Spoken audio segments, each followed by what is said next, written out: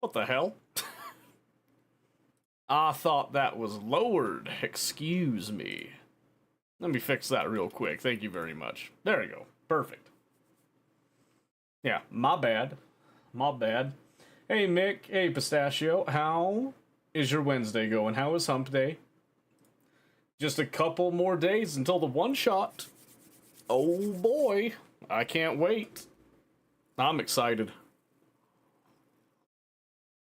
I've been practicing and rehearsing some of the possible like situation scenarios, some of the like key moments that are gonna happen stuff. So I'm so hyped. I'm so pumped for it. Just got started on Vulcanus. Ooh. What do you think so far on your second ever playthrough? Oh, that's right. For some reason I thought this was your first playthrough. So you've been to Vulcanus before, right? Because you've done Space Age through to completion, right, Mick?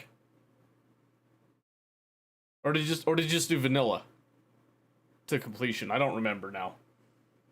Brain not frying on all cylinders. If you if you're picking up what I'm operating on with that one. Been on all planets except the last one. Oh, so Aquilo. Okay. Okay. That's not bad. It's not bad. Aquilo's really not anything too crazy with it, I'll be honest with you. Oh, speaking of Factorio, by the way, I actually got quite a bit done last night for the intro sequence. I took some of the advice you guys have given us, and I've implemented it already. I'm actually very excited about it. Now all that's left is to do the actual gameplay portion of it. If you guys want to see a little bit of that, I'm happy to show you some of the work in progress right now behind it. But if you're not too interested in it, we can just wait for Friday as well, because I'm pretty sure I can finish it Thursday night. Because I actually managed to get a surprising amount done last night in the short time that I spent on it. So I think if I have Thursday as like a more dedicated full night, will be golden. The only thing I'm not sure on is thumbnail design. I'm still stumped on that one, so we'll see. It's not smart as being started to set us up. Basically start from nothing on Vulcanus. Vulcanus is like the best place to start from nothing, though, I'll be honest with you. Absolutely stellar place to start with nothing. I've, however, set up my novice so I can at least control it remotely this time. That's actually really smart. That's really smart. Not a lot of people do that. I forgot to do that for a long time on my first playthrough. And I don't remember how long my first run was for Space Age. I think it ended up... I know it was triple digits. I think I ended up doing like 180. I think it was 180. I don't remember off the top of my head. But I wasn't really trying to go super fast. I was enjoying each of the planets and learning them and stuff, so... I don't really feel the need to achievement hunt right now. Maybe later I'll get the itch and the urge for that, but... Yeah, take your time. Just take your time. Slow is steady, steady is fast. So, I like that a lot. Alright, as for tonight, let's see here. Like I said, we've got a couple of options. I kind of mentioned this the other day. A little bit.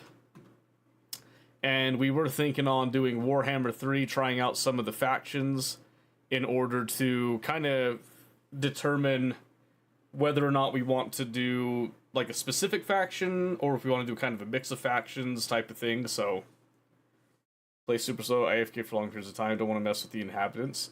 Oh, see, me, I'm like, yeah, I'll walk away from this, then I come back, I'm like, I don't want to walk away from this, so I end up, occupying and, buying out the residents very frequently.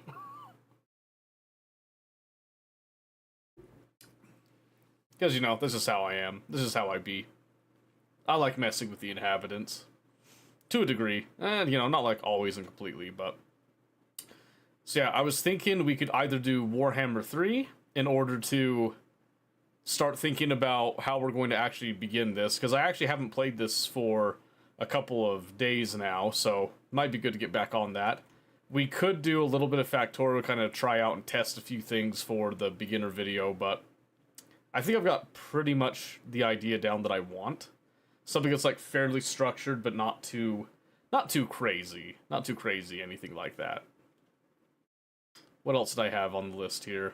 There was something. Oh yeah, I have actually been greatly enjoying Manor Lords again. The changes that they've done up to this point have been absolutely stellar. Absolutely stellar. I've been loving every second of that. I do know that we've also started some Star Rupture.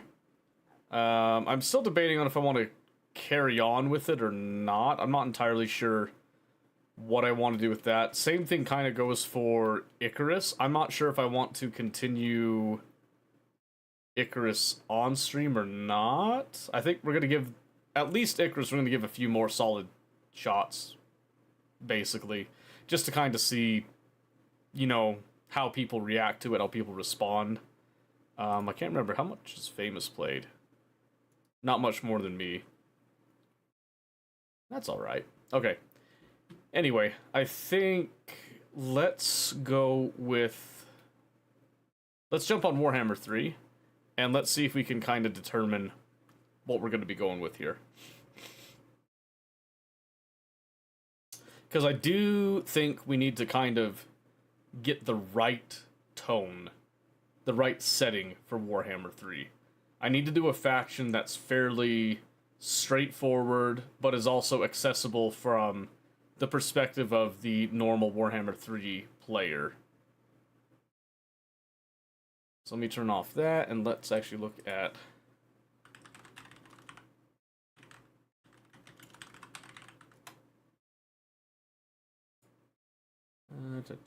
Let's see if I can just look up... Oh, my goodness.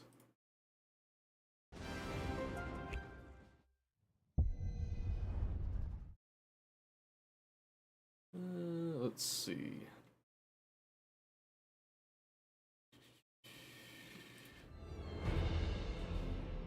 Alright, I'm looking up a list right now.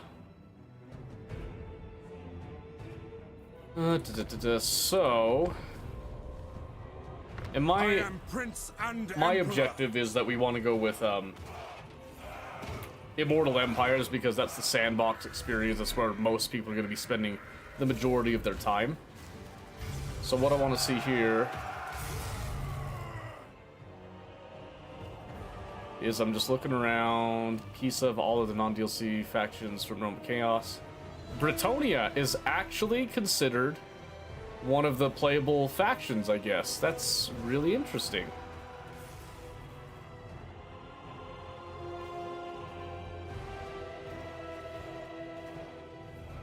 Interesting.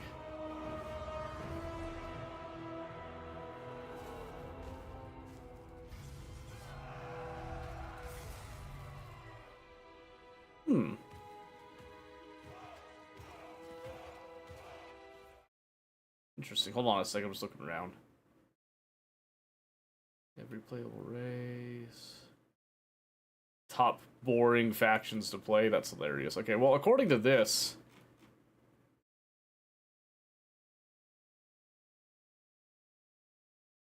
According to this, I guess... Immortal Empires... Britonia and Warriors of Chaos. I don't know if that's correct. I am the chosen of the gods. I don't think that's correct, because Archaon is a DLC specific. I'm almost dead positive on that, so... But according to this, Britonia is right up on the list, essentially. Why did I back all the way out? Summon the Elector Counts. Warrior King. I don't know if that means all of the Britonian lords are available or not. I think Britonia would align a little bit more with standard tradition, as it were, for like intuitive army composition, I guess. Except that your infantry generally just sucks, because if we look at where is There we go, unit spell browser, that's what I was looking for. If you look at the infantry, I mean, they have, like, men-at-arms, which have poor leadership. They do have some of these battle pilgrims, which gets a little bit better. Foot squires. But it's generally pretty weak, so you actually end up having most of your army is consisting of various, well, variants of cavalry, essentially. And you have kind of just a small holding line for your front line. Nothing too crazy with that one. But I think for new players, the campaign mechanics when it comes to the peasantry can get a little interesting.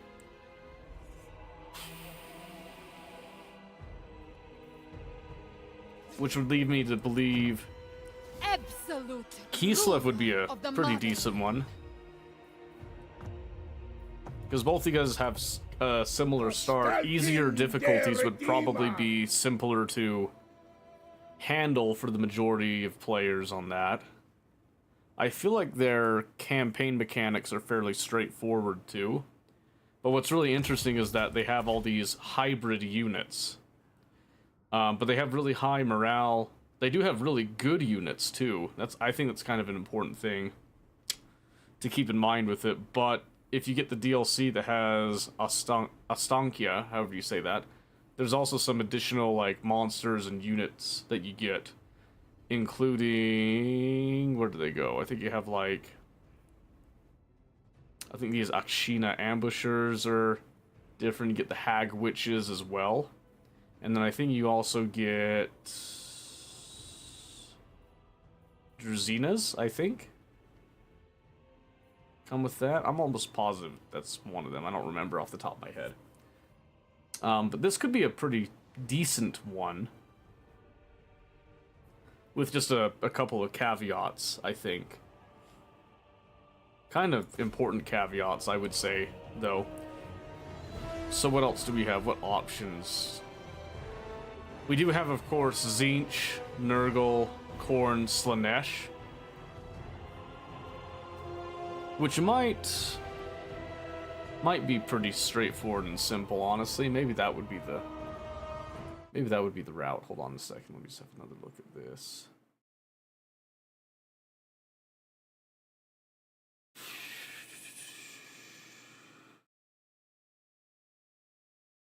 Ooh, Grand Cathay actually might. Supreme master of the storm. They might be a good contender. I feel like they have a pretty balanced unit roster. Although they do tend to use quite a few missile units. It's not necessarily a bad thing, but their infantry and cavalry options are rather limited in comparison to some others, I feel like.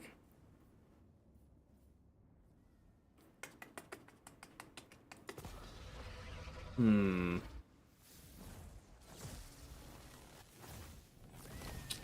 me keep thinking a little bit here. Honestly, I would say I think High Elves would be a really good first campaign, but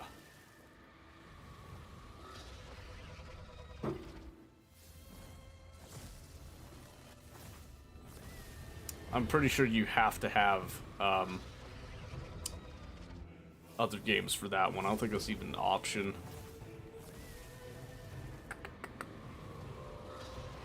I would also recommend Dwarves. I feel like Dwarves have a really solid strategy. Send me to vengeance.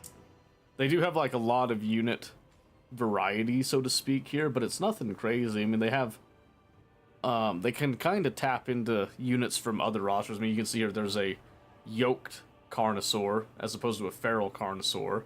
There's also this Ulrika Magdova, who is a vampire lady, basically, but a Kislevite. A couple of these ancient spirits as well, too, kind of come in. Lots of regiments of renown, which is actually a really good thing because it gives you a lot more options with that.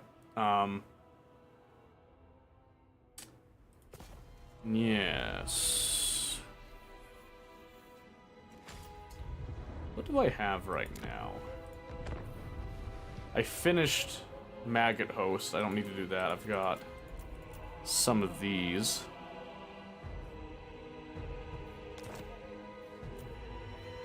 I'm pretty sure... Bring me to my men. Where I go.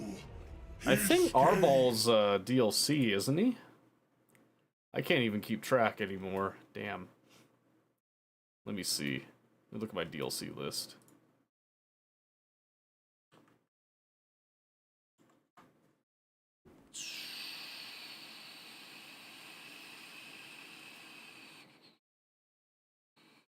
I can't see it here. Well, regardless, I don't think it's super incredibly, terribly important, necessarily.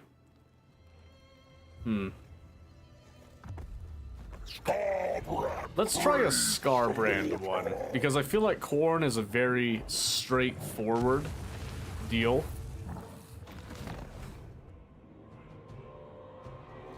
I think we'll keep these settings for now. I just want to kind of get a feel for how Scarbrand feels in the moment. Because I feel like that's going to determine whether or not this would be a good one for players to start, because one of the things I like about it is that it's aggressive, right? So a Khorne faction is much more aggressive than your typical faction, which I think would be a good thing for the majority of people, just to kind of get used to that constant fighting and all that. I don't think it's necessarily something that's bad. I do think that this would be... It might be hit or miss for some people, so we'll see. Yes, Steel. Wog. Wog, I say. Wog.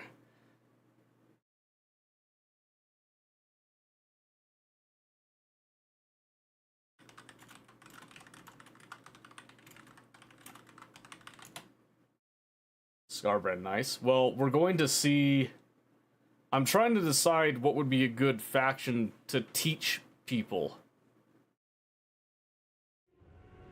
And it was suggested that we do a Warhammer 3 no DLC faction, which really limits the options a bit. So I'm going to see, just doing kind of like our normal battle stuff here.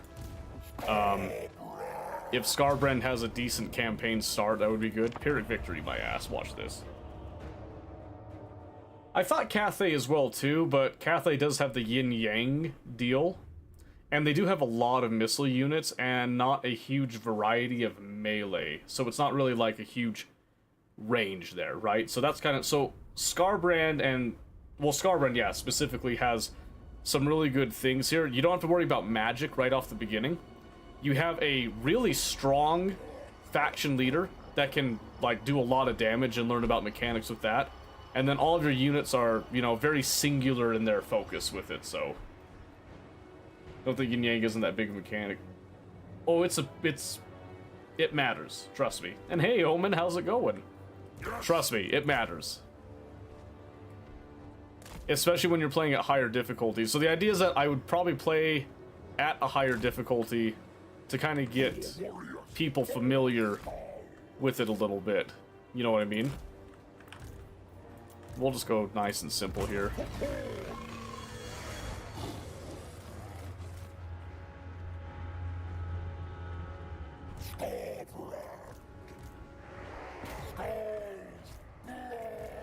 I'm just gonna do this, and then I'm just gonna have... I want Scarbrand to actually get ahead of the pack a little bit.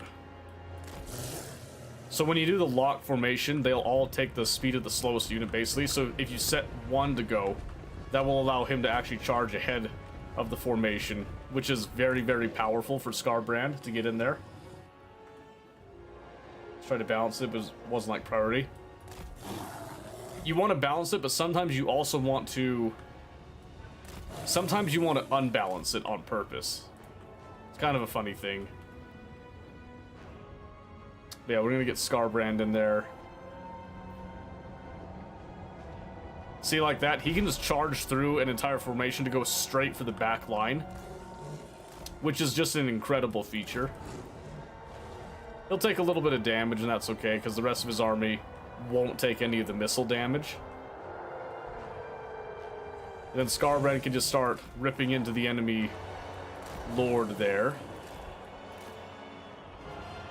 That's what I was waiting for their cavalry basically to break off a little bit. Now we're going to unlock the group. Because unlocking the group allows them now to act a little bit more independently.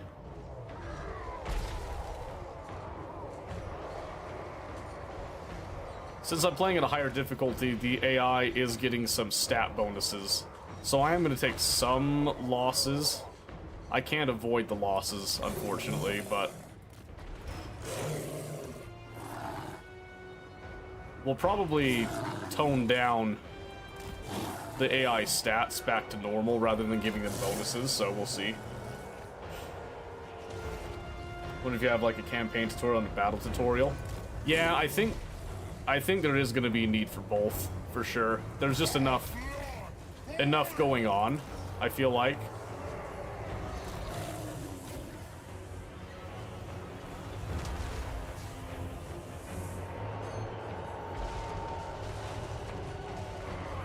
There we go. That was a nice little route.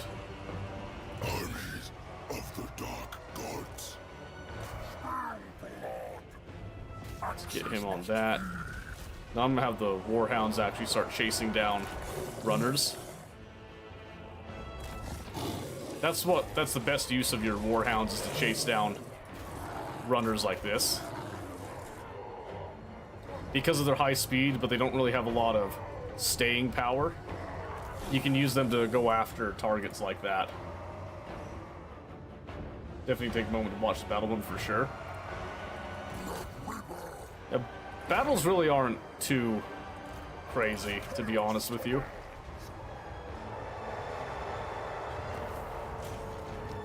Like right here, I took quite a few losses, but honestly a lot of the losses were demonic losses, which then ends up actually being pretty nice for you in the end. Hounds almost always die. Yes, because calculation-wise, auto-resolve says that these hounds will be the first ones into battle, and therefore, because of their stats, will also be the first ones to die in like a battle. It's kind of a weird, funny thing with it. But if you use them correctly as like, you know, proper flanking and then clean up like this, now that I took out the Lord, I'll have them come over because of their speed. If they don't, you know, wig out on me too much. They can just kind of chew through retreating units. And this is important to do on the very, very first battle at bare minimum. Just make sure you get through and try to chew up as many as possible within reason. You don't want to spend too much time, obviously, but never train them harder than dying. Yeah, and if you're going for auto-resolve only armies, which you're going to kind of tend to do towards the mid to late game, Warhounds give you no real benefit. But in an actual battle like this, Warhounds will give you a lot of bonuses in terms of options for flanking, is the biggest thing. And with Khorne, melee focus, but you're not necessarily super fast. It came out a close victory, but it was going to be a Pyrrhic victory otherwise. So we lost 90, but I mean, honestly, that's not too bad. Most other people aren't going to be playing with the difficulty settings racked up too hard, so they should have better results than what I'm getting. Because this one just simply kind of run in, bash your face against them. And then I like to hit the replenish options whenever they give him. In this case, that's devouring the captives just to get a little, you know, you can see over down the side, little bump up like that. So that was pretty standard, nothing too crazy there. Then we're going to come over here, and I am actually going to hit the red line a little bit, rather than going down blue. Because normally I like blue, but I don't want to hit it this early on right now. And then if we come over to this settlement, we hit this, it says close victory. And I think we can do better than a close victory, so I'm going to go ahead and fight it. You never leave normal, and that's fine. So the idea is that if I play at a higher difficulty and be transparent about that, and some of the differences, I can then say, hey, this battle is going to be difficult for me, but it might be easier for you because of the difficulty settings. But then I should also have the caveat that because of lower difficulty, that means that you get less money for battles than you would at a higher difficulty, which is something that not a lot of people seem to remember or talk about. But it is true. It's also why I highly recommend not auto-resolving the first bits, because you take way too many losses in the beginning. Like a ridiculous amount of losses for basically free. It's a cool mechanic. Yeah, basically it rewards you for playing at higher difficulties by, you know, even though the AI gets more income and less upkeep, you actually end up benefiting from that quite a bit.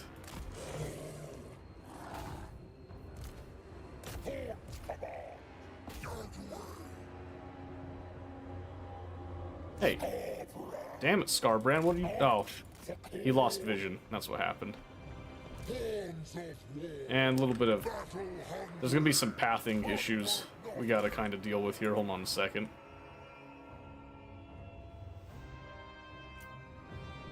Chaos Warriors. The only thing that kind of sucks about choosing Khorne is that you won't have any real missile units, so the nuances of, you know, how do you determine enemy battle strength with all that is going to be kind of lackluster. Because typically what happens is you kind of judge the enemy's missile power versus your own missile power, and then whoever has the greater missile power basically is the one that stays behind and waits for the enemy, and the one with lesser missile power is the force that has the issue of needing to actually advance. And in this case, again, we'll just use Scarbrand to run up and do his thing. We'll also send our Blood Reaper there to start doing a little bit as well. For chaos. And for some reason, that Greatsword Infantry comes out as being less than ideal against those. I think it's just because their unit card is lower. So then, yeah, I'm just going to keep our Warhounds over here to start chasing after fleeing units. Hordes of chaos. So Scarbrand comes over, we immediately lock up the arrow boys there. We can now unhook everybody.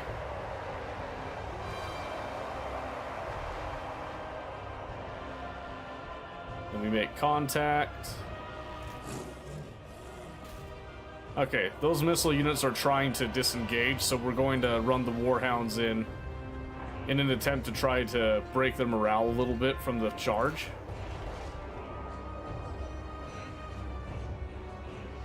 So see, they got some pretty decent charge bonus off right there, but we don't want to keep them in combat for too long. Then I'm going to hit our army ability right there on the main force. And there we got our first runners, so we'll just start immediately running them down while the rest of our forces start to clean up that. Because we want to get started on that. Because it's technically a free DLC. Is it? I mean, we could do it. I wouldn't be opposed to it. Chaos Warriors of Khorne.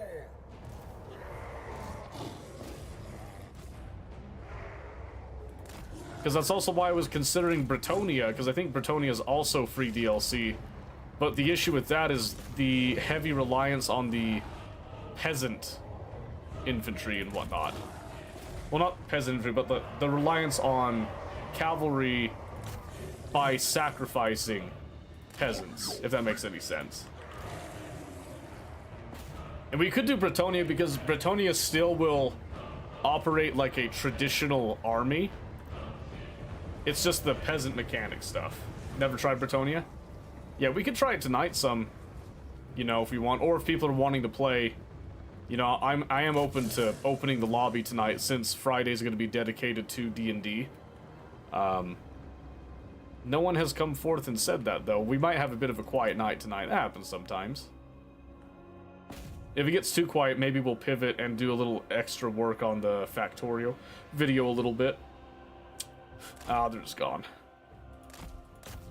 Let's see if I can't run down these guys over here really quick just for a little bonus stuff.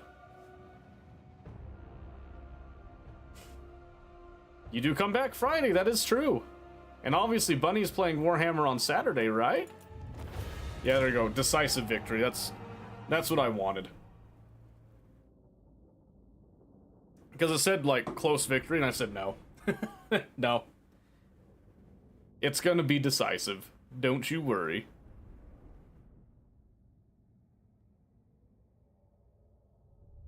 Yeah, because now that Scarbrand got a little level up, he was able to buff his army a little bit more with that red line. So we're going to do red line a bit to beef up our main line infantry. Then we're going to start turning Scarbrand into a powerhouse. And then here, this is where we have ideas. So what I'm going to do is I'm going to actually use skulls to occupy the starting region, which gives us one province, which is what I want. And since we are playing Scarbrand, I am going to focus on more demonic units rather than Arbol, where you're incentivized to get more of your mortal units, typically. We are still going to get a mix of the two, but Arbol, you get some faction bonuses for your other stuff. So let's see here. Let's start going down Skull Takers, give them some bonuses. Then we'll get some more bloodletters, because yes. Alright, now this guy, he's the one we're going to use to help our mobility. And then also turn him into a little bit of a problem himself. Oh my gosh, it's... Wow, they have a lot more lands than I thought. Okay. And then I think these pillars are the same for all things, so that's good. So what we want to do is we could buff our blood hosts, because those are going to be what's really useful for us, or we could just go straight up on the recruit rank. We could hit the spread rage. Probably going to hit spread rage because it takes 2 turns, and it will increase our colonizing when we get more corruption in places. Him as an individual? No. So when you... I can't really show it now, but when it says here on the left side, see how it says embed hero? And that's increased mobility. If you look and read this, movement range is increased by additional 5% on the campaign map. You can see the symbol is the same there as well. So whichever army this unit is embedded in, he is increasing that army's movement range, which means you can have 3 of these guys and have them all stack. The ability does, in fact, stack. A lot of people don't know that. Alright, let's see. Skull Throne. What do I want to do? Next, we'll some have 2 additional units. Should we start up in Corn Corruption? We've already got quite a bit of corruption. I don't think I need this yet. Income proposed out. Let's see. Oh, here's the thing. You need to have at least 1 settlement in a province in order to get that colonization chance, basically, as I understand it. So we're gonna hold off on that. We'll just get another unit stacked there. Maybe we start getting another Chaos Lord to split up a little bit. Let's see here, Maimer or Weapon Mance. Ooh, Sundering attacks are really good, actually. Like, really good. Okay. So what we're going to do is we're going to do that. Scarbrand's going to get his 2 additional units. This one's going to start recruiting. And then we're going to have to use an Unholy Manifestation to let them have a little scuffle with themselves, basically. Unless I can do... There's a battle stance, I think, or a army stance that lets them kind of fight each other for a bit, if I recall. So this is where it gets a little weird, is we have to balance our bloodletting levels and stuff here too.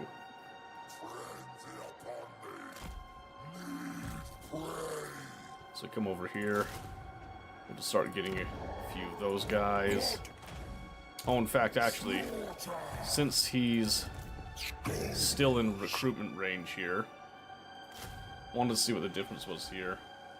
Fleshhounds have magical attacks, which is actually a little better. So I'm actually going to get a Fleshhound unit, and then we'll get another unit of Bloodletters there. So we might have been a little premature on getting these guys, but we'll find out. We're going to put them in here for now, and then decide what to do from there.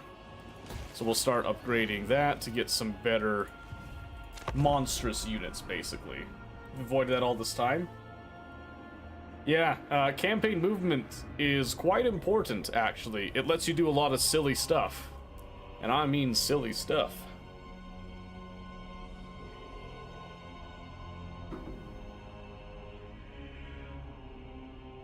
Truly bizarre things.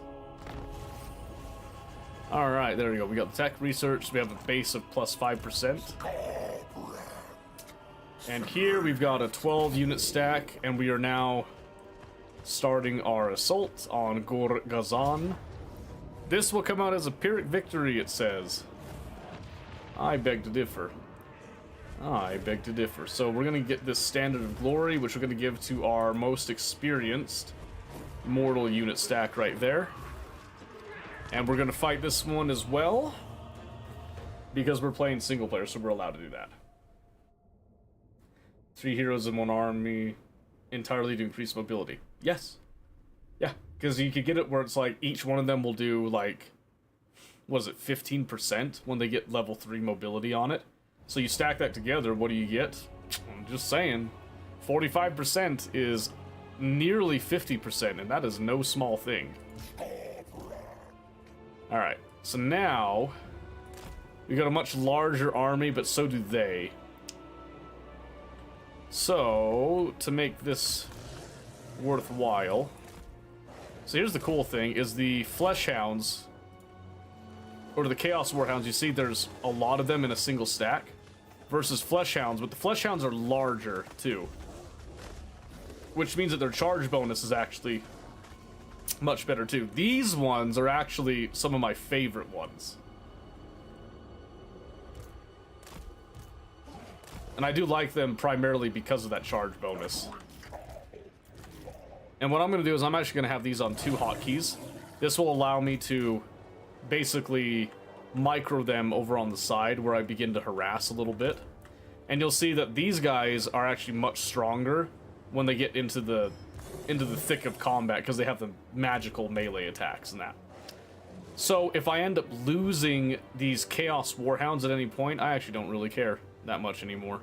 And because we have Vanguard deployment, we can start them all the way back here, which would make any player kind of panic a little bit, and this is what we're counting on for these guys. And then we'll just start moving these guys around. These guys are just going to kind of see over here how they're kind of shifting their formation because they're like, oh, wait a second, they're right behind us. Oh, no. We can make it even worse by spreading these guys out a little bit, which will then buy time for our army to get into more of a charge position. Unfortunately, because of this position, getting in there and trying to flank around is a little more difficult, so we will end up taking some missile fire by the end of this. And that's okay, but you see how fast Scarbrand is compared to the army? Can get pretty annoying. Alright, so it looks like I thought they were going to try to move out to actually engage us. And they are not, so we're going to actually stack these guys over here as a flanking maneuver. Because these guys are AI and not players, they are not actually going to position to try to counter this and use the terrain to their advantage.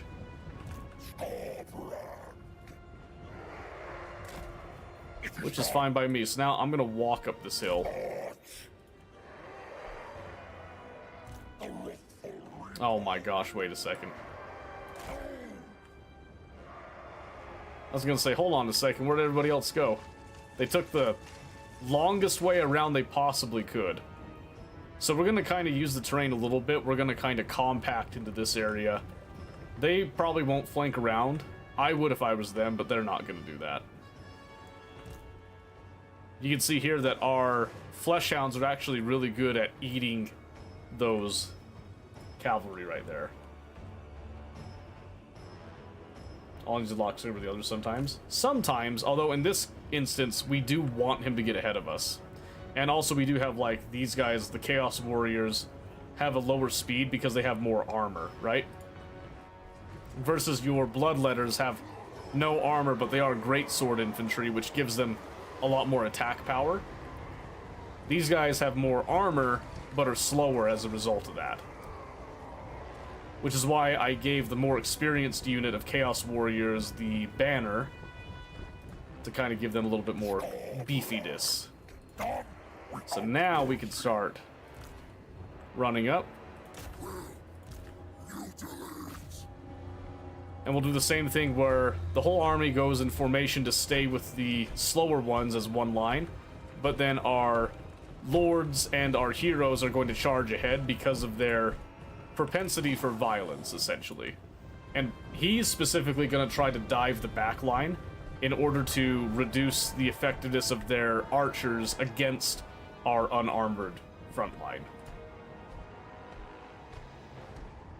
I didn't know they were picky enough for the scenic route either. It's crazy. Alright, he didn't actually end up charging through, unfortunately.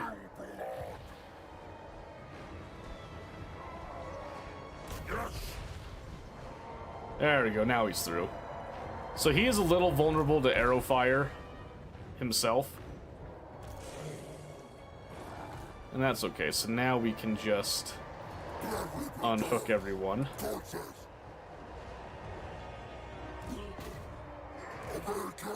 Micro just a little bit to make sure that they're going after the appropriate targets. And now there's a gap right here that we can now use to run our hounds in. And here I'm just going to use the flesh hounds to charge that, and then our more expendable Chaos Hounds are going to go that way, and then we're going to look at this, and I'm going to go for that with our mortal units, because demonic units are actually fairly expendable. And just like that, we've already got routing.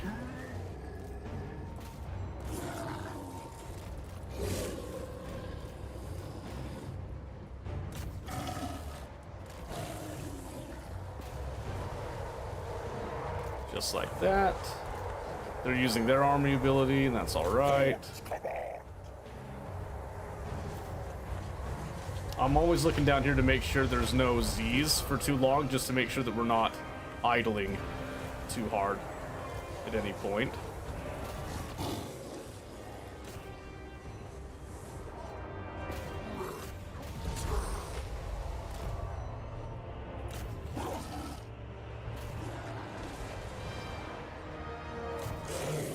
I guess keep these guys just chasing these ones down for now. So we will still end up taking quite a bit of losses here, but that's alright. Very on point for our faction right now.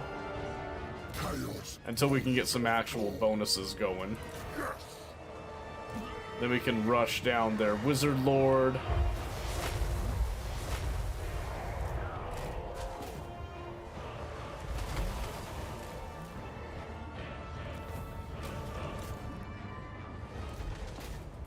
Go.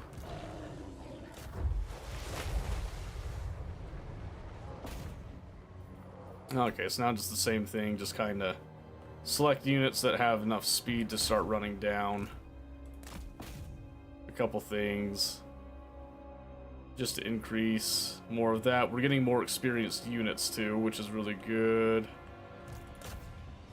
Run those guys down. In fact, we'll send both of the hounds after that. That should be it now, because those guys are going to make it to the edge. These guys will get cleaned out right now. One more. Yeah, it still said close victory. Oh well.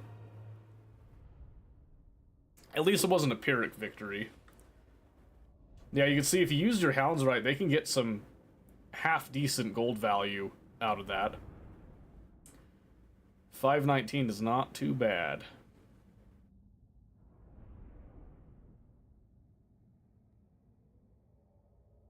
Wait, hold on, I missed it. What sounds annoying to fight against? I didn't catch exactly at what point you posted that one. That's my bad.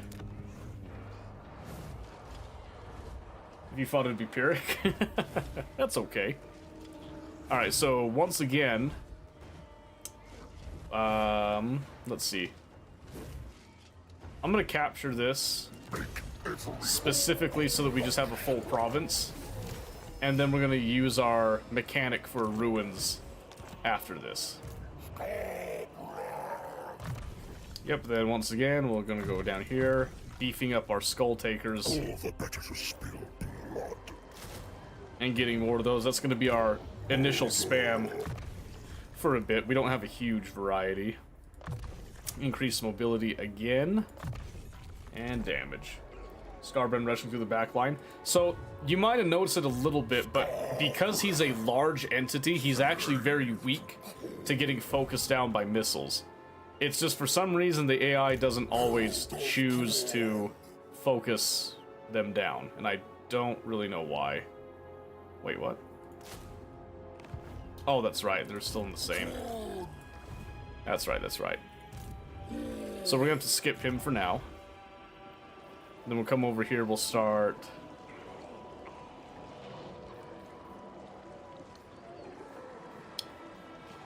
We made all of these demonic portals. One of these should be a soul keep. So let's switch that one over. We do want some mortal units because they do have some benefits with it. And then I want to do spill blood in order to increase corn corruption everywhere. Why is nobody here today? Because they hate me. That's as simple as that. I'm just hated. And that's okay. That's okay. I'll get over it somehow. Okay, so here we get income from post-battle loot. That might be really nice because we want to increase how much loot we're getting so that we can supply more armies at a time. Remember when I was mentioning with the Nurgle one that we were in the red a lot of the time, but we still had buckets of money? That's a tactic that we're using that actually abuses the harder difficulties, and more of the gold that you're coming in is actually deceptive. The red lies to you with that one. So you're hearing scattered? Yeah, maybe. But yeah, whenever you're in a battle, if you see an entity that you feel like is going to be difficult to deal with, just try to focus it down with units that are at an advantage against it. So with us, it's kind of hard to demonstrate fully because here, we're pretty much just the de facto rush faction. Our whole game plan, every single battle, is to connect with the enemy lines as soon as possible and get into the melee as quick as we can. Because we don't have any missiles. Looks like that army doesn't have many missiles either this time. Then we come over here, we can see, oh, there's one missile. They do have 2 missiles, okay, and they have some cavalry. So that's all well and good. So we'll just do the same thing again. We'll just kind of spread out because we want to try to encompass as much of that line as possible. And then again, we're going to do the lock there. Do a little bit of that.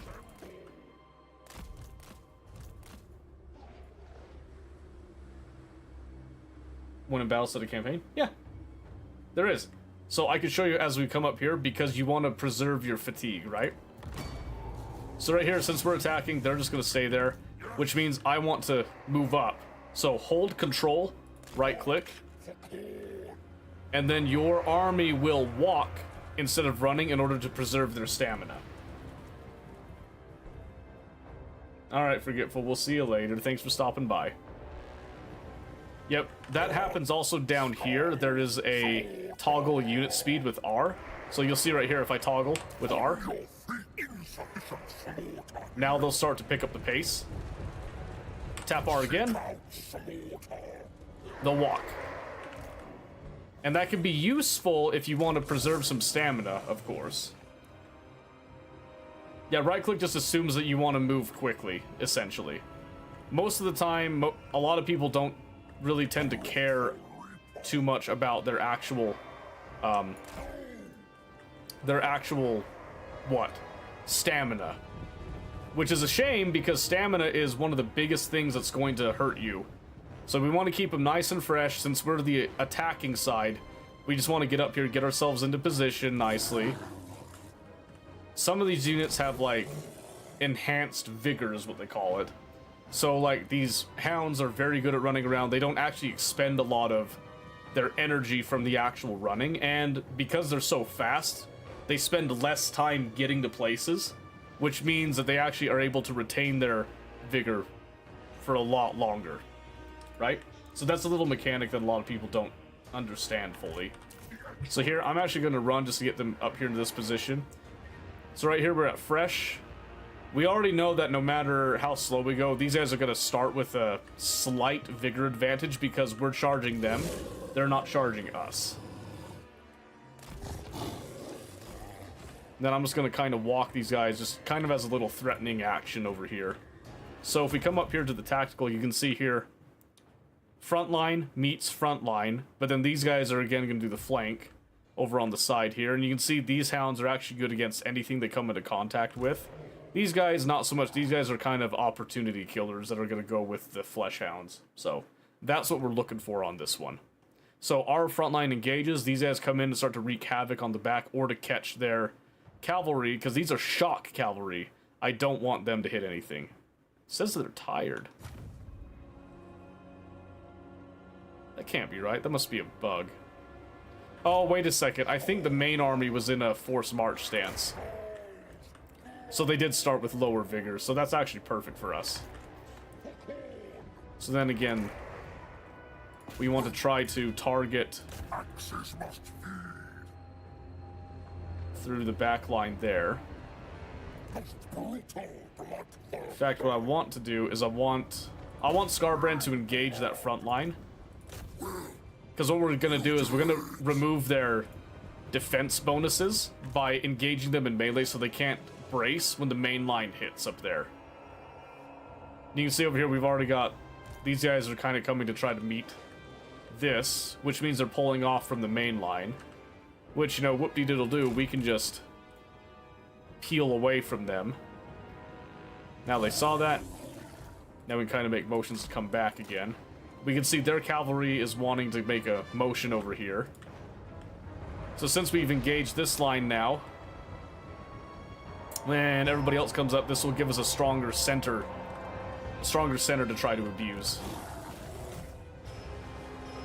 And then we're just going to go ahead and engage the shock cav before they can engage our infantry.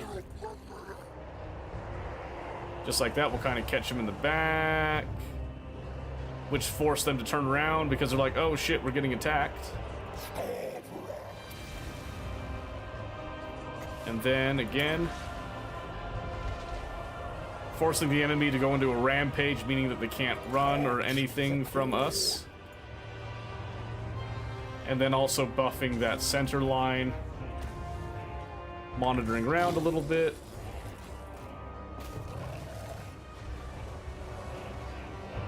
Immediately got their shock cav to start running. Need to pull these guys out.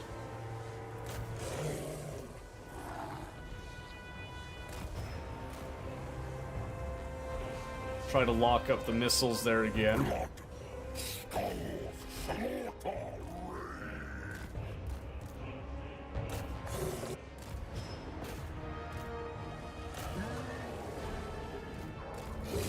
Okay, send the little chaos hounds after the runners. Let the actual combat units come back over there. And then there again, we have the mass rout. I did end up taking a little more losses than I wanted to right here. That's okay. I really should change my formation to have the these armored units more in the center, but obviously it worked out in the end, so it doesn't really matter. And then once more, our current units are not fast enough to really run too many things down right now.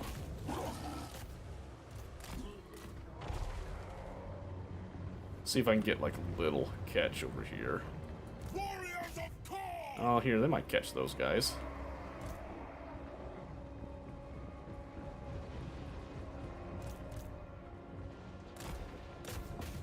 Try to chase down the larger packs just to gain a little bit more experience. So I'll probably be swapping out these warhounds for the larger flesh hounds, because they have the same speed. They're actually a larger unit entity. They can actually hold melee combat for longer as well, which is really useful. Let's just make sure we get a few of those before they leave. I think it's all done.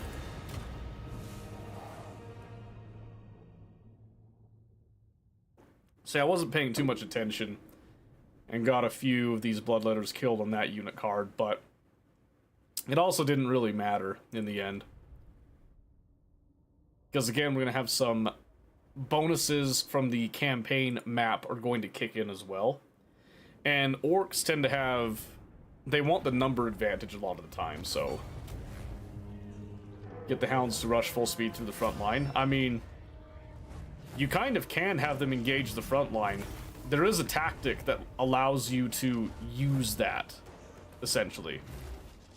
Let's see, so let's get... I kind of want some more skulls, so we're going to burn and get skulls. Because I don't need a blood host just yet. Yep, so we're doing that, and then notice we've done that, and now we have the mechanic that since this is burning, it can't be colonized right now. Which is happy, happy, happy. And right now we have a 2% chance at starting a colony there with our current corruption. Higher the corruption goes, higher chance that it starts there. So, whole goal now is that we want to run through and just burn everything that we can in sight. Very, very aggressive. Just keep on running with it. And then I want to get ferocious hunters to increase the speed of those hounds. Because that's our next utilization, basically, is that. Of course I decided to play Warhammer. I was trying to decide what would be a good starting faction for new players. So I thought I'd try out Scarbrand again to see if this would be a good one to go down with. Melee attack is 40. Bonus. Spell resistance. Ooh. I don't even think we have a lot of spell resistance stuff, so I think we'll go down Locust of Wrath with this one. And then let's see here. Demonic Portal, which would allow us to use global recruitment to actually increase more here. Now, I've kind of taught shit on Forsaken in the past, but I'll be honest, Forsaken actually have a ridiculous amount of armor and are kind of fast.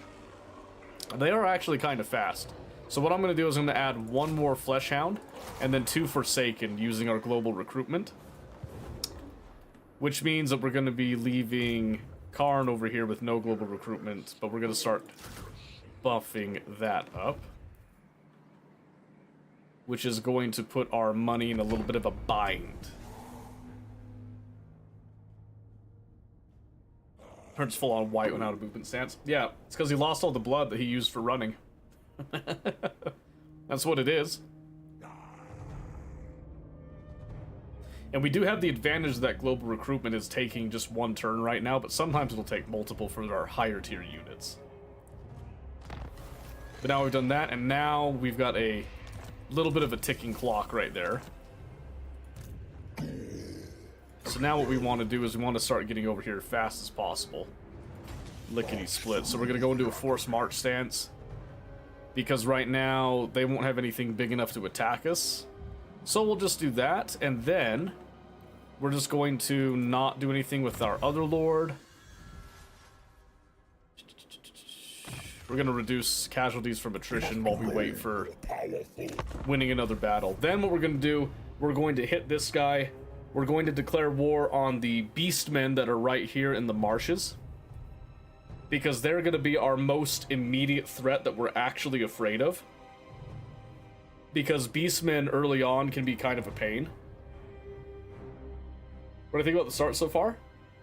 Honestly, I think this would be good for new players.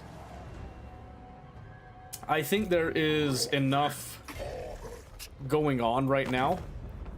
And I think it would do a lot to incentivize an aggressive play style, which I think is very rewarding to play, rather than a turtle play style. Because watch this, so we just declared war there, and we can even put this forward here. This one actually has walls, so we're gonna go... Do I do a Pyrrhic victory? No. We'll actually build up some siege equipment, even though Scarbrand himself is a gate crasher. We're gonna hit that. Because we can afford one turn. And we're gonna see what the beastmen do over there. Meanwhile, using some skulls, let's see here. 5 turns, we can increase our post-battle loot, which I think I am gonna do. We're gonna pump that right now, so the next 5 turns we're going to have much more loot, plus our research on top of it.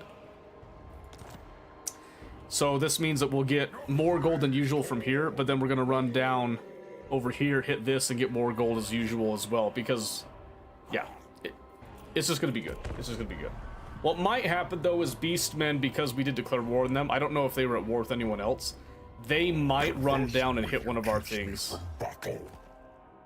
Okay, Queek is someone I actually want to be friends with, because he's gonna be up here, and I have a lot of goals that will align with Queek. This is actually a fantastic deal.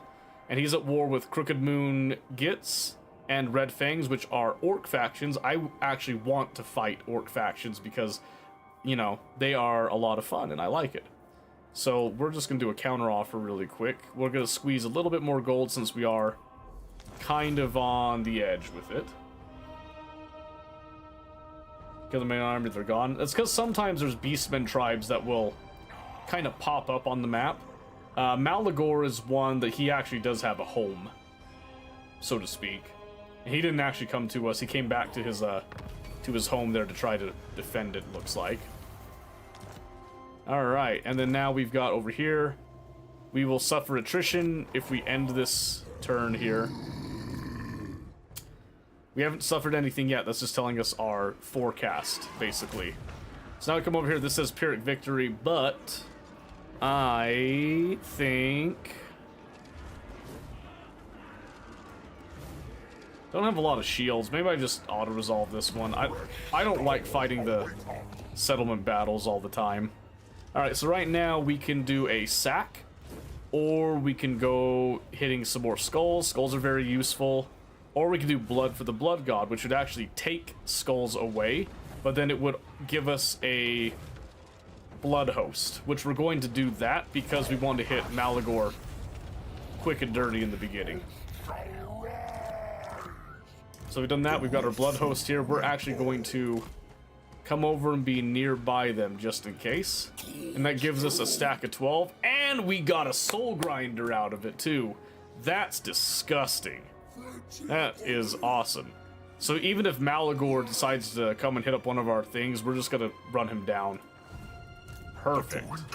Absolutely stellar. So then hitting that again to get speed to our 3 hoons.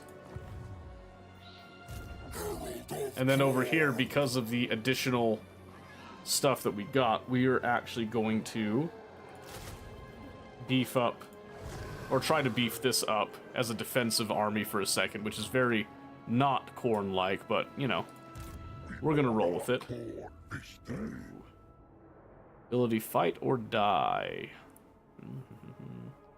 Bonus versus infantry. Ooh.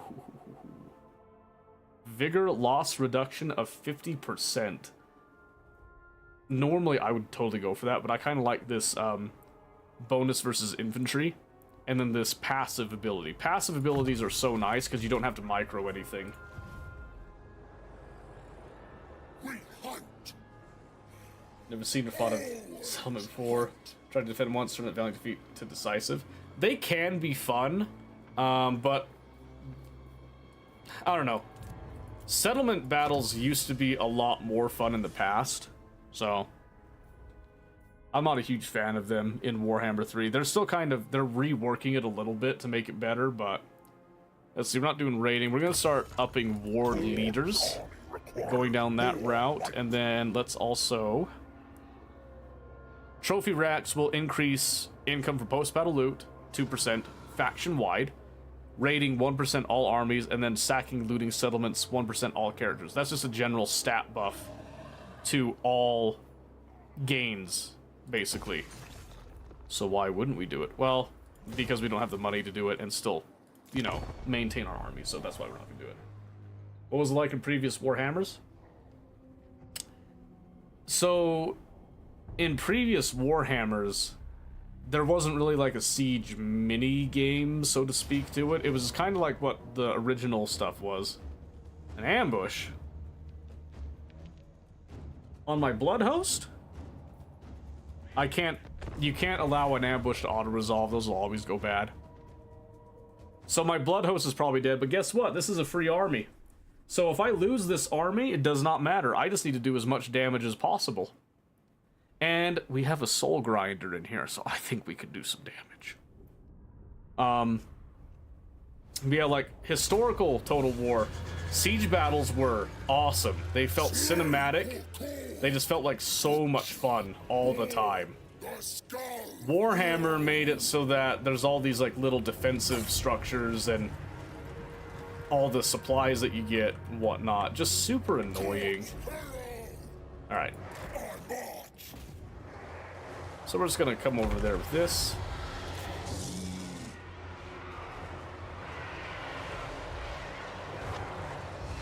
Why do I feel like the game's running faster right now? Yep, so right there we're just gonna burst down one of themselves. Unfortunately for the Beastmen, they decided to attack us on like multiple flanks and stuff, which is super awesome for us here.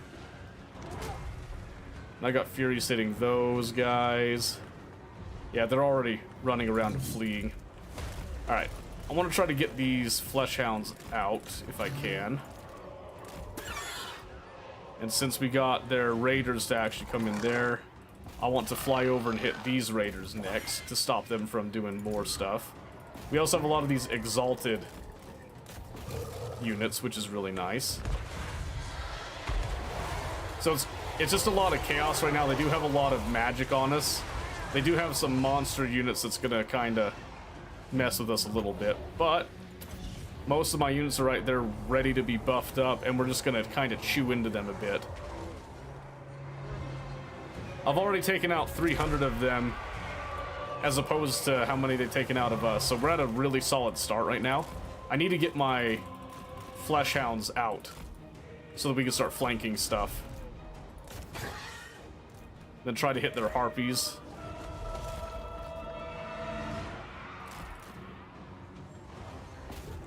Alright, we're gonna try to relieve our Soul Grinder so that he can get into the main fight here.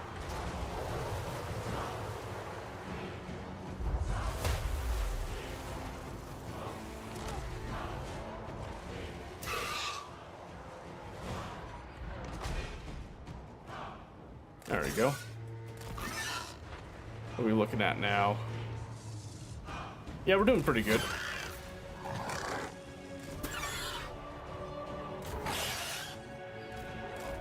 Alright. Pull out of that. They've taken some damage.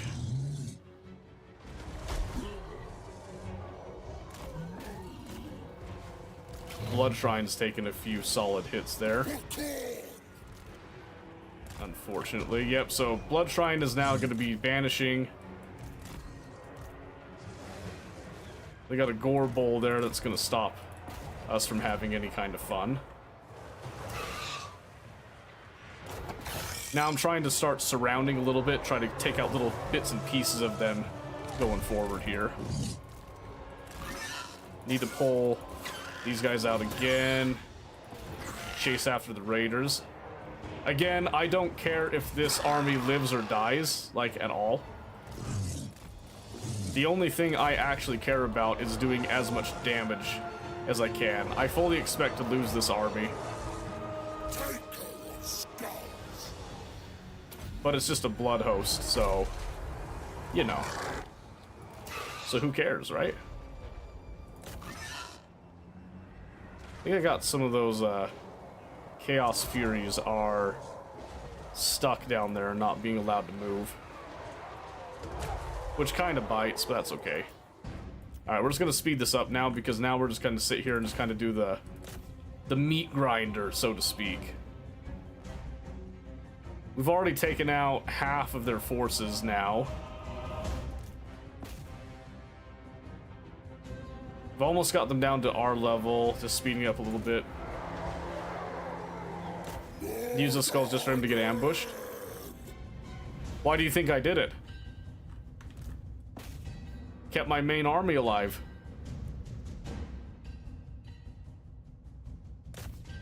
Yeah, we've already taken him down to like 3/4 basically of his army here. So do that again. Yep, we're gonna start banishing some, but right there, boom, we just went over to the 3/4 mark. Absolutely stellar. Doesn't matter what happens now. Whether we win or lose, it's fine. We actually might catch up to them here, so I'm just letting this go. Just letting the numbers roll on this one now. Maybe taking out the giant would be good. We'll just rush the giant now. So that he's not in the next fight. And there's the banish. That's okay. So it came out as a valiant defeat. Yep. They have 427 units remaining, which means that Skarbrand can just absolutely eat them up now. Oh, look at that. Oh my gosh. 444. Oh. Just brings a tear to your eye to see that. Absolutely marvelous. Okay. That's a very solid piece right there. Solid piece. So, he did that. Now, there's just he has no hope of fighting us. Doesn't matter where he is. He might be in an ambush state. If he tries to ambush us, good luck. But now his army's too weak to even come over here. He can't do anything over here. So now all I have to do is run over and hit his settlement. Just like so. My units didn't get a chance to actually, like, heal up, unfortunately. Ooh, yeah. So this one we definitely don't want to auto-resolve that, because we will lose a good chunk of our army. So this one we're going to do the tried and true tactic of just running in there and taking them on. And Skarbrand's going to be a prime player in this.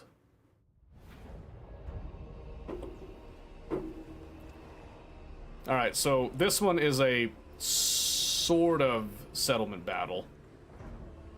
They do have some defensive supplies I can see there, but I don't know exactly where they're gonna be able to put stuff up. It's kind of a weird situation to be in here. So we'll group these guys up.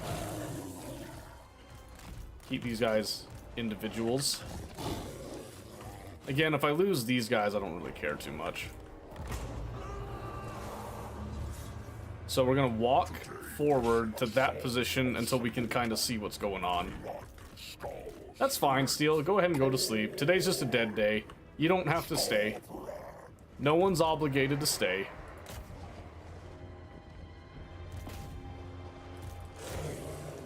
Alright. Catch these guys out a little bit.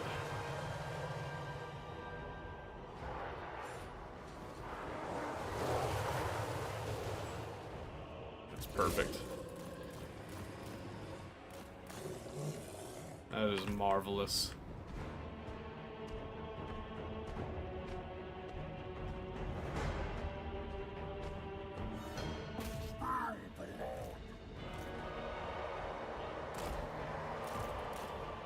Alright, now we want to pull these guys back.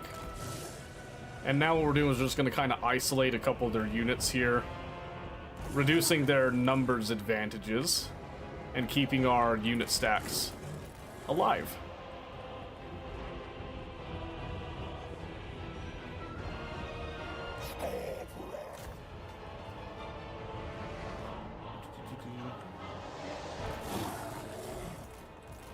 Oh, you don't have to push yourself, Steel. It's okay. Alright, another catch. We're not doing the lock group this time, you'll notice.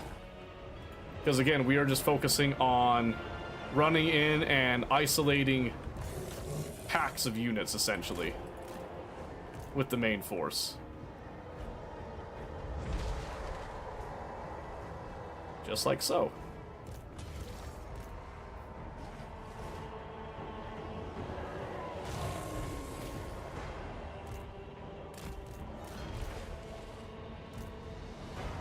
Axes must feed. Yes. That. Sneak those guys over there, keep up the pressure there.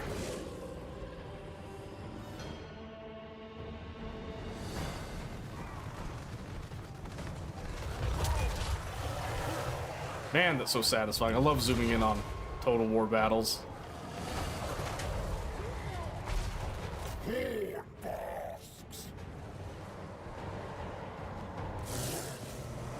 Yep, so then again, we're just kind of isolating units and running them down here and there.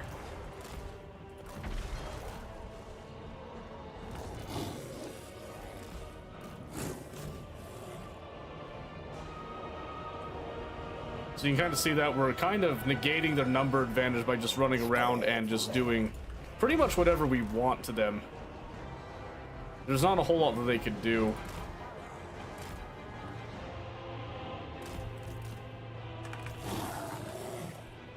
Especially if I just kind of stay on them like that.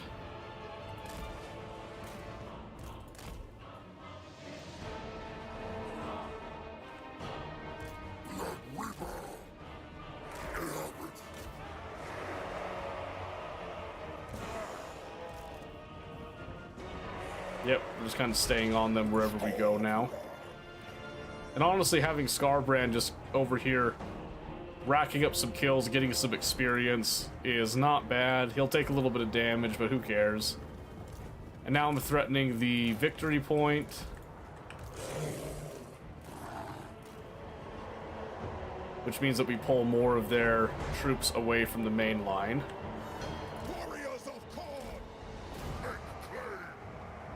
Northern barbarians. Blood Weaver. Okay, now we can start beefing up some of those guys.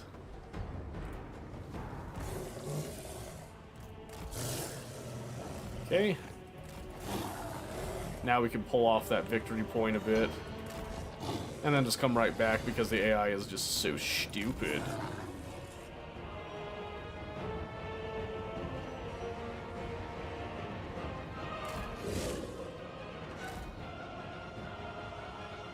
So in fact, we can just kind of come over this way now.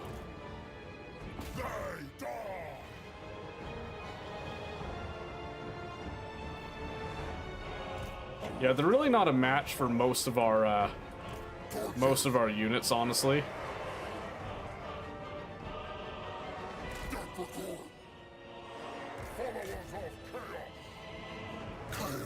There's just really not much that they can do.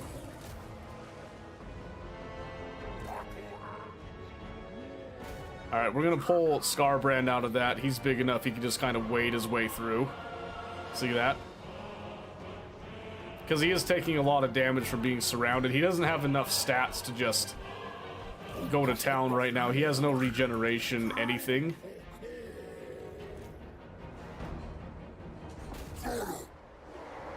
Then let's make sure everybody turns on those guys. Fully eliminate them. We did fall off the victory point a bit. That's okay. And now we've given Scarbrand some friends to go with him there.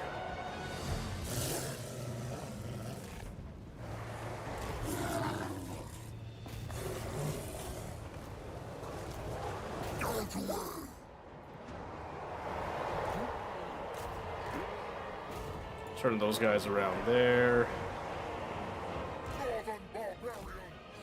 The horde surges! Have them go over that way.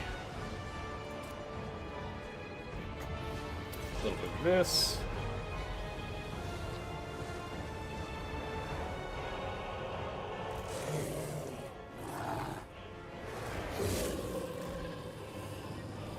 And then just run through to the victory point. They're all shattering though, so it is now open season. Slaves to darkness! War! But it's a settlement battle, so they all die anyway. Decisive victory, and we should see no unit cards were sacrificed. We only lost 64. In the end. Beautiful. That's exactly what we wanted to see.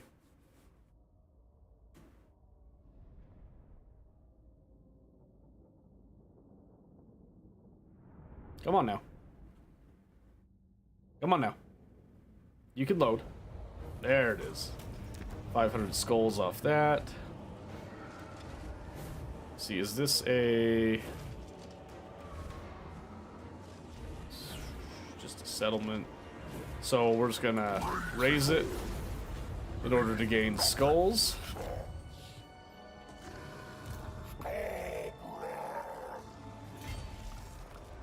And then demonic portal, we just need to get out of this sunken land, basically. It's making it so that we can't actually replenish. Alright, let's see. So we did that. Hellforged Endings. Kill for Corn.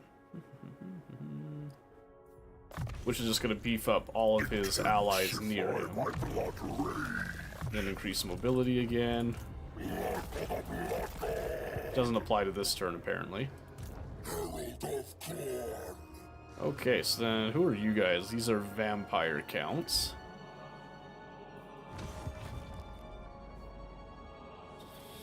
Okay, we can use Korn's Glare to take control of an unoccupied ruin. Let's see. Major settlement. Okay, hold on a second, let's see.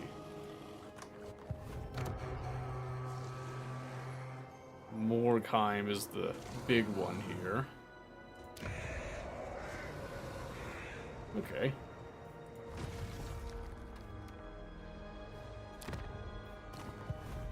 So we'll take over this one because this is the province capital. My blood fury was unstoppable. And then, at least we have it now, and then we can decide what we do with it in a bit. We need to let one turn go by. See, before 12 of them wake up the whole night anyways. Ooh, that's no fun. I understand that. I understand that.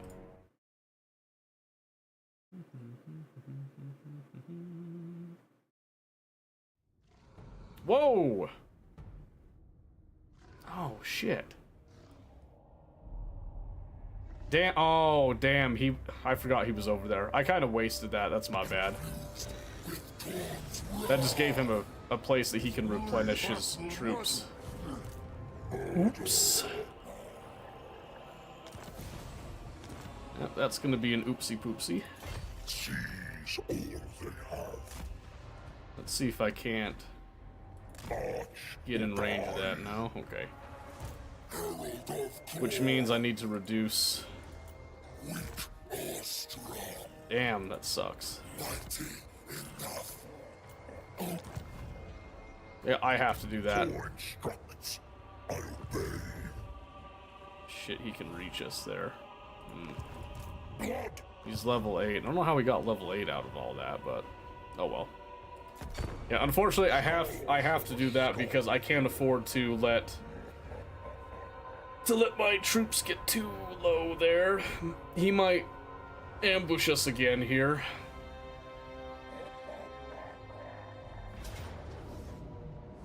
Ooh, okay, Pyrrhic victory. How bad of a Pyrrhic victory? You know, I think we could do better than that. I think we could do better than that, honestly. I'm almost dead positive. Because all we have to do is just rush the majority of our units at... Oh my gosh, we have a choke point? That's even better. That's even better. A choke point will allow us to actually fight them much more one-on-one. And we could actually use our heavily armored infantry here as a main line. In fact, I could add the Forsaken here because they're also armored. I actually want to switch that up just a little bit. That'll be group 1. Group 2. And then is there any way I can get those hounds behind? No, I can't. Okay. That's alright. That is all right.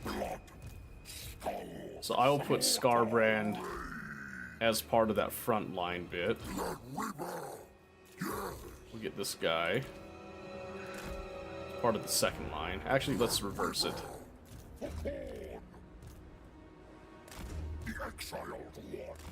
We're gonna reverse it a bit here. We're gonna hold Scarbrand in reserve a little bit. And then we're gonna put hounds on the sides.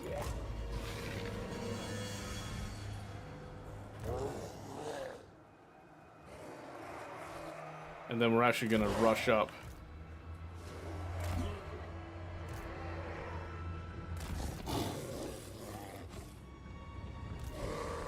We're gonna rush up and try to take ourselves a little better position. We're also gonna do guard mode because we want to hold position and not rush in.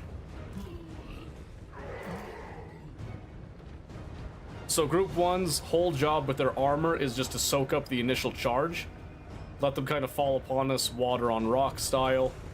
Second position will then rush in to support after they've eaten up that initial charge.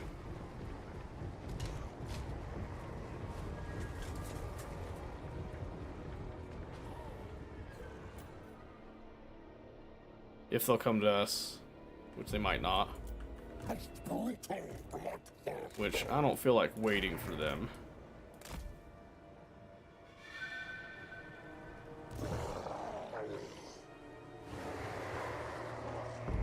Wait, what?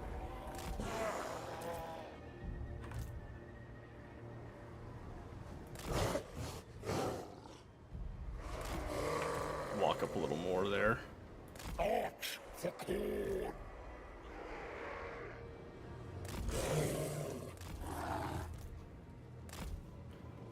Try to get a little closer, see if I can goad them into a little fight.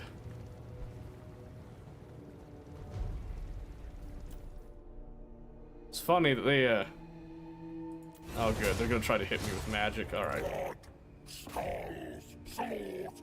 Alright, that's easy. We'll just have Scarbrand start the party.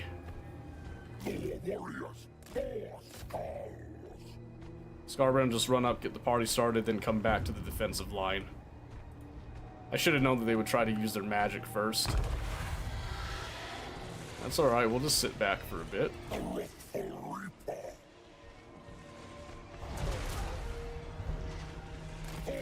There we go, and then Scarbrand will uncharacteristically run back.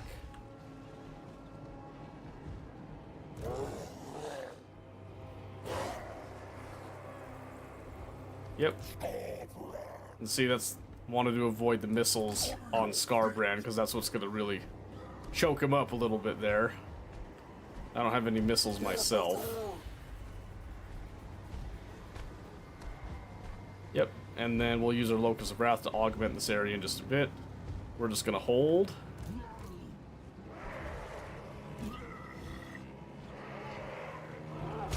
That giant had like no charge. Crazy.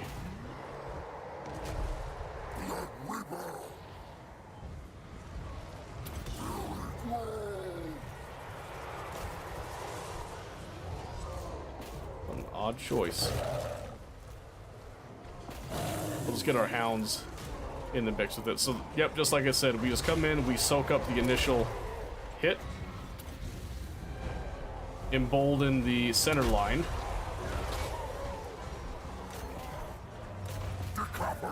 We'll try to get Scarbrand to push through. Yep, which he's able to do because he's got the mass for it. He'll take some damage from the missiles. But now he's going to keep the missiles off of the rest of the army. As much as he can, at least.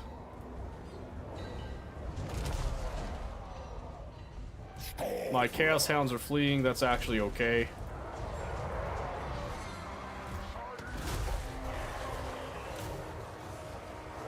Just gonna add a little bit more to that.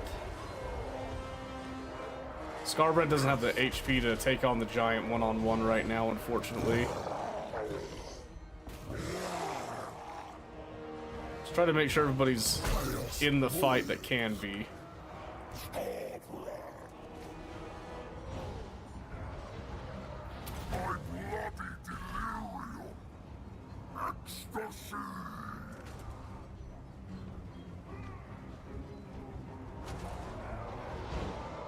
There we go, we've got some of them retreating, which is good. Slaves to darkness. Yeah, we're gonna take off guard mode and let them actually start to kind of maneuver around a bit. The drink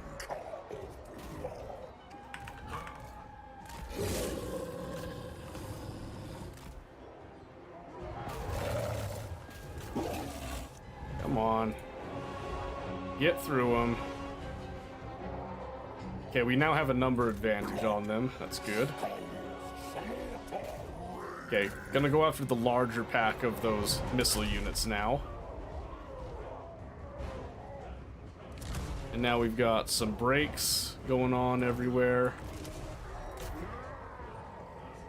Now we turn around, start hitting those guys.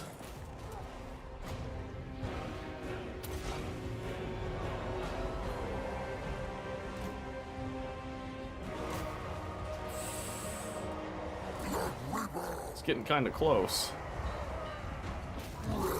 Yeah, we really need to kill that giant like today. Scarbrand's taking a little more damage than I would like. See if I can pull my flesh hounds out to actually go and deal with that.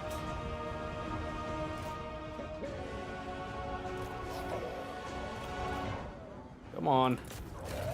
Go get him. There you go.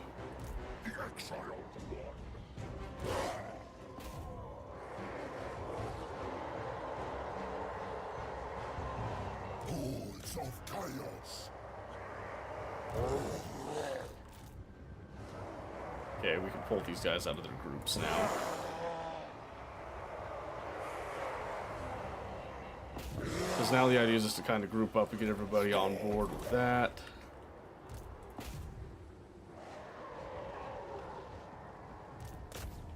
Keep that going.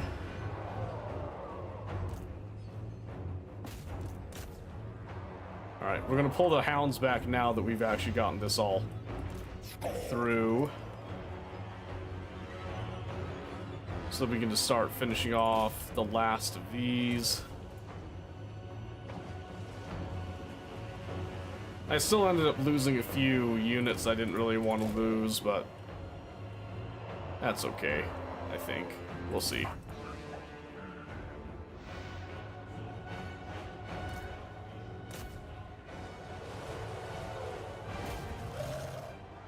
What do they have left? It says they have 73 units left. But where?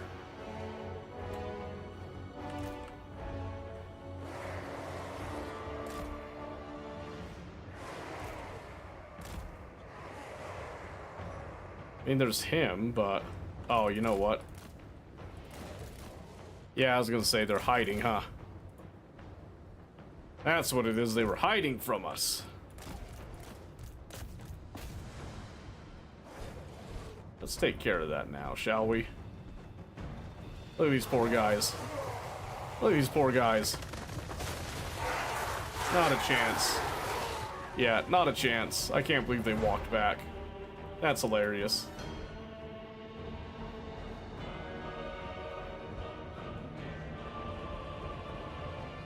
Now it's just Malagor himself. I mean, really, there's not much else left. Alright, those guys are shattered. So now let's go after what's actually still available here.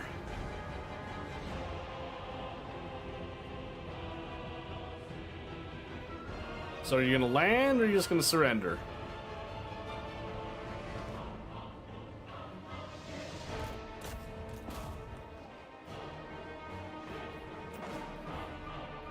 Is he landing, or is he surrendering?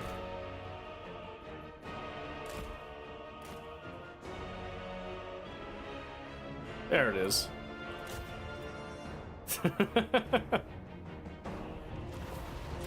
There it is. Let's see if we can just get a full kill on him here. We should be able to. I don't think he can. Oh, no, no. He can fly, apparently. Well, alright then.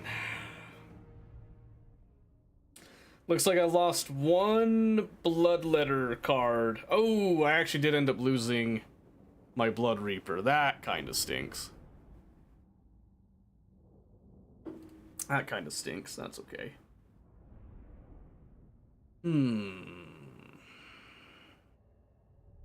Very sad, but his army's completely devastated. Completely devastated. Let's see, devour captives.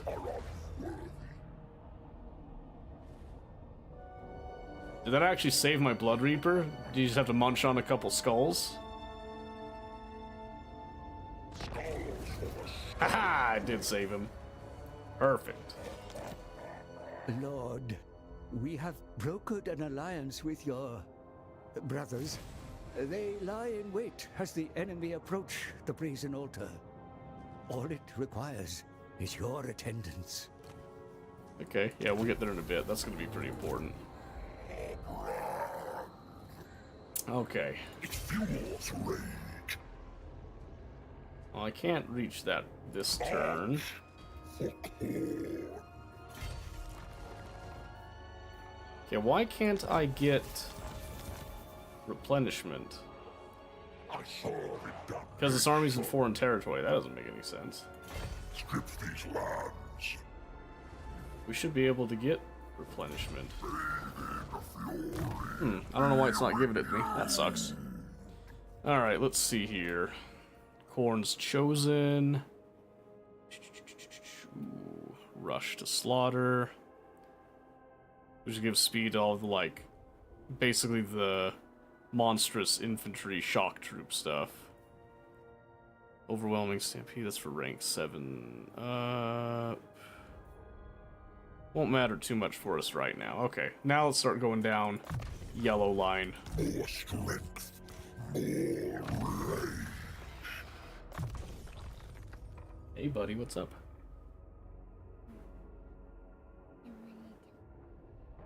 You wanted to watch me? Is mommy asleep?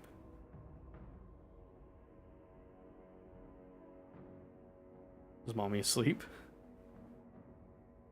Eh. It's okay if she is, I'm just curious. Blood for the blood god. Is she asleep or is she not, bud? She's not asleep? Well, does she know you're down here? Did you sneak away? Oh my goodness. You can hang out down here for a bit if you want. There's a chair right there. Yeah, it's a pretty quiet night tonight, so this is probably a good night for you to be down here. Can't you use? Okay, he doesn't have any units right now.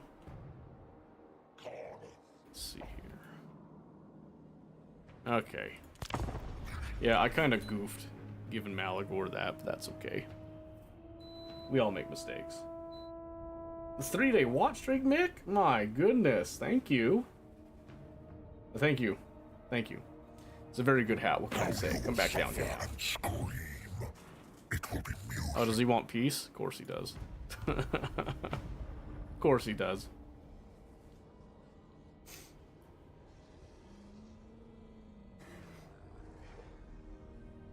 You just pulling the chair up. I don't know why not. replenishing anything there. Oh my gosh. How does the settlement garrison have so much? Dang it, I have to fight this one again. Unless, ooh, wait, can I just...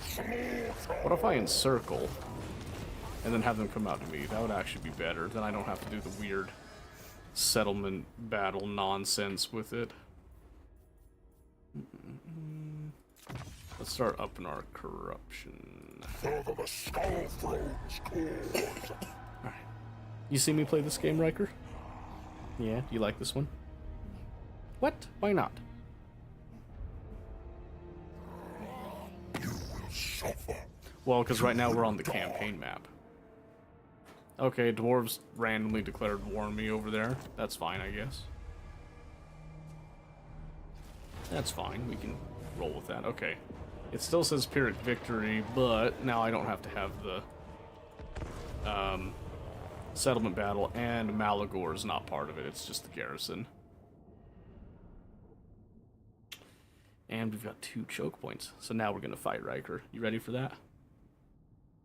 I'm probably going to lose some unit cards this time. That'll be okay. Alright, so this time... Huh? So many wood. Yeah. I got a lot of friends on this team, huh? Oh, one bajillion of them even. Huh? Why do I say what? Because it's funny. Leave nothing alive. Rejoicing slaughter. Rush the cat. Oh yeah? One bajillion. That's a funny one. That's a funny one. Well, I found their general unit.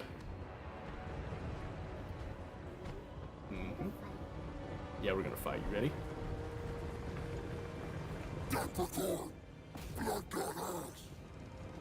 Look at these guys. Are they kind of cool looking?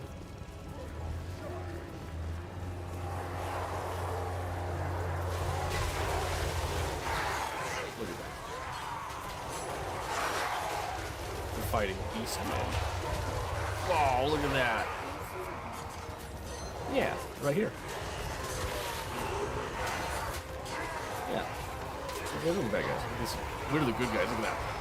Here we come.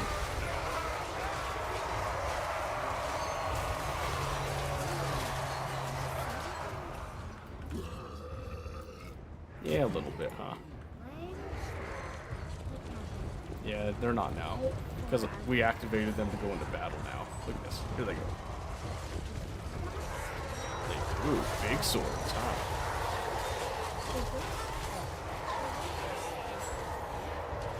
Because they're getting buffed. Like this. Which means that they're just going to be a little stronger. Corn demands movement. Oh, I hope we win. I don't like losing. Do you like losing? Yeah, winning's great, huh? Look at that, they're already running. Look at the cowards. Because we're pretty scary. Watch this, see? This is our Lord Scarbrand. Here he comes. You ready? Watch this. He does. Look at that. Ooh, yeah. Is that pretty rad? Look at them running. They're like, oh my gosh, he's gonna kill us.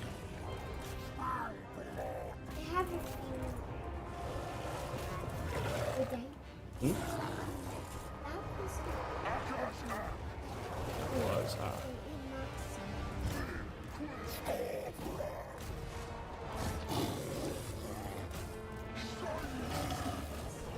Yes.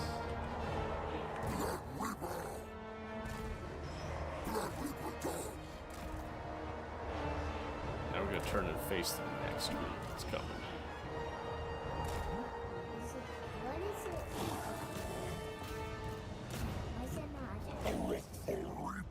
Well, they're coming. They just decided to split because the AI is silly. So now I've got all my hounds right here are just running down the survivors. See that?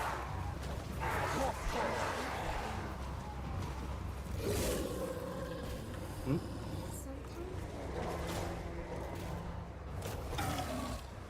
Yeah, sometimes.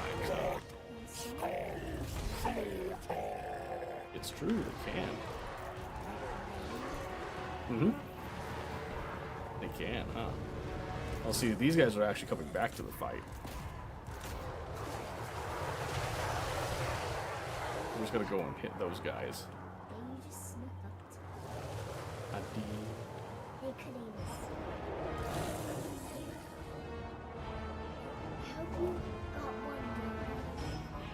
I hope you got one more. Oh yeah, we can. Where's the eye? Torches! It means that they got revealed because they were hiding. Oh, look at that.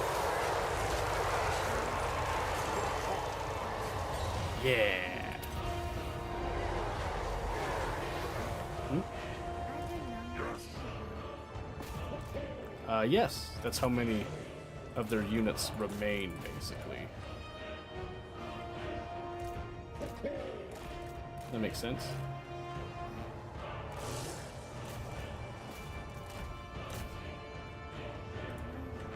Here come our dogs.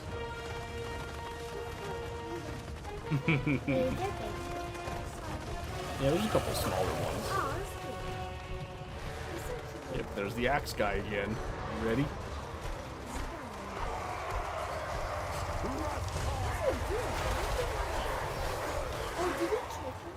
Dang.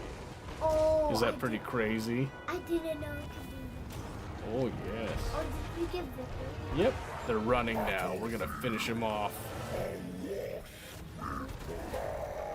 Ooh, Yep, so now we're gonna speed up the time a little bit. what about very fast? Yeah, we're going very fast right now.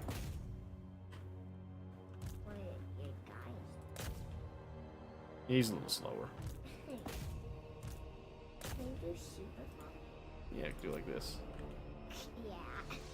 Look at them. Nom nom nom nom nom nom nom nom nom nom nom nom nom nom nom nom. All right. Did they just say How did who get safety? the bad guys? Well, they don't because we beat them. They were trying to run away and we stopped them.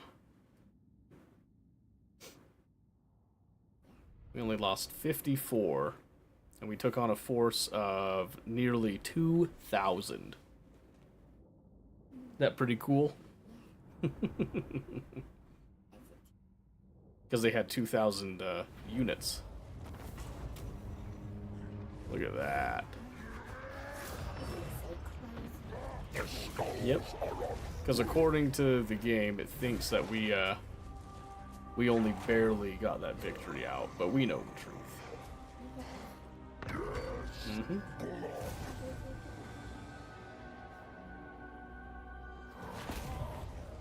That was a decisive. Ah, forget the same for a second. That's fine. Okay. I got some skulls. The what? Which fire one? Did a picture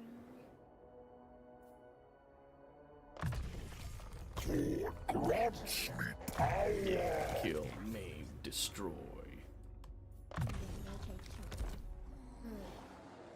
Much good. That's right. Get what?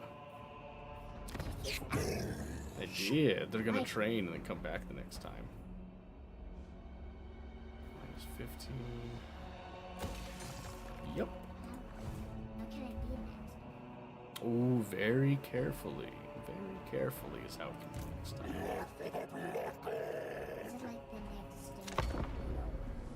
Well, it's next turn.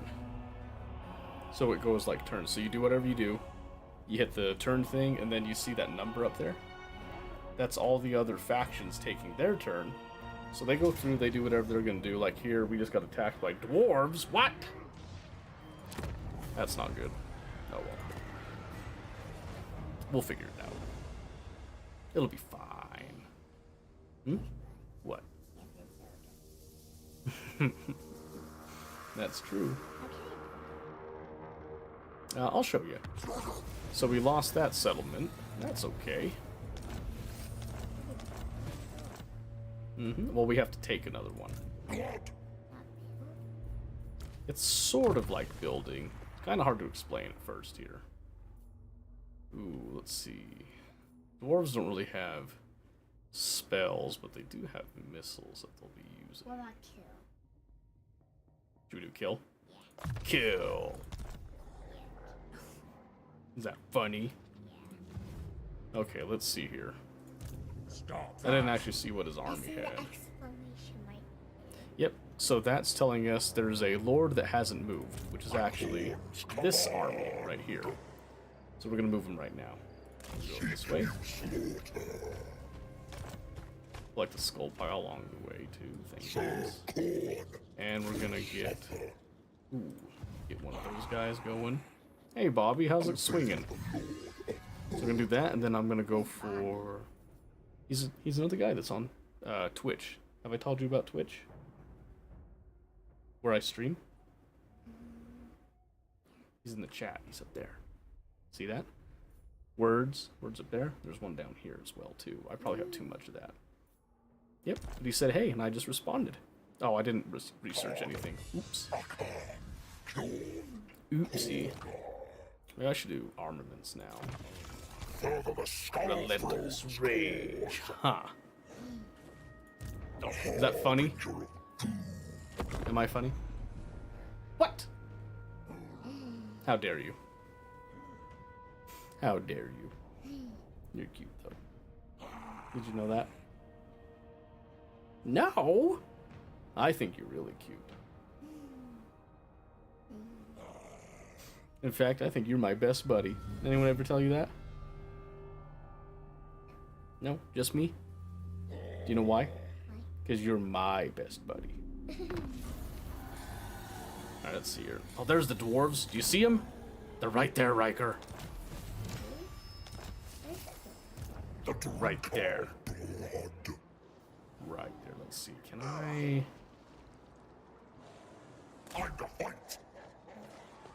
Come here, dwarf boys.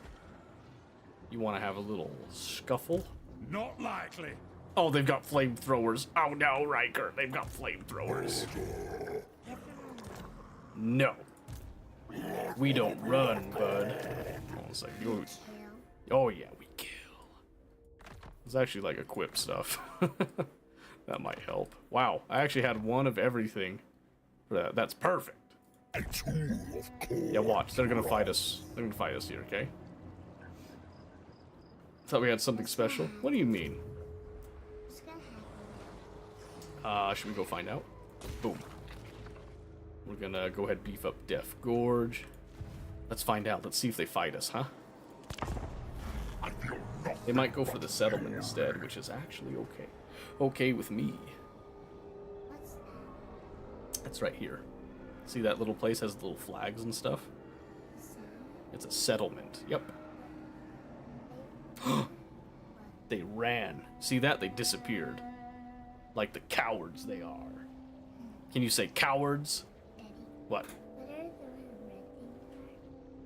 are? This? That's blood. Those are rivers of blood. How do you Oh, you know, because we're playing as Khorne, or Scarbrand, who is a Khornate faction. They worship the god of skulls and blood. Yeah, is that pretty cool? Yeah. See, they're running away from us, Riker. We're gonna catch them. Let's see. What should we get here? What should we get? What do you think, Riker? Which of these units look cool? Who should we get? Should we get the guys with the shields? Yeah. Are they pretty awesome? Yeah. Okay, let's get some more of those guys. I think they look pretty cool, too. Alright. Ooh, let's see here. Warborn for infantry units. Yeah. We love infantry, huh? Dwarves army requires more might. Infantry. Are you a twee? Yeah. All right. Oh, he's running. He's going that way. He's trying to framboozle us. I told you not. I'm trying to, Riker, but they keep running. They're like little babies. I crave bloodshed. Sure, if there's any left in that cup. Or the can. Yeah, you can do the can. Decisive victory. Alright, we won't fight this one. That's not the important one to fight. I could use some more skulls. Ooh, I could also just sack it. Yeah, let's do the skulls. It's like your head. Skulls. What does the skulls do? The wrathful reaper. They give us bonuses. Bonus. Hmm? Bonus. All the Yeah. better to spill blood. Let's see here. Helmet Discord. Exclamation mark on it. More strength. How did you end? Very, very carefully, Riker. The most Just careful. tell me, not just that. Very carefully. You can do that one right there. Don't say Hey, that. Mike says hello. Can you say hello? Hello. Very good. Give me a high five. He just kind of randomly came down here. He's supposed to be in bed. But that's okay. Feel warm and fuzzy now? That's good, Mike. Very good. Yeah, we'll let you stay down here for a little longer, okay, Riker? Is Tali asleep up in Mommy's bed?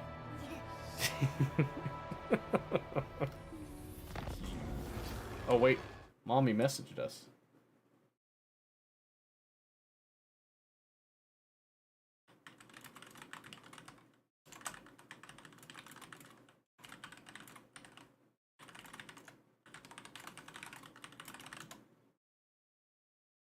Yeah, she was asking where you were. Oh my, where is he going? Not some smith. We've caught him, Riker. Are you ready? You ready to kill some dwarves? Their skulls. Here we go, glorious battle, Riker. Eric victory. Unlikely. We're fighting this ourselves. Yeah. Well, we're not ambushing them, we're fighting them on the field of battle.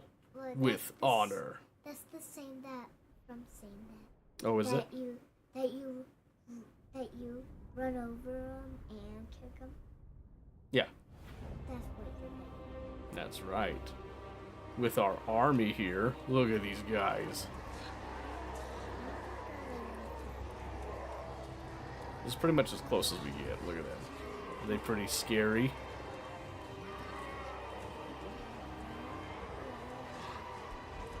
They do have bumpy heads, don't they? Which one is this? The strongest? Depends on what you mean by the strongest. Oh, a dad joke. Hold on a second. Stand by. You wanted to watch spooky videos, then decide the bathroom is scary. You think the bathroom's scary, buddy? Because I watched the video that Oh, I see. and it's scary. Here, let me tell a quick dad joke, okay? Are you ready for this, Riker? Why are Christmas trees bad at knitting? Why do you think? Because they always drop their needles. Was that funny? Yeah. Do you get it? I just start with that. In a little bit here. Yeah, here's our shield guys. You see them? Are they pretty cool? See? They're big. Yeah, they got skulls on the shields too, huh? Yeah, do you see the skulls? Ooh, I see. Yeah. Is that crazy? Is there others that are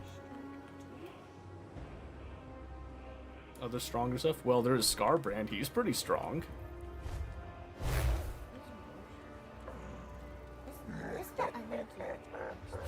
Him? So he's actually what's called a Blood Reaper. Yep, and he's on top of a Chaos Chariot. Why does it have a... Because the chariot's alive. No, I don't know. Because it's alive. It's a demon. It's a demonic engine. Yeah. That's pretty awesome. Should we start it? Well, hold on. We gotta get a formation first. Yep, so we're gonna do like this. Have the shields in front to soak up the arrow fire, and then we're gonna have all of our great swords in the back that will follow up. Then we'll have all of our doggies, which they're gonna come over here. Yep. Yep, they're gonna come over here, and we're gonna use them to kind of harass a little bit. You ready for that? Go.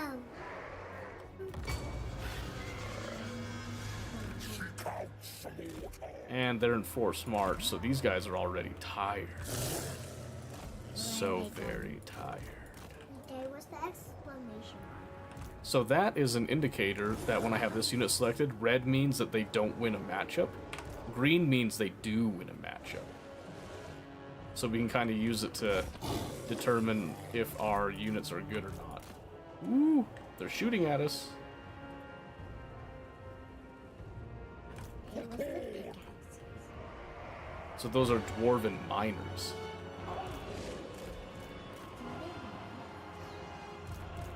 Oh, I'm sure they mean you.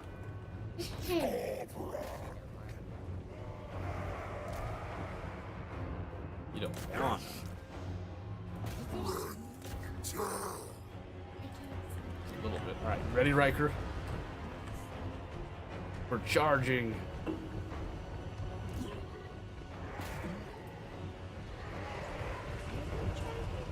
Yep, see? They're running. Scarbrand's the first one in. Here he goes. Are they running away from us? Oh my god, that's so many.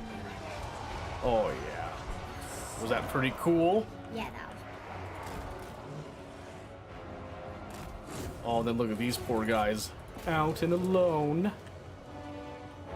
then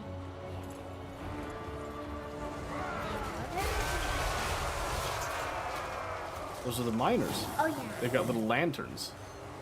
Here comes the big ones. Ready? Yep. That was so fast. They did, huh? And I made What? I used So you think when you're 8 years old that you're gonna battle me in this game? Ooh. I don't know, Riker. I don't know if I can wait that long. I might need you to battle me right now. Nah, I'm just kidding. You love battles? There's a lot of controls that you have to do, huh?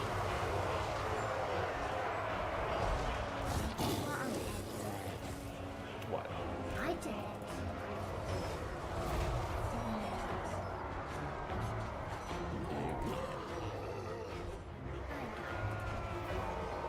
That's okay. Followers As of long as you chaos. just keep on improving. Conquest. There's So many blood. The exiled so one. funny. Go for it. So what are you? Northern barbarians. Blood. Skulls. Slaughter.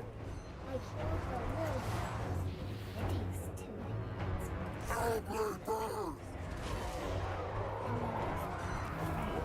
It just.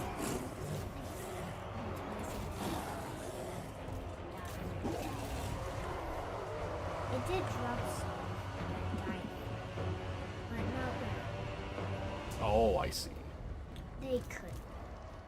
I got you. I need to make sure that this entire army goes down as much as I can. Die, die, die.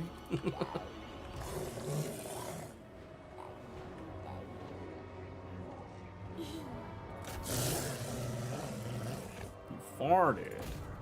E. Two 2 times. Now that's just silly. Oh, we already won. Now it's the cleanup. Oh, you know, just making sure that we get as many of them as possible. that we ambush. Yeah. Yeah, let's ambush. Okay. Hmm? What's the ones with? What's that? Oh, these ones? Oh, there's some of them are miners, some of them have blasting charges. Here, look. See, they're dwarves. They're just running. Can we catch these ones?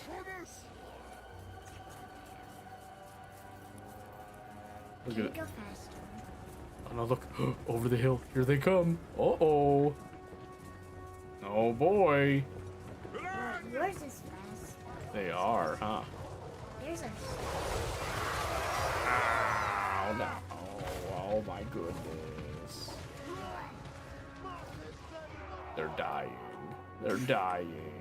I thought you were saying something that you're doing. Oh no. I'm just being silly. Hey, there's so many Z's. Yeah, because all the other units are too slow to keep up. Are they tired? Yeah, they're tired. They're sleepy. It's probably their bedtime.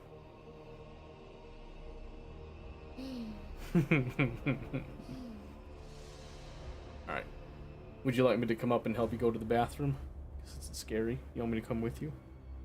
Because mommy asked you to go potty? Why?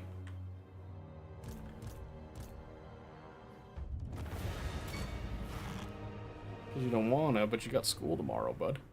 But I don't want to. Yeah, Pyrrhic victory, my butt. We only lost 49.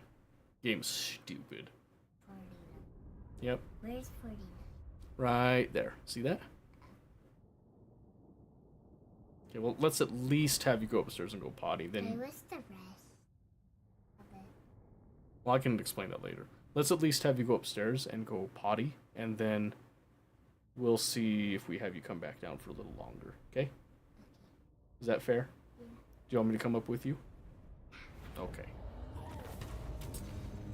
Really quickly, let me just do Is this. he gonna die? Oh, probably. See, most of their army's dead right there. They don't have a lord either. So let's do... We did. Oh, how? Where's the... Oh, I'm pretty sure he's... Let's see. Let's actually check. Yep, killed in battle. So he wasn't wounded. He won't come back. He's dead. Oh, cool. We got the other Trickster Shard as a reward for that, too. Why did you go down on top Because this is total war. Alright, let's do this. Let's level up a little bit. And let's get the turn order going, and then I'll go with you upstairs. How's that sound? Let's see. Shoulder? Shield? Slaughter. Slaughter. Oh, you're funny, bud. Okay, let's see. And then let's... Ah! He does connect with us. We're gonna go hunting dwarves. Are you ready, bud? Where's the door? Oh, they're around. Let's see. Just on Should we the- do Eternal War? Yeah. Oh, yeah, let's do that.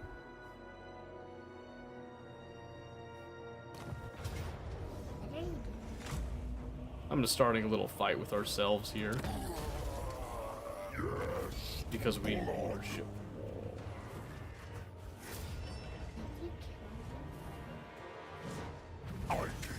Kind of. They're not really dead, they're demons, so they just went back to the demon world. Did you kill your friend? Nah, we just had a light scuffle. Why did you kill him? Because that's what we do. Alright, let's get some more Are you blood gonna letters. let it go? Yes, I am. Let me just get this so that we do the turn order, okay? So that anybody that is watching isn't left hanging for too long, okay? So many skulls for the taking. Okay, for anyone that is here, I will be right back. I'm just going to take him up to the bathroom, and then we're going to see if he's coming back down with me or not. So I'm going to run a quick little ad break while we're gone, and let the turn order go. So I'll be right back. Alright, let's go. Let's go. Come on. Why does it say run? It's 3 minutes of ads. So, because I'm live and I'm on a service called Twitch, I have to run advertisements. Kind of like when you're watching YouTube videos.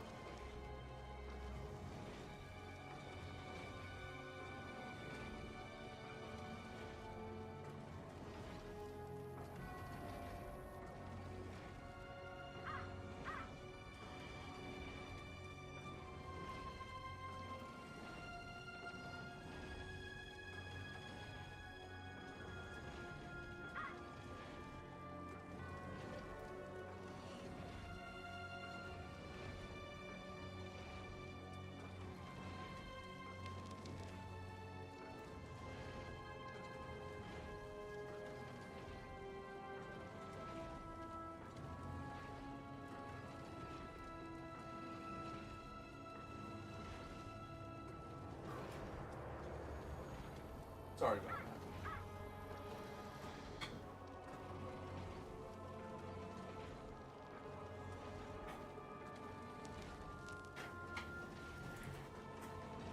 Yeah, thanks. I like the ceiling too. Come on, come down. There it goes. Oh, hey, Akimo. Thanks for the lurk. I appreciate that. Oh, well, there goes that. I should probably just cut that off. That's okay. I'll leave the foam on the side for now.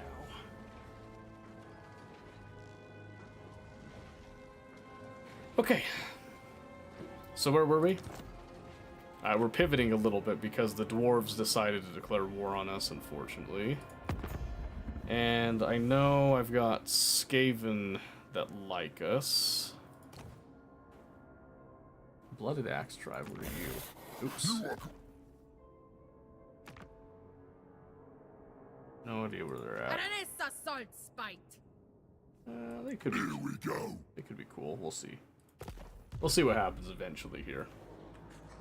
Blood for the blood god. Okay, I think we need to get into our territory and Awaits elsewhere. rejuvenate a little bit. Unless it's not really counting, apparently. There's Mr. Thoric himself. He just has a basic army, looks like, so that's in our favor. Alright, let's go through and start getting some building upgrades. It would be nice to start getting some higher tier options here and there. Some exalted bloodletters actually would be really stellar to start building up and beefing. Let's see. Giant Slayer, Honor and Blood. Yeah, I am using a lot of bloodletters, so we'll go with that. How's that sound?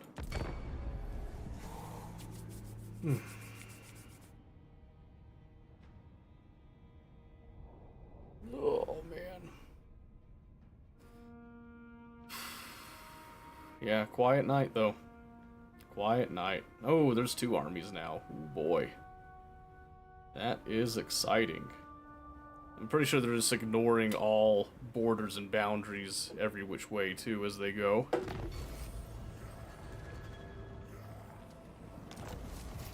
Yep, now we got barrier idols. Perfection. Doesn't matter a whole lot, but let's go ahead and hit that. Okay, here's the question now. Do I go after Thoric in his settlement? I can't hit him. I got an idea, though. Do you take me for a wazzock? I think not. The wrathful reaper. I can absolutely. The master sends us through.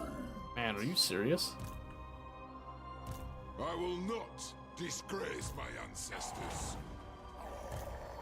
I'm gonna suffer attrition right there, is the problem. Because it's a desert. Don't be a wazzock. Skulls. Okay, I need to actually...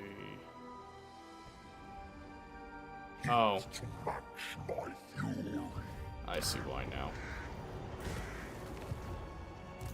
Murder. Okay, yeah. So let's do that and try to get some corruption coming up. Alright. That should be fine. That should be fine.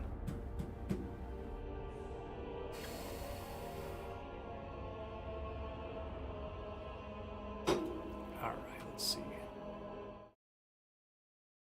Bunny's still on War Thunder. Good for her. Bobby's playing Warcraft. Who's Karto? I don't remember Karto. Should I remember Karto?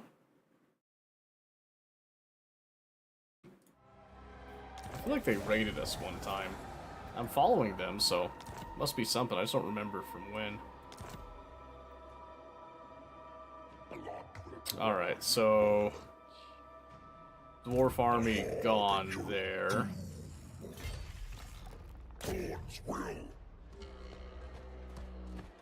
How do we feel about a siege battle? Decisive defeat. Excellent. Excellent. I like that. Let's try sieging this.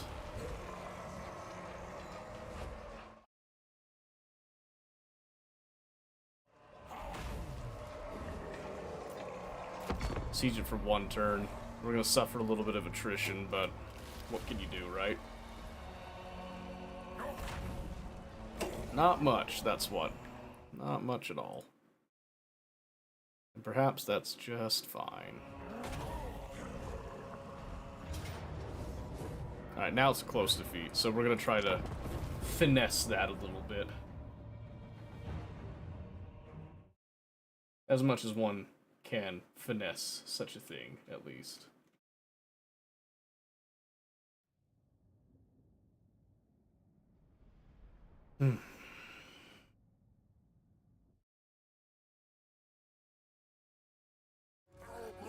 Okay.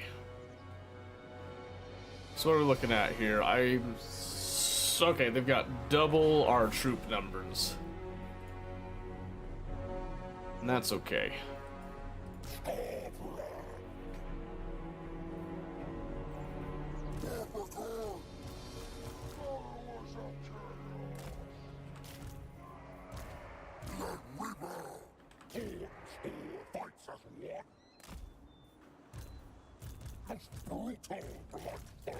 Alright.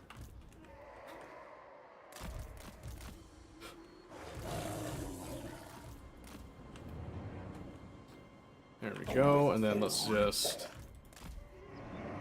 bump up a little bit there. Alright.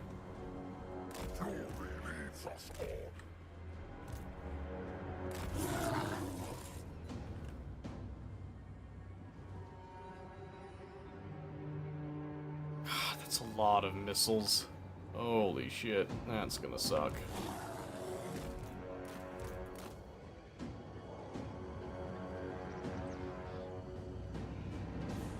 That's gonna suck a lot.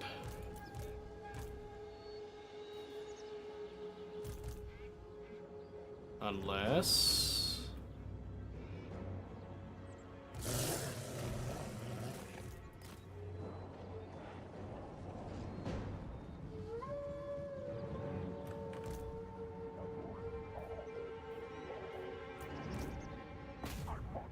Hold on. We might be getting a little bit of an isolated spiel here. So if I could run Scarbrand up and we could just kinda...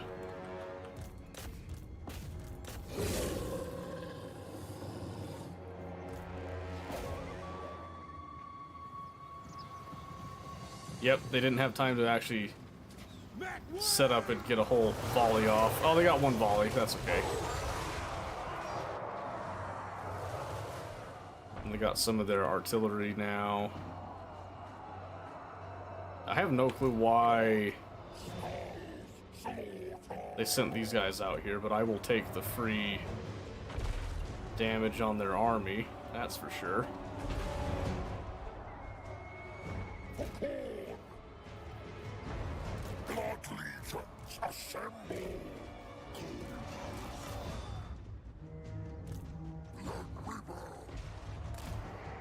Alright, let's just get in there now.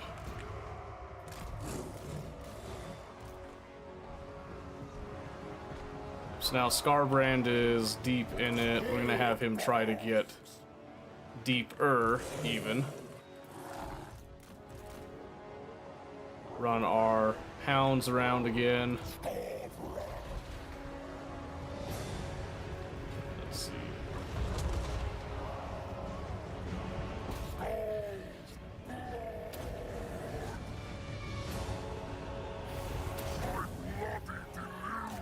Doing that so they don't run away.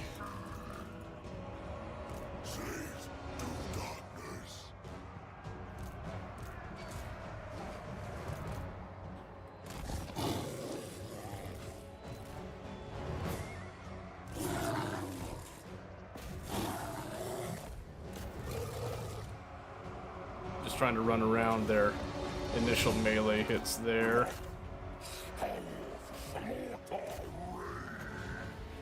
Alright, let's have a look at the numbers now. Lost about 100. They've lost about 300 now.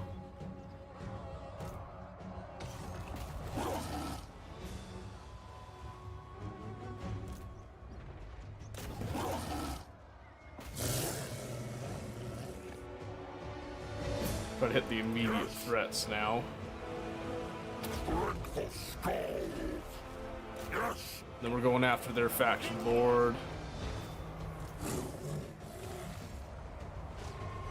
Seems like everyone's in combat right now, which is good.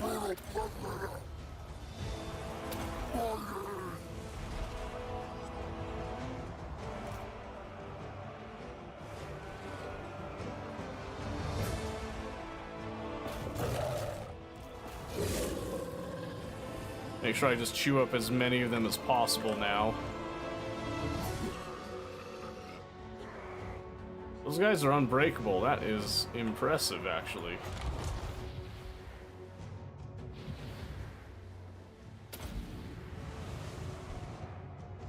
Getting some of that.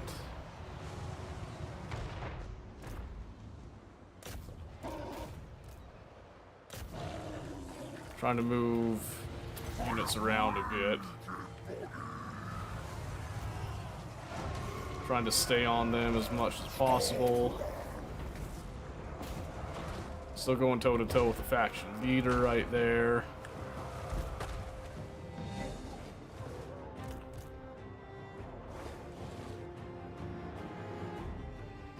Okay, full break there.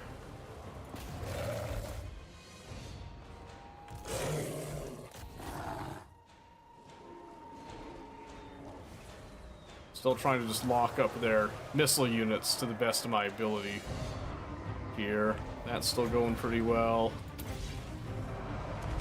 I might end up losing a good chunk of this army, but if it can give me a foothold in Thoric's territory, I will consider that incredibly worthwhile.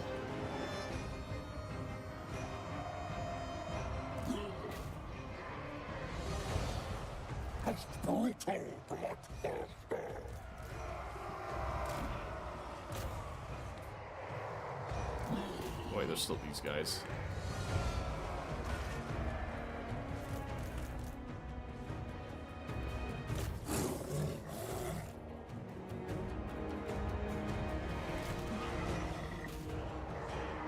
Turn them around. Okay. Thoric's still holding on. There he goes.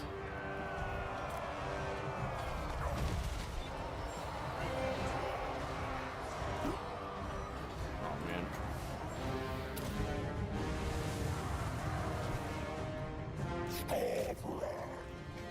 Okay, so Thoric's down now.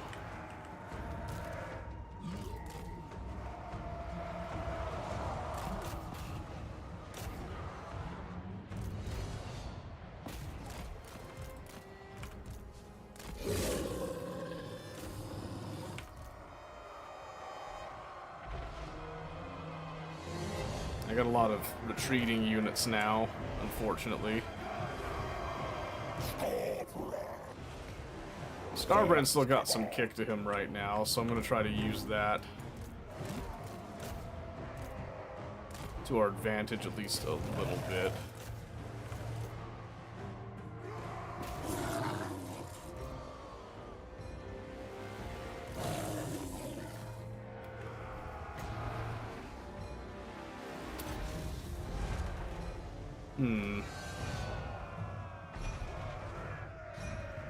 It would help if I could consolidate a little tiny bit more.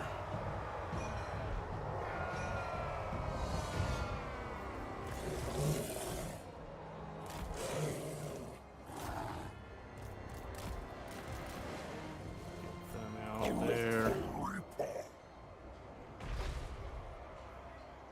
Perfect.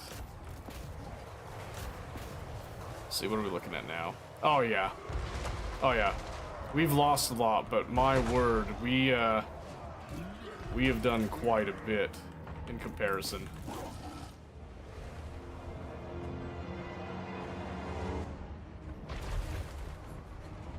I need to go take out those quarrelers.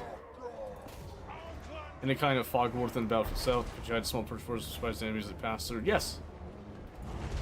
Yes. I have mentioned that actually a couple times. There is definitely fog of war. You can hide units in various locations. Forests are a great way. You can also get them behind hills. Break line of sight that way works pretty well. I should have knocked out these quarrelers much sooner. I probably would have saved a little bit of lives doing that, but you know.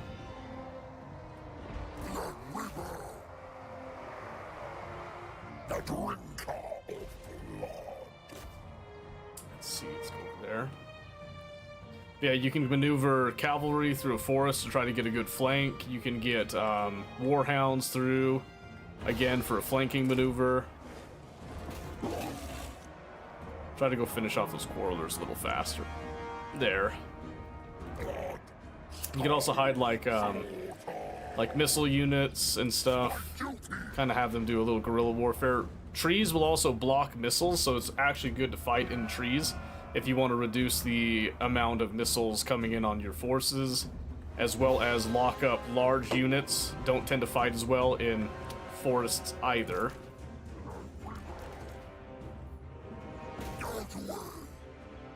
Let's see, I think it's pretty much everything, right? Yep. It's pretty much just these guys left. I'm surprised that we've actually taken some losses over here with that.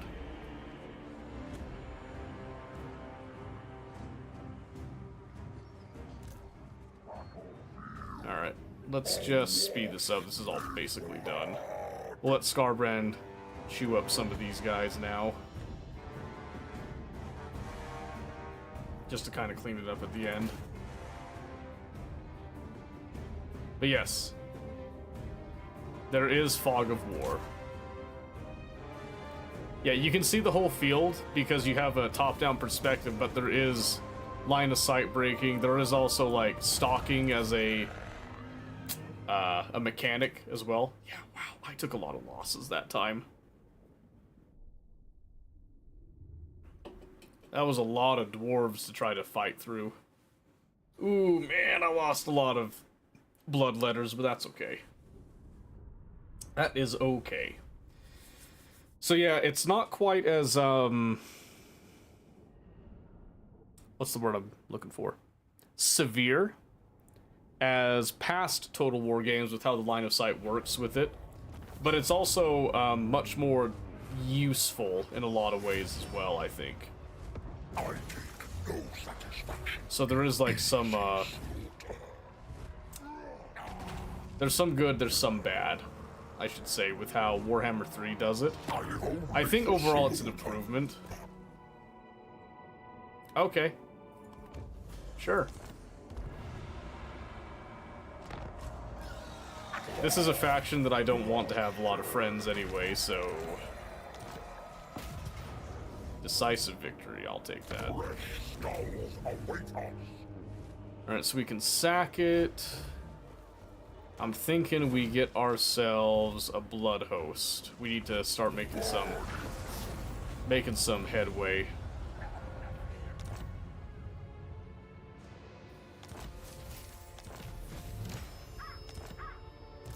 Alright.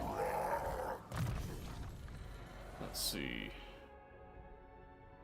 Rage Incarnate. Yeah, I want to get Gore Feast. Because Gore Feast allows us to replenish hit points while we're in combat. That's going to give Scarbrand a lot more staying power, make him way more of a problem. Way more of a problem. And we want him to be a problem. Let's do that. Okay. Ooh, yeah. It is a good thing we've got that blood host up now. Take me for a Wazik. Let's see. That would do. They could probably fight us right about now. We're gonna get close to our blood host for reinforcement purposes. Now we need to build up some stuff quick. Skulls per turn, corn corruption. Let's see. Blood shrine, skull cannon. Ooh, I would like some blood crushers. Yeah, let's build that, start getting that ready. And then now we can do that. And that.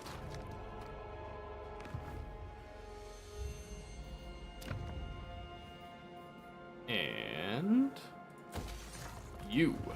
Perfect. Okay. Now we just need to fight, fight, fight. Fight, fight, fight, fight, fight. Yeah, it's kind of hard to showcase exactly how the Fog of War works all the time, because sometimes it'll differ based on the different factions that are involved and whatnot as well.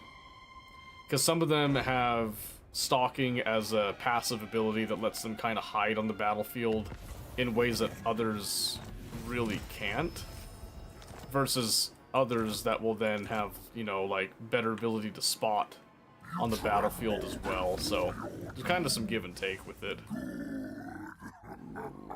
Collar of Corn.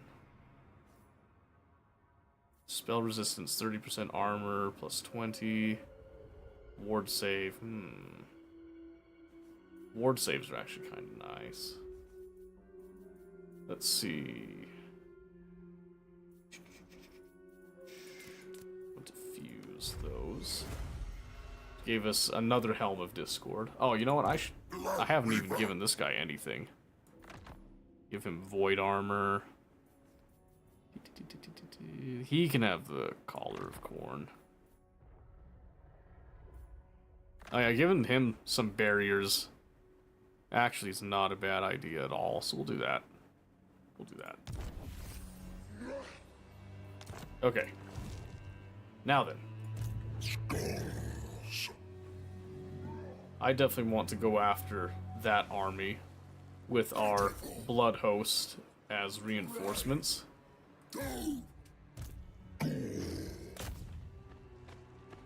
So that they don't jump on anyone else. Oh, and of course they're gonna run. But they ran into territory they really shouldn't be in anyway, so that kind of kicks them out. They'll take a little bit of attrition damage.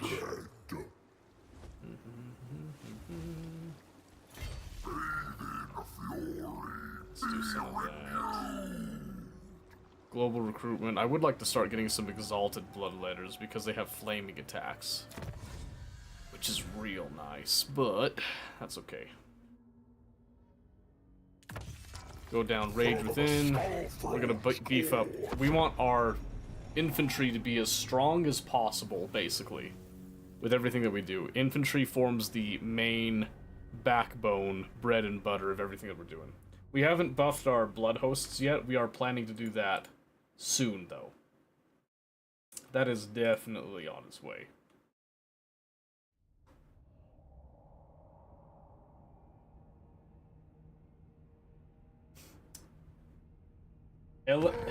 I wanted to say 11, but ooh, I can't even pronounce that. But gaming, thank you for the follow. I appreciate that. Eletvin. I'm gonna say Eletvin for now, and I'm sure that was completely wrong, but I went with it. I went with it this time. All right, let's see. We're gonna force march. Oh, an ambush. Well, how kind of them. 11-10 for. Oh, I gotcha. Just say Aurora for English speakers. It's impossible to pronounce. Okay, I'll go with Aurora. I'll try to remember that. Thank you very much. Thank you very much for stopping by. Nice to meet you, by the way. Alright, kind of sucks that we're in forced march. I should have been in, like, a normal stance for this. That's okay. I'm sure we'll have enough staying power. We can do some nice damage before the end here. I know I'm getting ambushed. Can I just start now? Any day now. Come on. Come on now.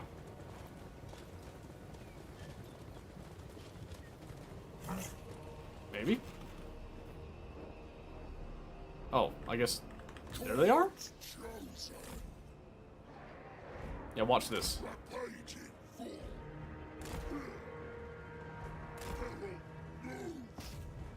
Yeah, bring those hounds. Yeah. We can fight in the trees.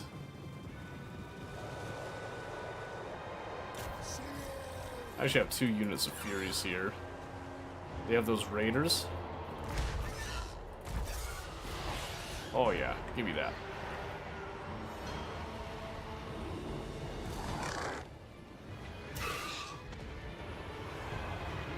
Yeah, just chew those raiders up a little bit, huh? Then everyone besides the raiders turn around on the main fight there. They got minotaurs, lucky them. Flying unit. They'll just jump off a cliff, probably. It's failing simpler words. That is true. That is true.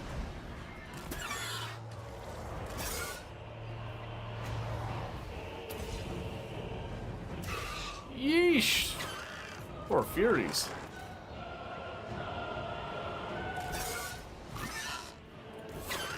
I don't want to go after the Lord. Wow. Actually, you know what? F it. Go for it, right? Try to swarm him a little bit. Doubt I can get these blood crushers out. I want to start doing some hammer and anvil, but I got to get them out of the melee.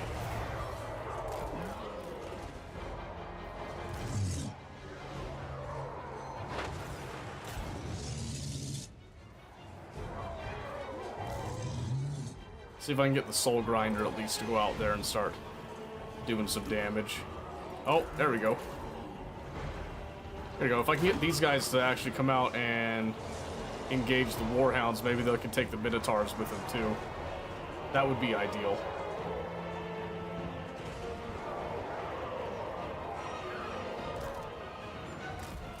Oh, can I get these guys out? I should have moved them off to the side a while ago. Alright, that's those. See if I can't knock out minotaurs, and then I can start running around with the cavalry, I hope.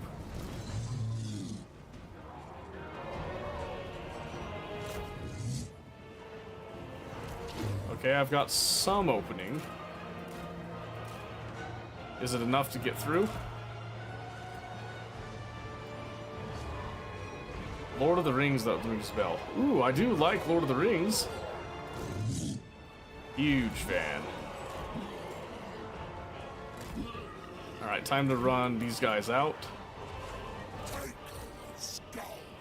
Hey, I think we're actually going to win this ambush.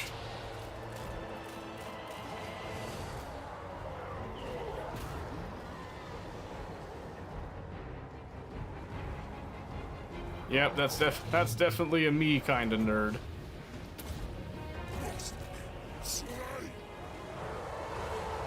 I'm definitely that kind of guy. Ooh, Minotaurs, yikes. Is there a reason to play combat on manual? Yes, because I'm playing on very hard or legendary difficulty, and this was a particular fight that I could not allow to auto-resolve because it was an ambush, and ambushes have heavy calculations that do not play nice. So it was a lot better for me to manually fight this. You get a lot better results if you do manual battles, generally, too. Auto-resolve is not your friend, like, ever.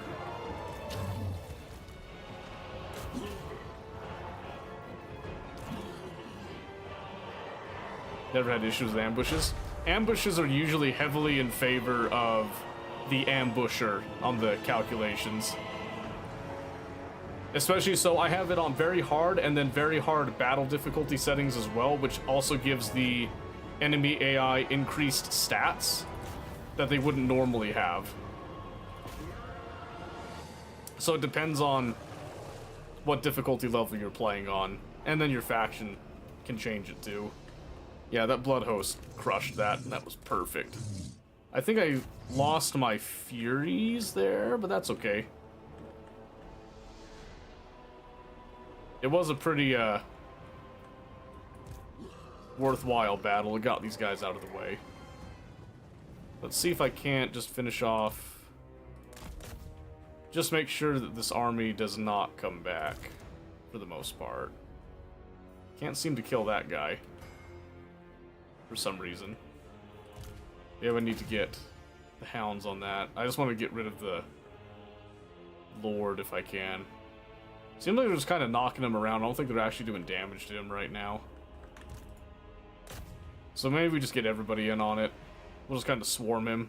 He's already being slowed down, so... Come on, get over there. Get him. Don't let him leave. I'm just gonna let everything else go. We'll just focus on knocking him off the map.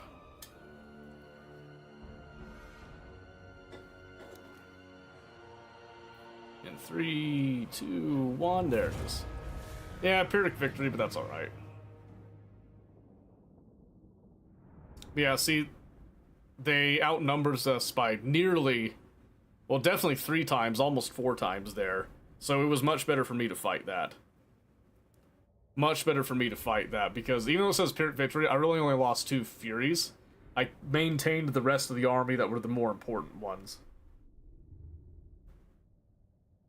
If we had the stats to just, like, net neutral, it would have been 5. Like, it would have been fine. We would have had no issues at all. Swain, thank you for the hydrate. Appreciate that.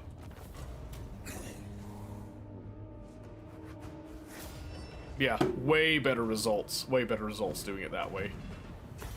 Then we'll replenish our forces a bit.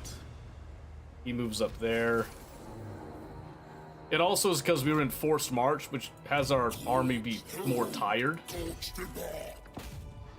Can I follow up? I sure can. Now it's a decisive victory. That one we can auto-resolve. That one we can auto-resolve. Even decisive victories, though, will usually still give you worse results. Manual fighting is just so much better, generally speaking. Okay, then over here, I think we're definitely gonna have to fight this one, because that's a full 20 stack. They've got their Iron Drakes and stuff, if they so choose. Maybe I should back up a little bit, actually. I will not disgrace my ancestors.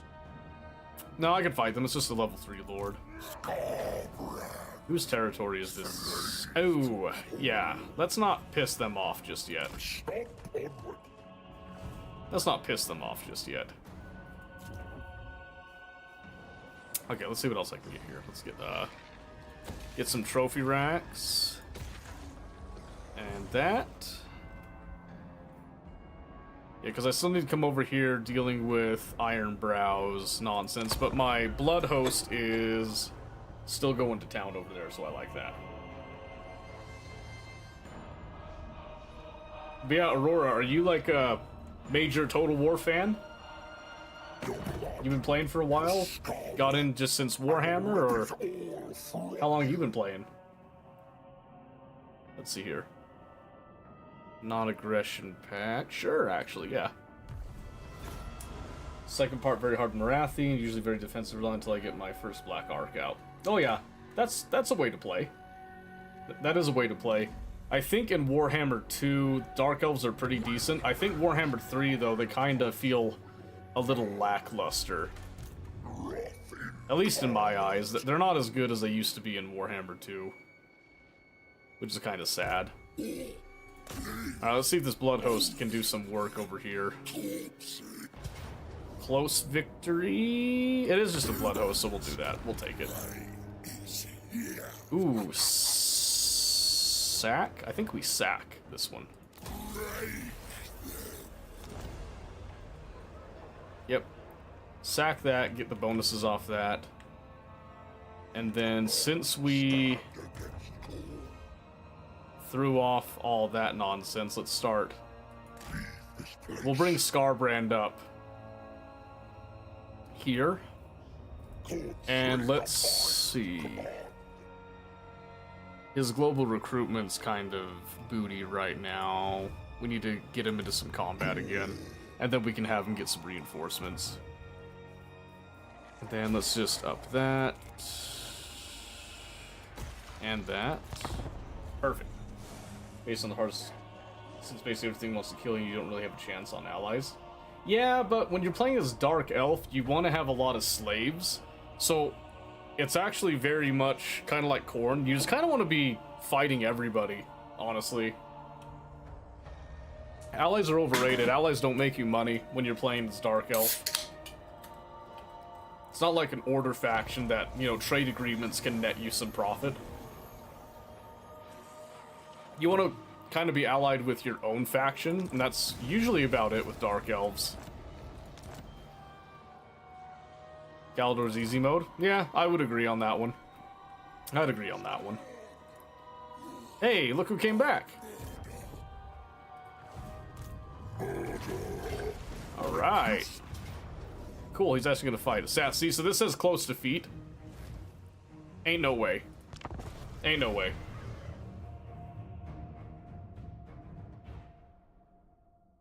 Yeah, we definitely win this. They do have a couple of Thunderers. They got their Flame Boys, which I think we can take on. Blasting charges, whatnot. We might sustain some losses here, but that's okay. Let the Blood Reaver go with our shielded units in the front. Those guys follow up behind. Oh, I lost one of my flesh hounds. Aw, that makes me kind of sad. That's okay.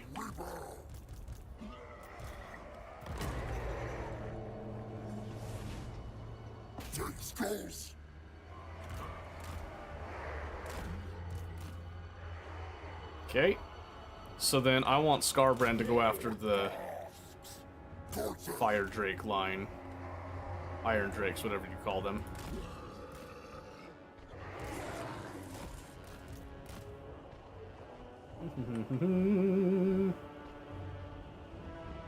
So the commander, flying battle, don't loses all if you just send in commander. Yep. 3, you can do a lot of the same thing. So like right here, if they didn't have so many of these Iron Drakes, I'd probably just send in Scarbrand at this stage right now, but they've got just enough that I need to be at least a little concerned. Oh, I did not mean to do that. Wrong hotkey.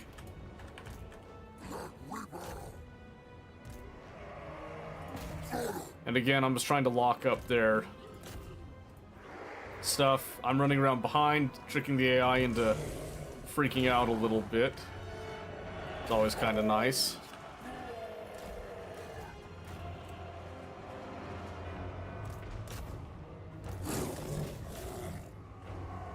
And then again, try to rush into their... Flamethrowers are my main priority if I can get a hold of them.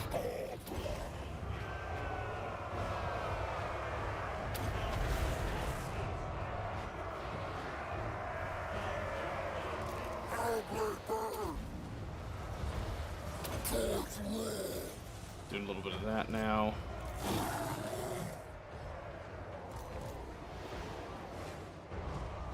I've got one Iron Drake that I haven't been able to lock up just yet.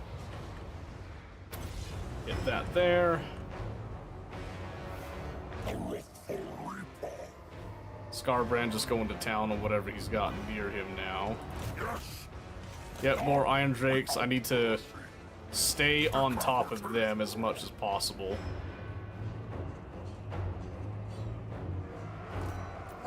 We could take off the groups. Yep, now we've got a break on the right. We can start pushing in there.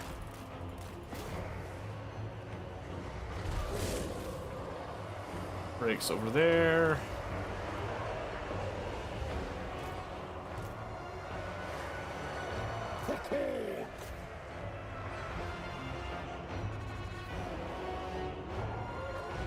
Let's make sure everything is good still. Yeah, close defeat my ass, by the way. Okay, send the hounds to keep chasing them down, make sure they don't come back.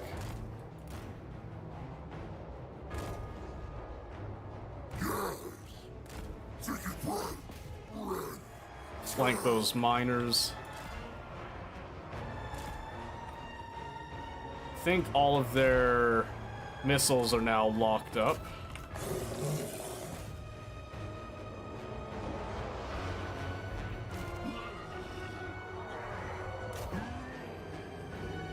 There we go.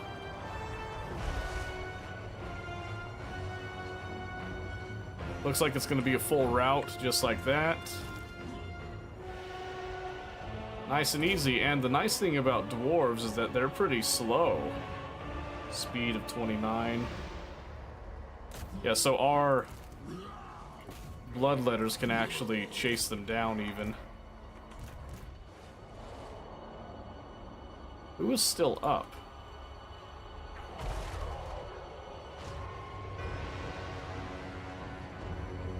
Oh, right there. There's an Iron Drake that's unbreakable we need to finish off. Look at that hero. Damn! Can't believe he survived that hit. I'd have died. Alright, let's see here. Try to hit them before they reach the edge. Try to hit those thunders. Maybe try to run that dude down. Never reach those guys in time. That's okay. Chaos warriors are born. Visit destruction. Try to run some of these guys down. Alright, Lord is dead. Perfect. I think we can... Oh, whoops. Just speed up time here. Just make sure that everybody dies quickly here.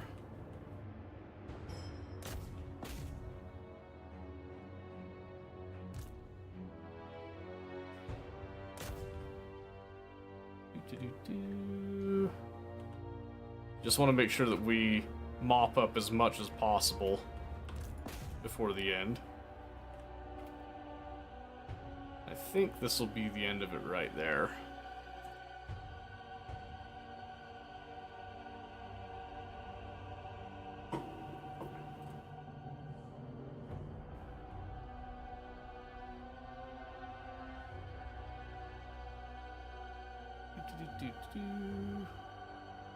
Finish him off, come on.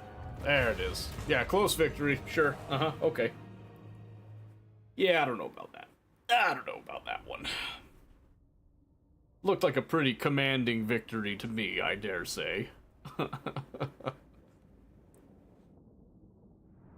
Compared to the close defeat that it was talking about. So that's why I do the manual battles.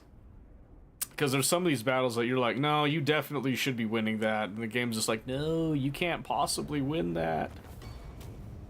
And I'll actually gain some troops off of that.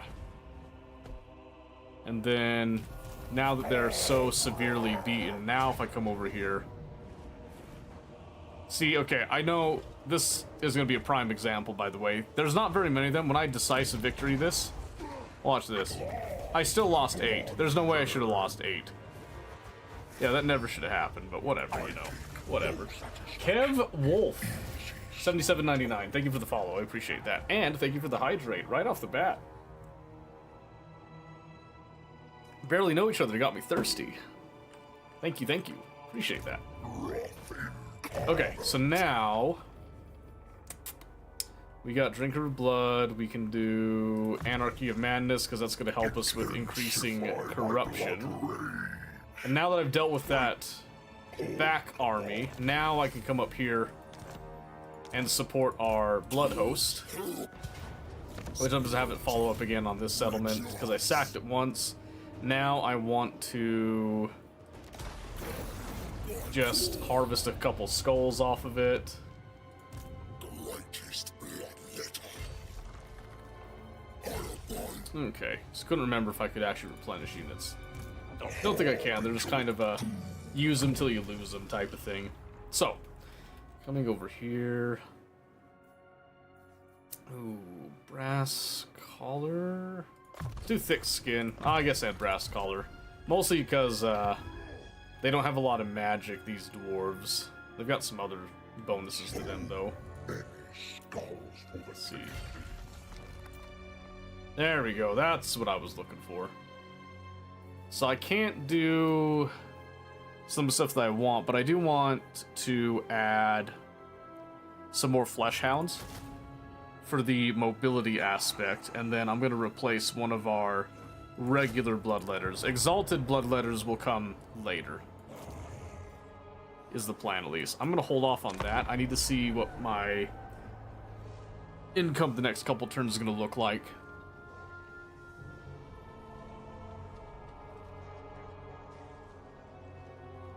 But yeah, get us some more units so that we have more to actually attack the dwarves with.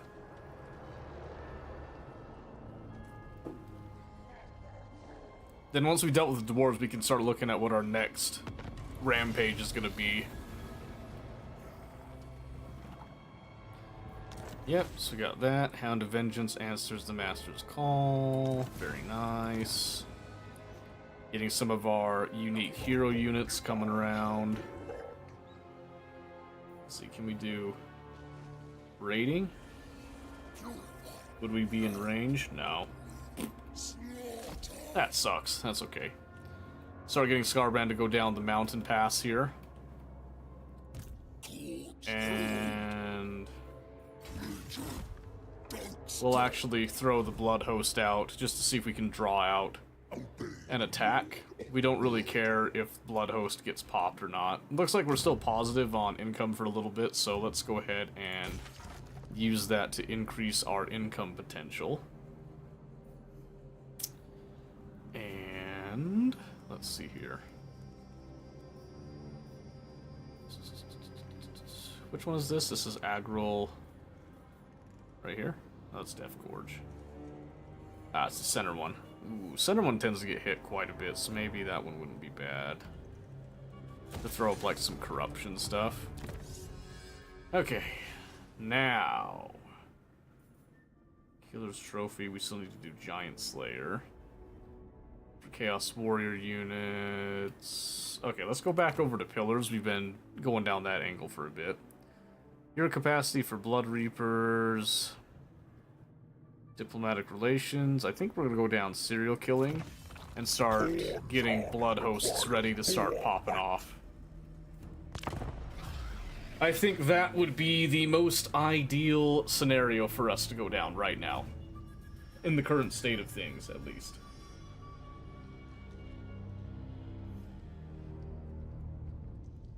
Ooh, my neck. Ow. I don't think the dwarves have much that they can do for us right now. Or, I mean, do against us, I should say, excuse me. The flesh is canvas. Nice, let's see. Melee defense, enemy leadership. Leadership debuffs are kind of nice. It makes it easier to get the routes, but I kind of want him to get the melee defense just so that he's even more of a problem, so we'll go down that route. Okay, so Scarbrand's right here. We're gonna just have the Gorehounds come up right now. Valiant defeat. What I'm gonna do is I'm gonna encircle, force them to come out, expend the Blood Host in an auto-resolve, and then have Scarbrand come in for the follow-up. And can't really build much else right now because now we've got a little deficit. And since we're kind of stuck in these mountains, we don't have a lot of directions to go to start just soaking up a whole lot of income. So we're just going to kind of hold off for a little bit. We want to be very calm about this. Yep, this will be a valiant defeat, but this army's kind of useless anyway. So we'll just do that, let them kind of chew through the garrison a bit to make it easier for Scarbrand to come in. And then, let's see. Says our corruption's actually going down over there. It's kind of sad. That's okay. So now I'll grab this. Decisive victory. Ooh. Do I sack it? Do I take the skulls? I think I take the skulls this time.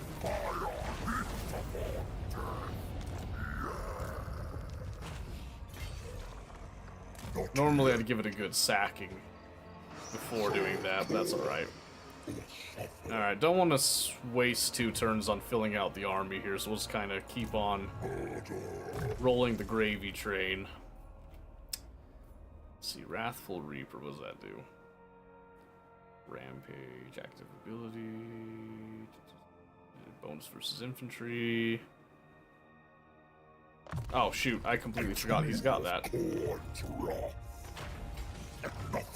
Right, we're gonna do Force March just to make sure we get closer here. And now that we've got a bunch of that, now we can start doing some of these things. I don't think we really need the growth right now. Let's beef up our corruption. Ooh. Yeah, let's beef up the corruption. Okay, now that we did serial killing, now we can go down Hounds of War. Gives us some flesh hounds for all of our blood hosts, because I like that. Having more units in blood hosts is always nice. Then, once we come out of the mountains, we'll be able to start selecting some targets to just go on a massive rampage in the south. I don't think that's part of our campaign victory conditions, so to speak, but I don't really care. Because the dwarves declared war on us first, and so now it's just a matter of going through and kind of just picking them apart. Ooh, Thoric's back. Let's have a look here. This says a Pyrrhic victory on the battle result, which would eliminate pretty much our entire army. So I am just going to encircle them and force them to come out so that we fight them on an open field, and that's probably going to be a manual fight, almost 100% guaranteed. 2,000. Let's hold off. Let's hold off a little bit.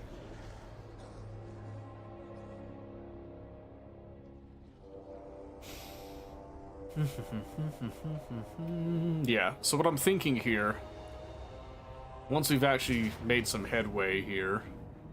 Oh, now it says a close defeat. For some reason. I don't know why now it's a close defeat. Versus a Pyrrhic victory. I don't know. So we're gonna come out here. Scarbrand is really strong now. They do have some grudge settler units. They do have artillery, so we don't want to stay back too long. They got some of those torpedo things. So Thoric's main army is actually pretty darn kitted. Wait. When did I get Vanguard deployment on Scarbrand? That's disgusting. Alright. Yeah, sure, I'll take that.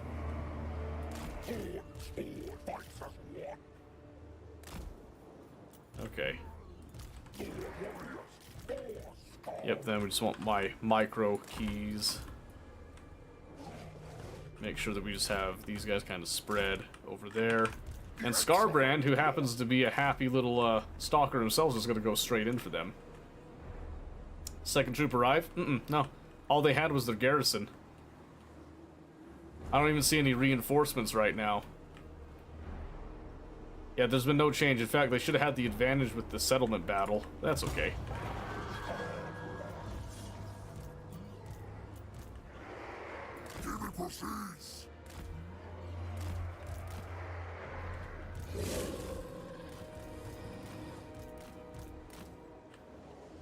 Luckily, they've actually put themselves in a fun position here, where they can't really use their missiles to full effect because of the trees.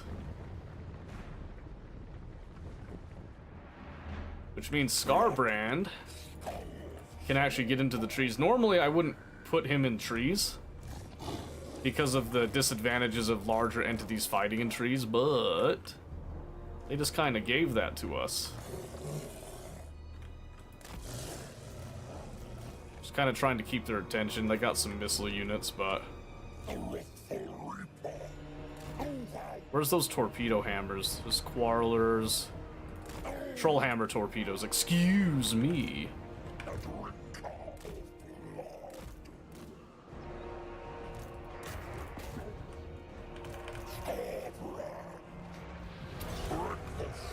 There we go. Rampage, yeah. Come here.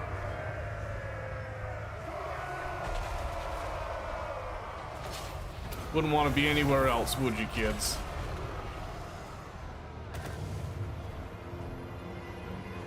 Yep, so that's going to lock up a lot of them while the main army begins to rush forward now.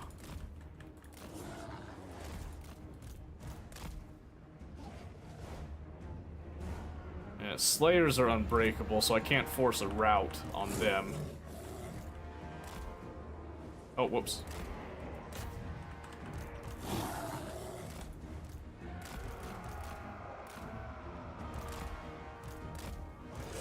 Kind of trying to occupy that side a little bit.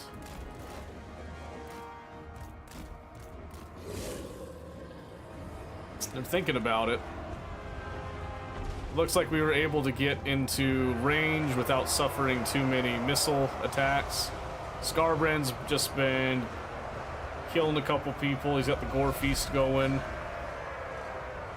Probably have him just start going after Ironbrow himself now. Alright, those miners are the only thing really stopping us from getting in there, so we're just going to kind of rush them down so that these guys can go through and start chewing up everything else that's left. And we got a route. Go after the hammers now. Am I winning? I don't know, are you? Do you feel like you're winning? Alright, pull off some units for the Thunderers there.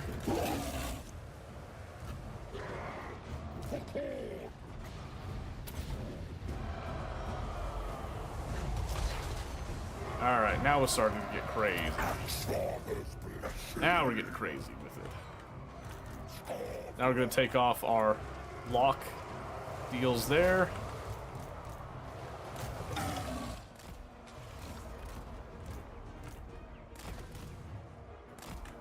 Couple of waypoint bits here just to get these guys to go out and around if possible. Trying to knock out Ironbrow right now. Try to get those guys just to present a little bit more of a problem for a bit. Come over here to join these guys. Give just a bunch of bonuses, buffs there. Man, he keeps on, like, running away from me. It's kind of pissing me off.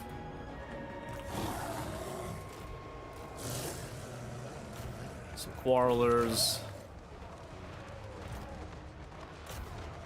There's those troll hammer torpedoes nonsense. Try to get back over there with them.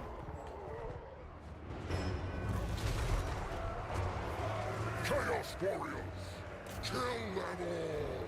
Alright, pull those guys off. I don't want them all on that Thane. That was just a silly targeting issue. Alright. Like I said, I am expecting to lose some units here. I'm not going to be too surprised by that.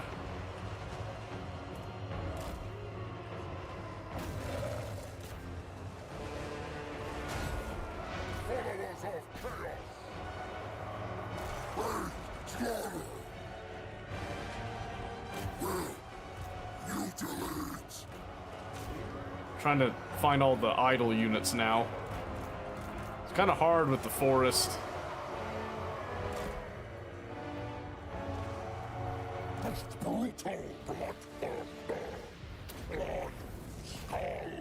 Oh my gosh, come on.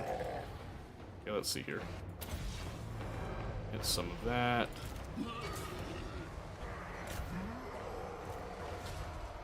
Conquest! Getting that a little bit. Think of the harvest! The skulls!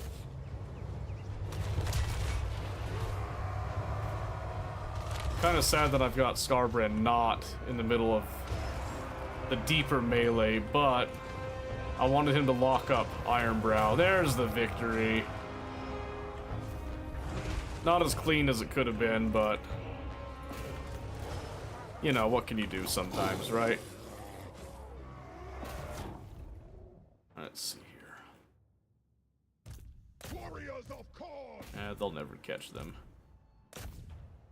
We'll go after that. So did we get the Lord? Yes. Good. Okay. And I think we got most of the larger entities covered now. Since they sallied forth, I just want to make sure we kill as many as possible so that there's less in the actual settlement fight.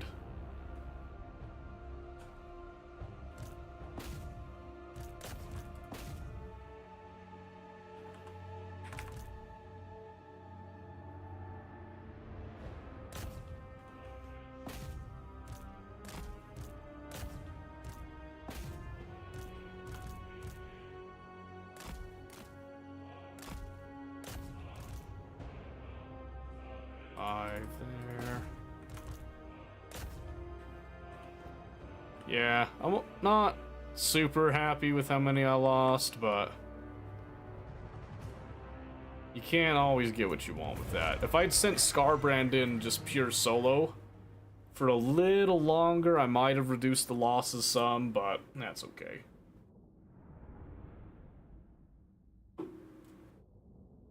He definitely could have taken them with the Gore Feast and all that. Especially in the trees, because then they wouldn't have been able to shoot at him nearly as much. But I think it was better just to play it safe. Keep Scarbrand happy for the more emergency situations, I would say. Okay, perfect. So that's all done. Get some replenishment up. Competent Protector, very nice. Yep, multiple defensive battles, quote-unquote defensive.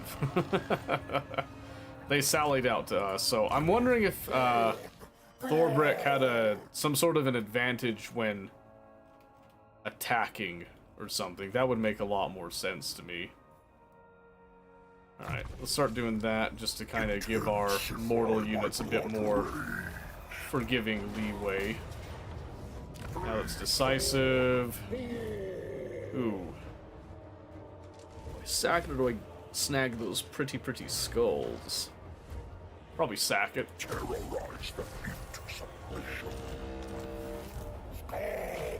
Now that I've sacked it, I don't want to occupy it. Alright, let's see. Yep, that brought us back down to 1. I've got those 3. I'm actually going to... I'll keep that a little while longer.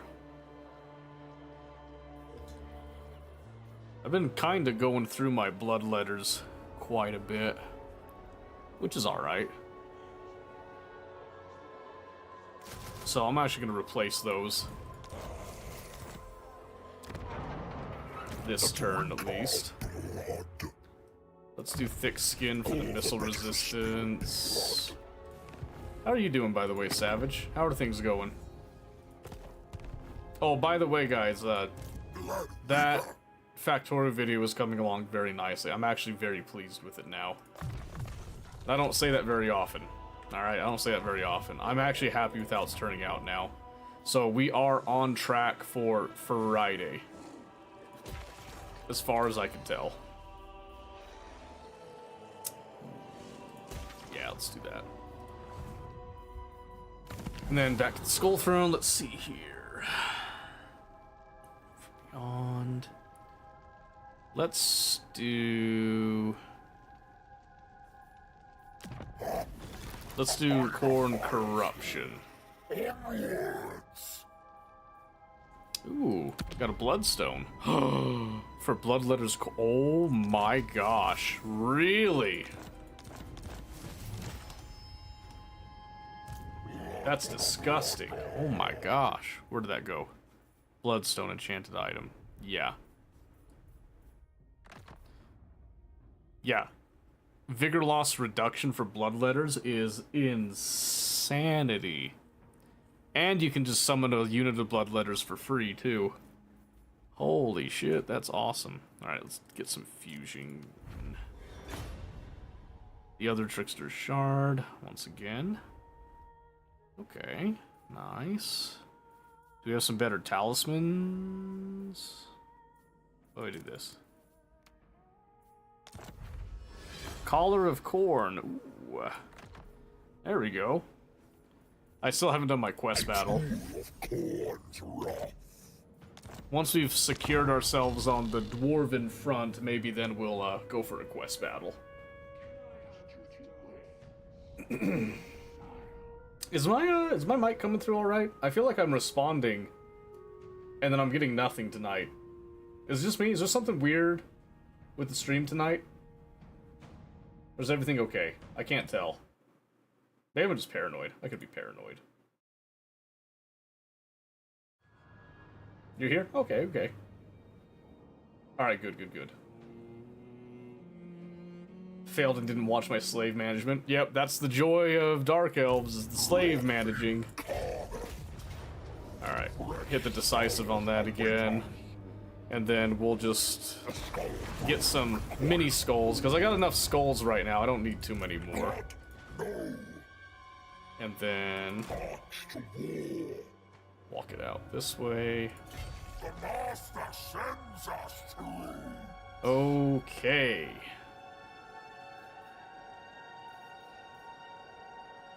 I got an idea, actually. I'm gonna get some more of those hounds. I'm gonna try a little tactic. We'll see how well it goes. Let's hit that. We'll wait on that one. Alright. Try to manage 355,000 slaves and endgame against the United Elf Front. Yeah, I've done it before. I've played Warhammer 1, 2, and 3. I've been there. I understand. I understand. It's what's gonna get you. It's the unique faction mechanics that'll always get you. The little nuances here and there. Okay, good, we got that. Are you playing PvE only? No? No, I've played PvP. We've done multiplayer sessions multiple times here. What does Glare do again? Oh yeah, that's the... Take control of the unoccupied ruin. Let me see here. Ah, Zorn's the, capital over here. Ah, I gotcha, I gotcha, I gotcha. Alright. Tear them apart. Close defeat. Get some siege towers and whatnot. They'll probably sally out. I kind of hope they do. If they sally out, it's much better on the field.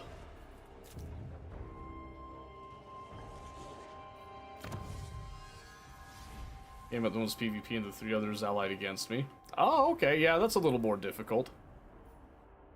Why'd they ally against you? Did you piss them off?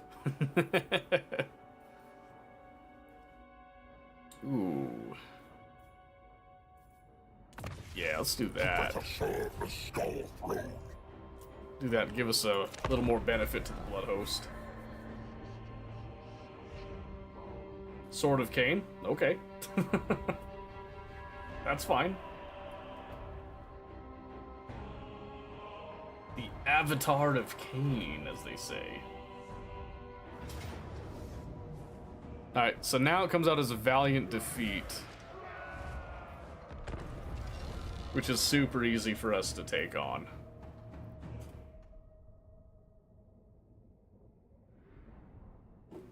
Alright, so here's the idea that I've got. And this is a good time to test it out because we have units that we don't necessarily care about. We're going to try a kind of a multi-stage hit here, right? So what I'm actually going to do,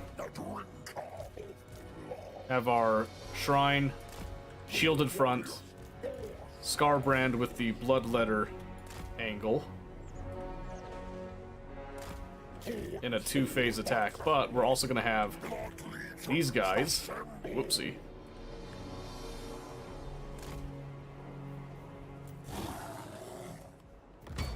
so watch this.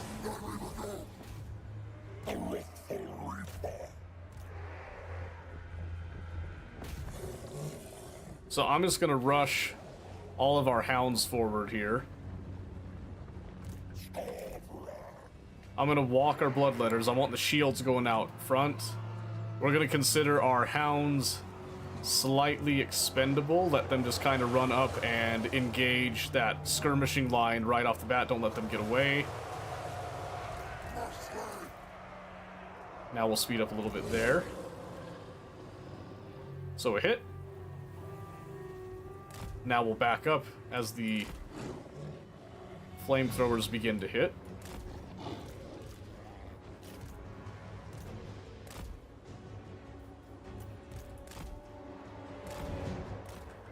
And then we're gonna go get them to go around and flank. Then we're gonna make contact. We're gonna break our control locks.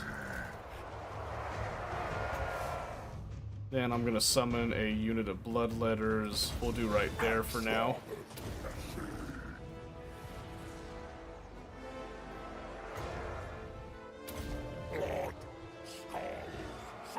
Oh, does he have to go, like, right up to it?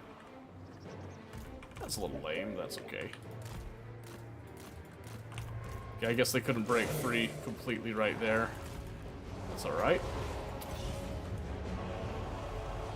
Then there's our summon units to try to lock up some of that.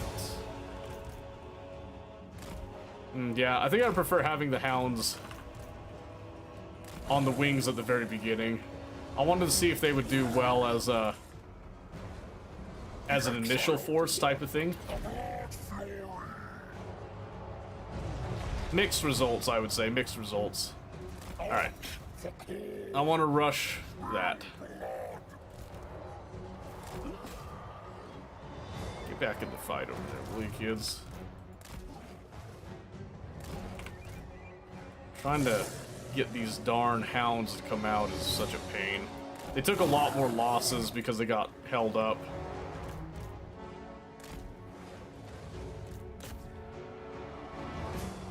Tried to knock those guys out. Big damage on the flamethrowers there, so that's pretty good. Our summoned Reapers there got pegged. I don't like them just being left unchallenged there. Alright, let's do some of that.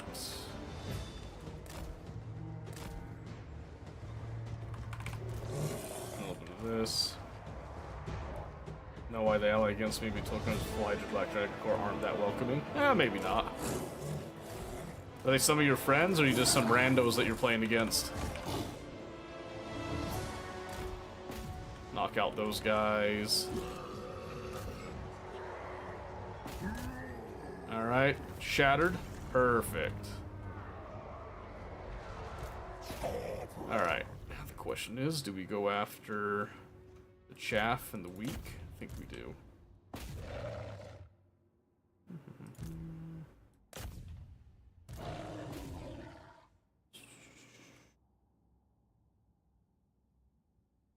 Let's see, where's the rest of my hounds? Did I lose 2 of them? I think I lost 2 of them. Oh, these guys aren't chasing anything, really. Oh no, they're chasing something. There we go.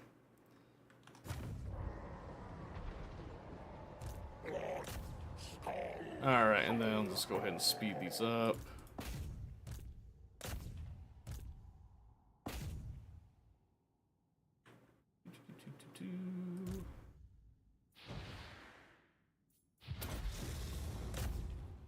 Rage even do anything with him? I don't think it does at this point. That's good enough. That's good enough. Randoms? I gotcha. I haven't played against randoms in a hot minute. I usually prefer to play, like, in a community. I think it's a lot more fun.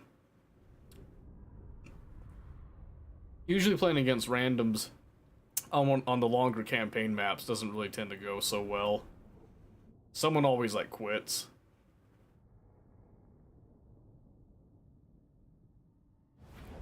With a community, at least you can, like, you know, pick up the game and drop it, pick it up and all that. Yeah, I was gonna say, when you have a group of people that you're playing with, it's a lot more fun because you don't feel like you have to sit through the entire session. You can try to, but you can sit there and then save the game and pick it up another time. Most of the time people die before we have, you know, the pick up the next time bit actually happen, but you know what I mean. Randoms irritate. Exactly, exactly. Ooh, there's that sack value though. Ooh. Can't deny the skulls would be kind of nice. I think we're gonna do the sack it.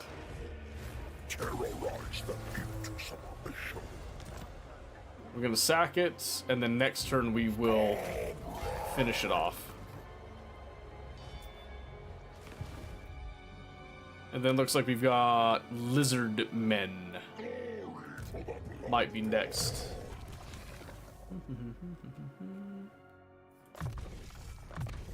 Fellow Venom's Fury. Go. Let's see. Murder, cleave. Alright, now we got a lot of cash. Or favor, excuse me. Got a lot of it, though. Whatever it is, we have a lot of it. Growth. Corn corruption. Yeah, I'll go for that. Go for that. Raging denial. That gives us all the blood letters in a blood host are replaced with exalted blood letters, which makes our blood hosts that much better. Just that much better. Who's over here? Khemri took over Orion's camp? That's hilarious. I love that. I love that.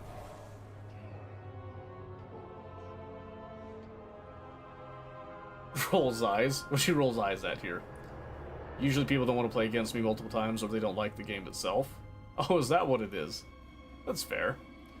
Playing an RDS, I'm looking for a casual bout where you dip out 10 minutes in because mom says your pizza rolls are ready. I've done that a couple times. There's a few games where, like, playing against randos is fine because of how matchmaking and the game itself works. Like Company of Heroes, that series, usually doing the random, you know, rank battles and stuff is fine because it's how the game works. These ones, it's a lot longer. Sins of a Solar Empire is one I tried to play with randos, and I ended up not really enjoying it. It's better if you find, like, a small group of people that will consistently play. Oh, what? What? How did that settlement get so many people? I'm not willing to give up those units. We'll siege it. They'll come out. They'll come out. Guarantee it. No siege equipment. Oh, excuse me. I have no time. What? Isn't Scarbrand like a siege attacker? Hold on a sec. I could have swore he's like a gate crasher. Yeah, siege attacker right there. He is the siege equipment. What do you mean? Whatever, fine. We'll do like a unit of towers. There. Is that better? That make you feel better, game? I'm glad. Thank you. Let's see. Let's hit that. Let's do... Ooh. Cultist camp for iron. I love it. That's great. Played against my ex. Taught me the game. I thought he was really good. He told me then he doesn't want to play against me and risk that you basically never hear from me during the game until at 1.0 overrun you. Okay. Your ex, huh? Did they leave you because of the game? I'm sorry, that's mean. I shouldn't say that. The games, they try to counter that by replacing the forfeiting player with bots, which is an awesome idea, but not for obvious. Yeah.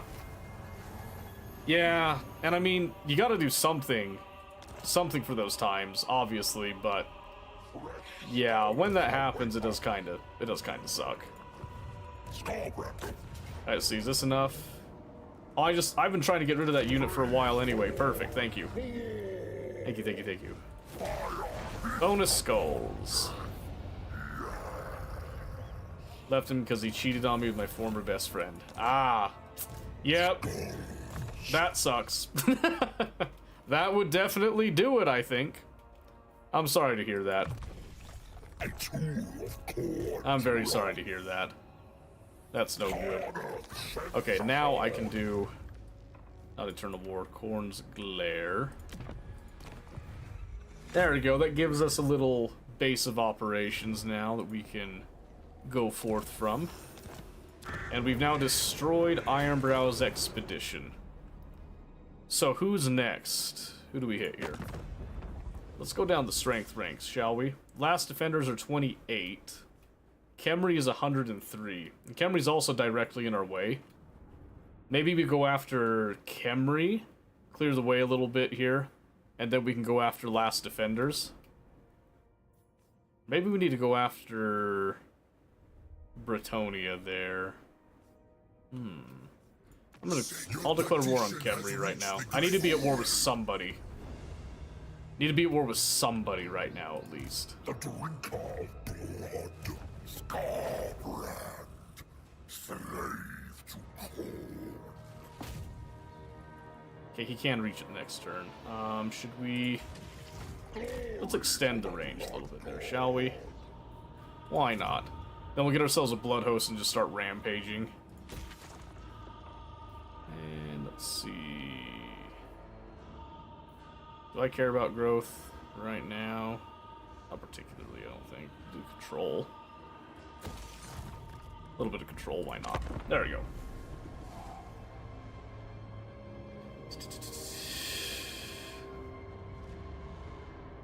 It's only because she let him win. So my former best friends I got told and that very good. Probably since she thinks video games are for children, she doesn't play them. Yeah, I've met a couple people with that same sentiment.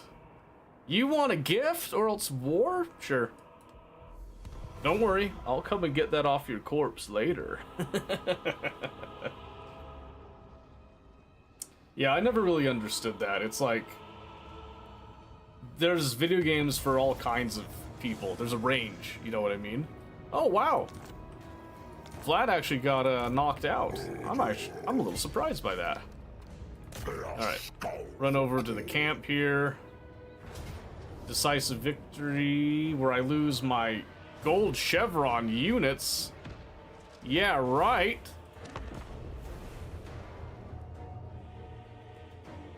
Now Scarbrand treating you? Oh, I love Scarbrand. I always have. I'm trying to see if this is good for beginners. Because for those of you that are new here, I've been starting to make beginner level content for Factorio and Warhammer. I'm in the process of finishing the first Factorio video by Friday, but I'm trying to kind of decide what faction to do for Warhammer. And it needs to be like a Warhammer 3 base level, is what we ended up deciding with it. So I'm trying to decide what faction would be conducive to a newer player that has, you know, pretty much no knowledge of how to play Total War in general.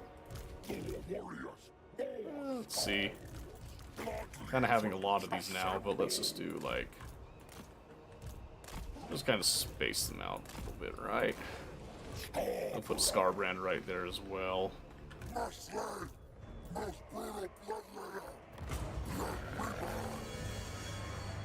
Just start doing some of that, and then... I'll actually have those two go over there, and then those three go that way. Very traditional 2-off. So yeah, but it was suggested to me to do something that's a Warhammer 3 no DLC faction, basically. And I have so much of the DLC, I don't remember what is and isn't DLC anymore. Gotcha. Yeah, exactly. Exactly. So it's like something that if someone were to just buy Warhammer 3, and they just kind of pick it up then and there, what would be a good faction to start with? So I'm totally open to hearing ideas on which ones would be good. Let's see. What happens if I just like run these guys out into the forest there, huh? Yes. I know these guys were a little low already.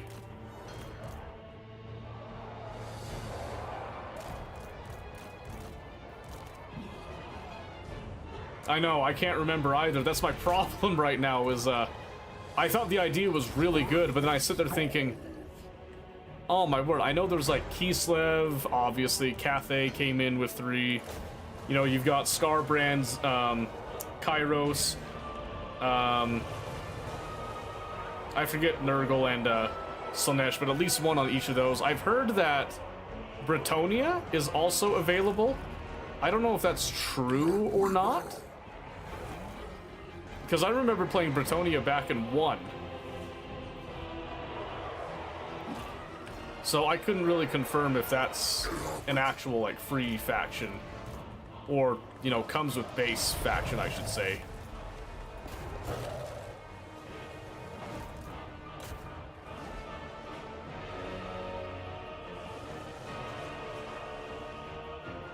Got told to start in the 3rd as the Asian faction.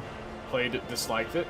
Yeah, that's kind of what I was thinking. So, I had a couple people suggest Cathay, and I think it's because Cathay has a largely traditional styled army roster. But I think the issue is that because of the harmony and stuff, it can kind of be a little weird on the campaign map. But then you've also got Cathay is very missile heavy as well, it feels like.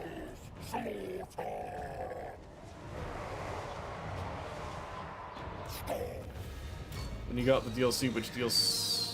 Oh, we got the second, which DLCs you unlock them in first? Honestly, I can't remember. It's been so long, because I got Warhammer 1 when it first came out, 2 when it came out, and then 3 when it came out. I got them each one because I was so excited for them. Yeah, I don't know why it told me I was going to lose those unit cards. Get out of here. Get out of your stupid game. So I don't remember. I don't have everything.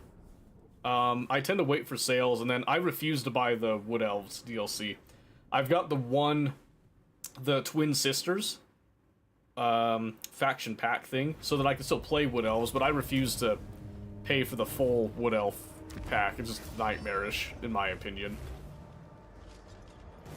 Okay, so here, I'm gonna go for Bloodletter. Not Bloodletter, Bloodhost, excuse me. There we go, yeah, we got a nice 15 stack. It's not the super good stuff right now, but still pretty good. So yeah, I think we start rampaging over here. We need to be ready to deal with the Empire and Bretonian factions, I think. So that's what we're gonna go with there.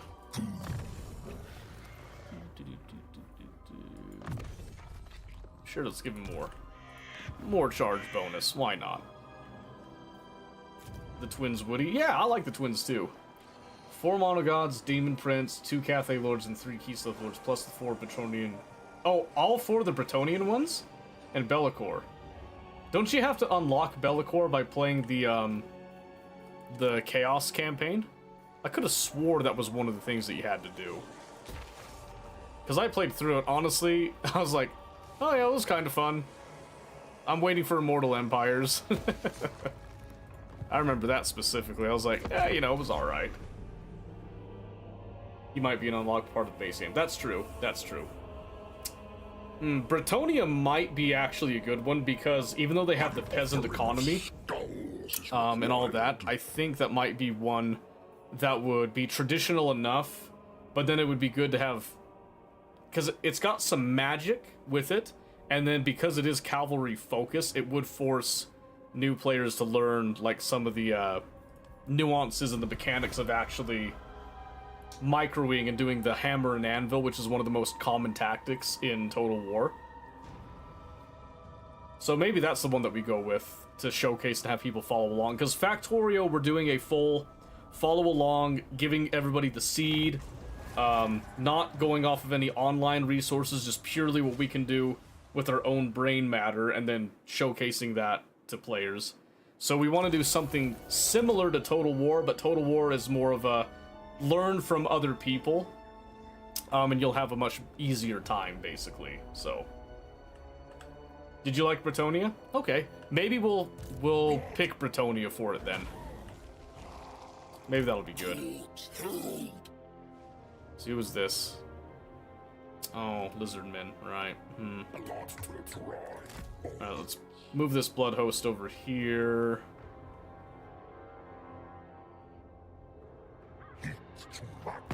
How strong are they? They're rank 4. Really? How did they get to rank 4? Huh, Tic-Tac-Toe? You usually don't have this great of a start. What happened? Who shit the bed on your end there? Very interesting. Hold the hell up. Wait a second. What? Hold on. Is that... Tomorrow. And that is Kairos. What's he doing with the settlement over here? I was like, am I seeing that right? Huh. Dang, he actually got... He got pretty strong, too. Very nice. Never played Bretonia? Oh, man. I like Bretonia because they have this really, really cool Arthurian legend aesthetic and stuff, right? Which is offset by the French. Which is one of my favorite jokes. I love that. I love that. I do not want to fight a settlement battle if I can avoid it right now. So let's see if they sally out. They probably won't.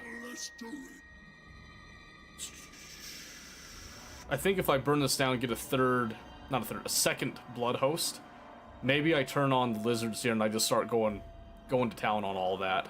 Might not be a bad idea. Let's beef up a couple things again. Do I even want defensive supplies? Do I care about defense? Not a whole lot. I'll just do that. Get some more skulls and corruption going. Oh, right. I haven't done you yet, have I?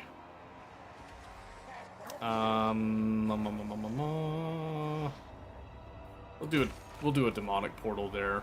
And then let's do you. Boom. Yeah, exactly. I was thinking that with the cav is because it's similar, it's traditional, but you've got the cavalry, you've got the peasant economy. That's a very unique mechanic on the campaign level to manage. And then because your infantry is just generally trash, you can't just sit there and like smash face in like you can with Khorne factions and all that. You have to actually use them for their intended purpose as a holding line to buy time for your real units to come around and do their work, basically. So, I think it's what we'll end up going with. Alright. Starting to kind of fill in lines here. Aw, man. I wasn't paying attention. They filled in that line back there. That's okay, though. That's okay. And they did not come out from their settlement. Close victory. Alright, let's see. Yeah. Knock out another blood host.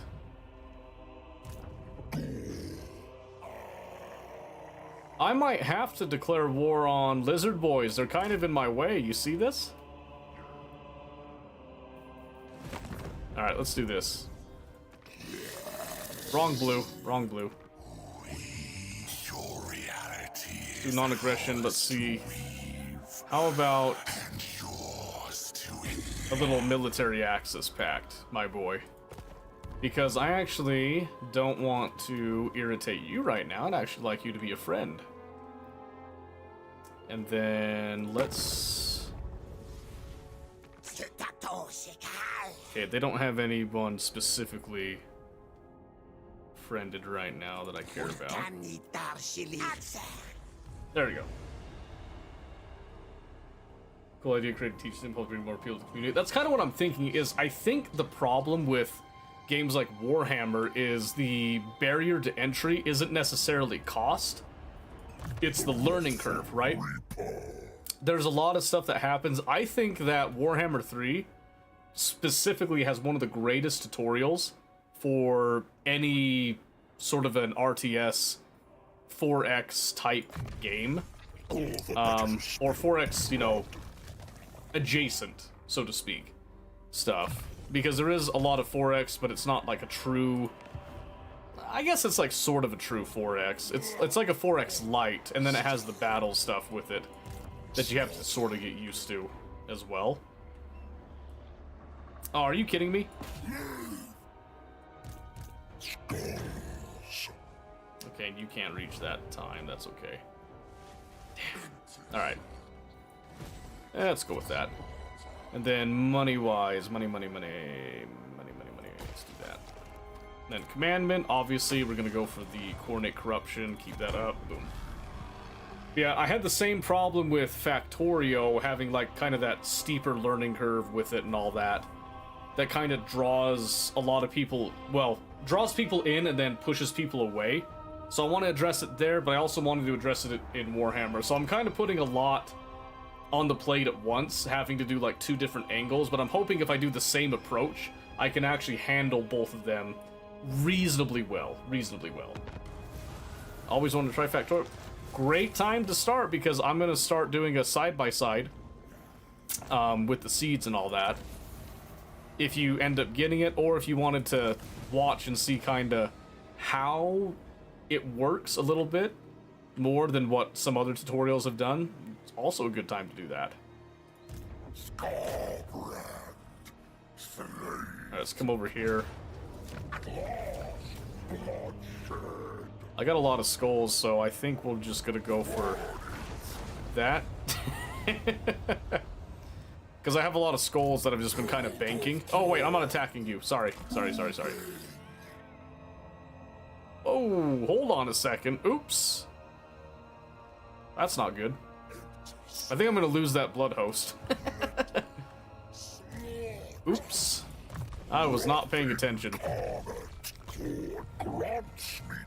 Alright, let's see here. So...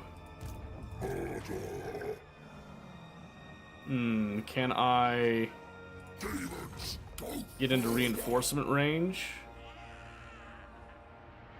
I don't know if they have a lightning attack or not. Oh, he's level 16, level 6. Learning more feels for feel like watching a skill tree in Path of Exile. Yeah, it's the it's the sheer amount of it. I used to teach people to play Tarkov, and one of the main things with Tarkov that would really trip out people was sensory overload, where you just have so much going on at once, and you have all this information coming in a raid, but you feel like you have no time to actually deal with it, that it can kind of get much. It can get a little bit much. Okay, I think I sent a blood host that way. I'm gonna have Scarbrand come over here to try to start dealing with this. So let's have this initial blood host follow here. I think... You wouldn't happen to have a garrison, would you? Sort of.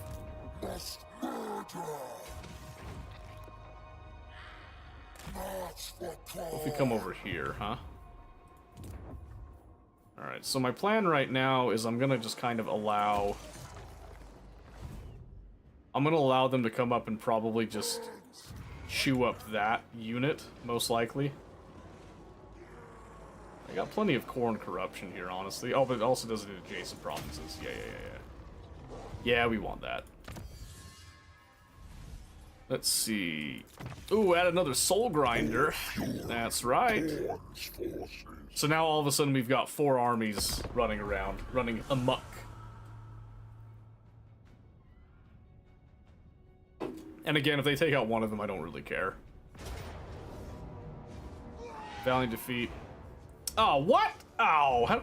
They went for the double stack? Oh, they got 3. Valiant defeat. Tlaqua. Oh, he's got his legendary stuff. Ooh.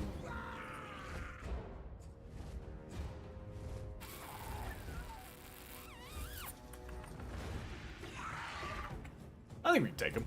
I think we can take him.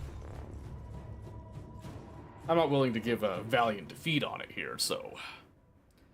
Let's see, they got Salamander hunting packs, got some of their Pterodons. They got a lot of flying units, probably why it gave them a bonus with it. A lot of their other units are going to be close range here.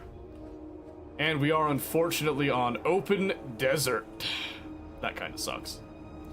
Alright, let's see here.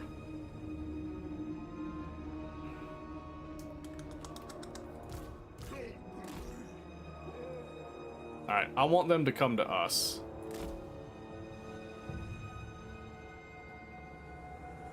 I don't think they get anything super serious on the reinforcements here.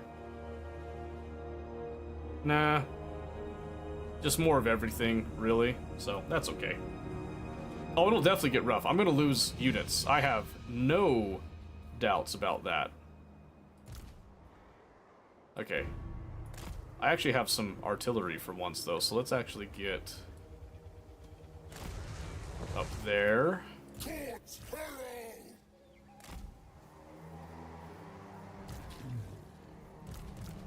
More demons! More light! Yeah, we're gonna have these guys kind of form a line right here. And then I want to do Slay together!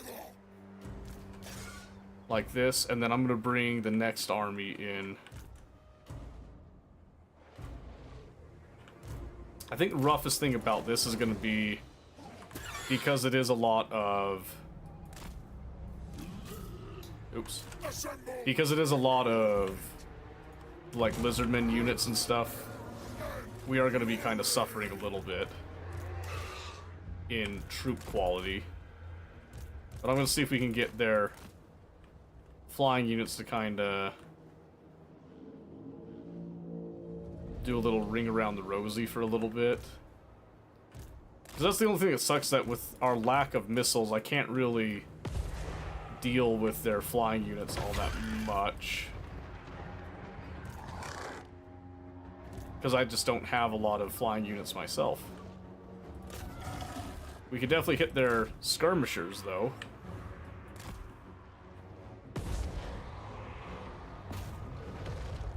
And the salamander hunting packs.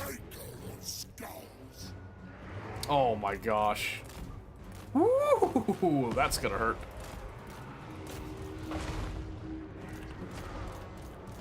Luckily, this initial blood host, again, is largely expendable. We might actually just run these guys in. I think I'm gonna do that. Try to get our skull cannon to get some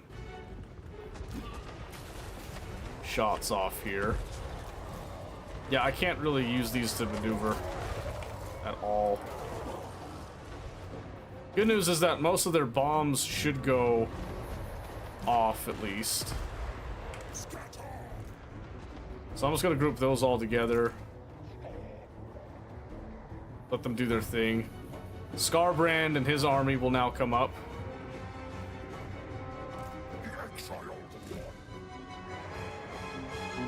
Did I actually manage to get all that? Yep. Okay.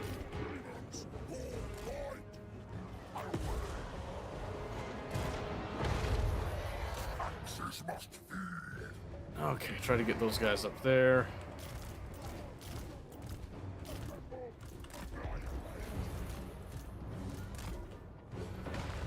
Let's come over here. Like 3 on the left. Oop.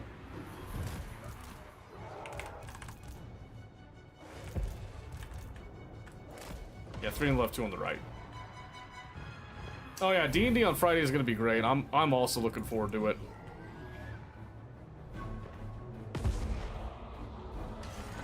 I'm hoping we have enough missile resistance here to kind of weather the storm a little bit.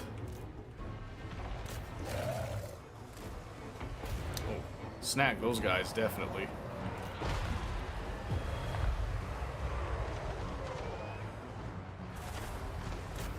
Got some red-crested skinks over there now.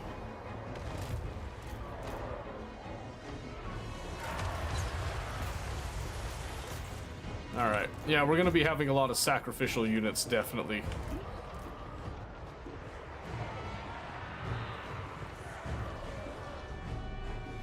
But most of our army is here right now. I think we can maybe use that to our advantage some. I'm hoping that most of the losses just go onto the Blood Host itself.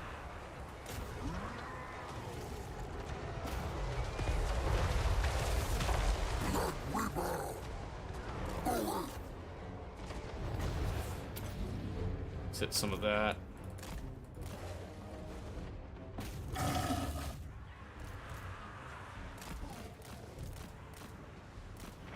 Come on.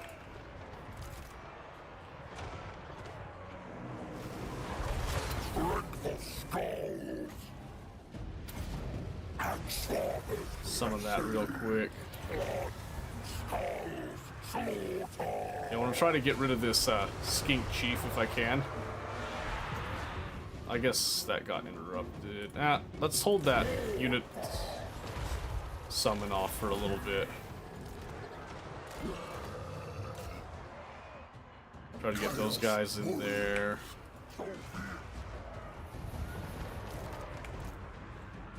I'm just kind of using my hounds as a delay tactic now. I've already lost one of them. Just having them kind of sit there and hold off a little bit. I did manage to get their numbers down to my angle. Enemy reinforcements. Oh, there's still some coming? I guess they had a couple more in reserve still then, huh? Okay, Skink Chief is running. So now I want to get him over there. Including these guys, just start running over this way.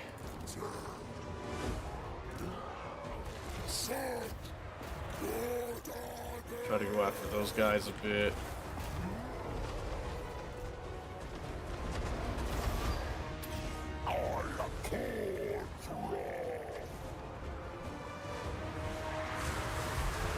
There we go. Just kind of try to, you know, toss them up, lock them up a little bit.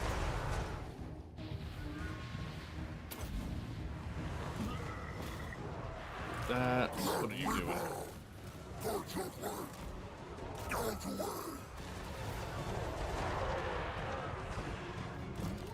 Yeah, I've got a lot of units that are idle. The good news is that once they run out of missiles, they have to come down to us. We'll definitely tear their Pterodon riders apart.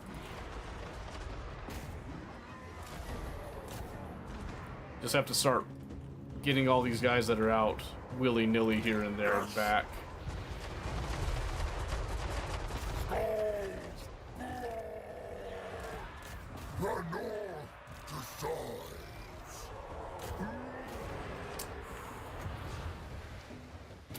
Yeah, this sucks. Okay, Scarbrand's got to go after the missile units. All the hunting packs and stuff are starting to tear him into him a little bit.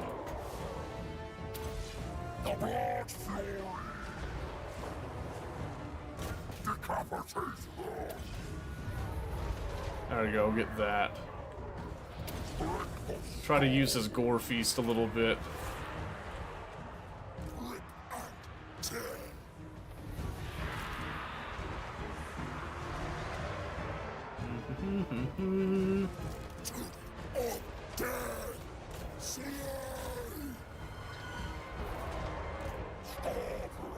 Okay, trying to see if I can get Scarbrand to gain a little bit of HP here.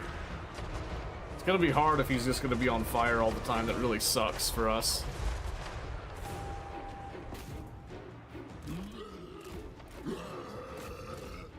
I am losing units. This is probably gonna end up being most likely a Pyrrhic victory.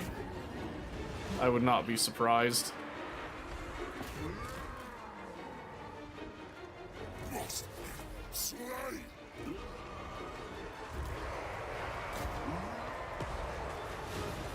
Try to consolidate more. Alright, so those are now running. Now we can go after the hunting pack. Hopefully before they tear us apart here. Because we need to get him into melee quickly, I hope. Oh my gosh. Stop them shooting, and then he should be able to use the gore feast to start getting back up to snuff. Unless they just run? And he's still getting shot at. That's not good. Get the rage off there. What are we looking at here? Okay, it's close.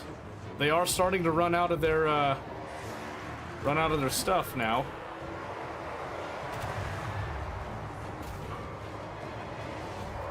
I'm gonna try to consolidate everybody back to Scarbrand. We're banking on Scarbrand. Axes must feed. We got some routes going on. I need to get him back into melee. He's got to keep feasting as much as possible.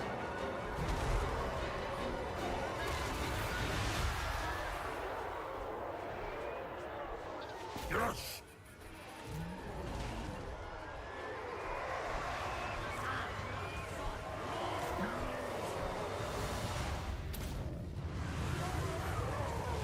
Come on now, come on.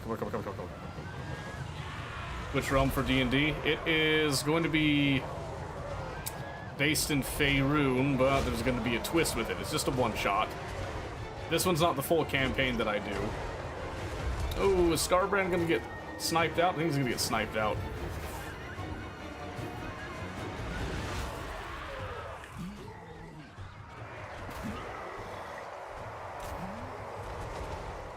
Stay strong, Scarbrand.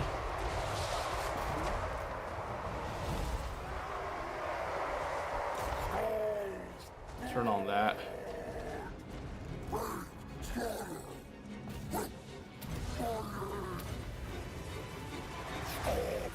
Ooh, I think we're gonna pull it off. Yes, we got ahead of them. There's more of us than there are of them now.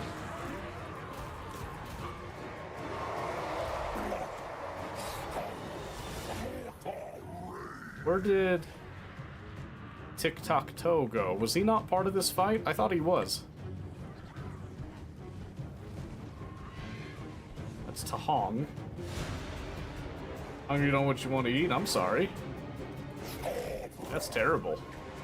That is not in existence. Oh, I did not mean to click that.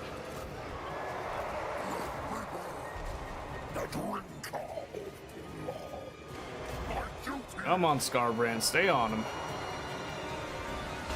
Yep, we now are double their forces in size, which is now just a matter of time. Start keeping this up, and then a little bit of regen going on there because he's still chewing through them.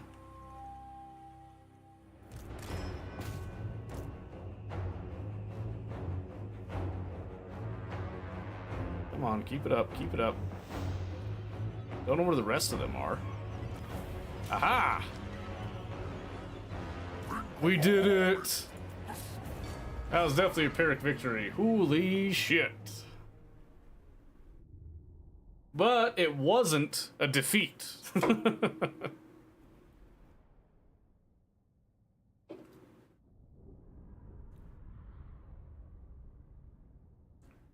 I don't know how many unit cards I lost on Scarbrand. Hopefully not too many. GG, yeah. Whew. Oh my gosh. They had a lot of high chevron units in that one too, so... Whew, that was really close. Let's see, okay, so Scarbrand we lost...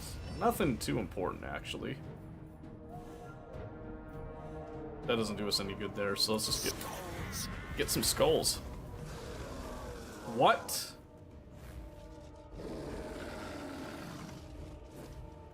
Are those gold chevrons? I can't see. Oh, they are. Ooh. I don't know if I want to lose gold chevrons here. Yeah. I think we manually fight this one so I don't lose those gold chevrons there. Don't want to lose them. So as much as it sucks, we'll do another manual one because I'm not losing gold chevrons for this one. And then I'll just need to make sure Scarbrand can regen a bit. He's at 1243 right now. Get him into the gore feast, whatnot. Alright, so what we're gonna do, Scarbrand and this guy go up. We'll keep everybody else in reserve. Actually, we'll pull these guys. These guys have enough HP, they can come up, so we'll do that. We're gonna keep everybody else back, though. Manifest best part of the game? Oh, yeah. See the AI calc issue you meant? Exactly, yeah. So, when you're playing single player, obviously you have more options for manually fighting and stuff.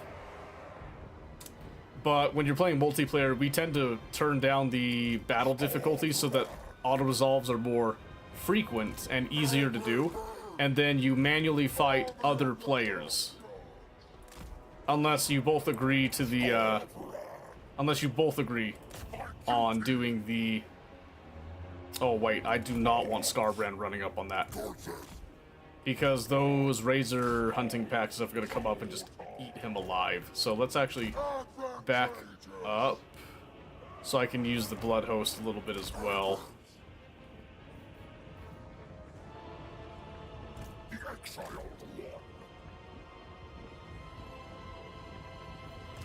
You know, I can expend these guys. I can get more hounds easy. I don't need them to be high chevron. Quarter 13 rank, 8 long range, high damage. See what it says I would lose. Yep. And then you go and fight it, and you'll get like a decisive victory. Exactly like that.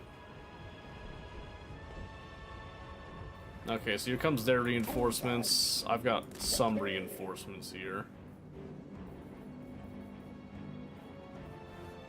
Yeah, I'm reducing the size of my army, attempting to save my more precious units right now. Yeah, there's the magic bit. Okay. And use the dogs to try to go hit the hunting packs. Man, just dodge that a little ways.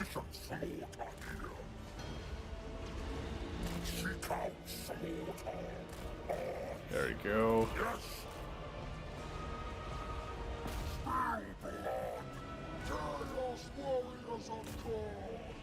Yep, so right now the goal is get Scarbrand in melee without him suffering too much missile damage, and then he should be able to get Gore Feast off that. Yep, that's perfect. Now that we're here.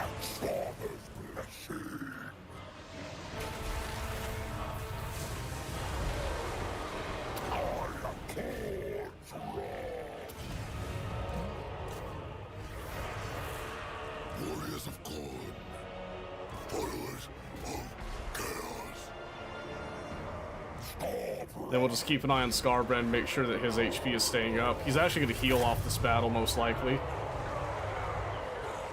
Death embraces your lord? What? Oh, the Blood Host Lord. I was like, better not be. He's actually healing off this battle, which was the whole point.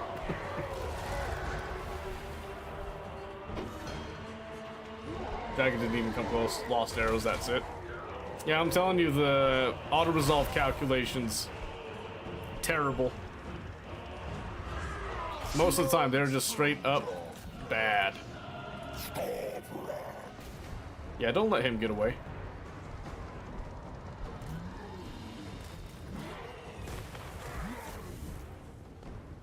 The drinker of blood.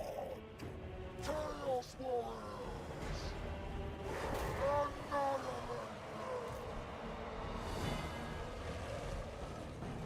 Campaign is a mod verse they're worth looking to. Yeah. Right now, I'm trying to do, on my own personal campaigns, I'm trying to get the achievements for just doing the very hard legendary campaigns for all the factions in 3. Once that's done, then I'm like not opposed to mods, but you gotta keep the achievements alive, you know what I mean? Hold on, we gotta heal more. Come here, you. Perfect. I think I'm gonna get through this without losing a single unit card. Shouldn't it be forcing them to land now?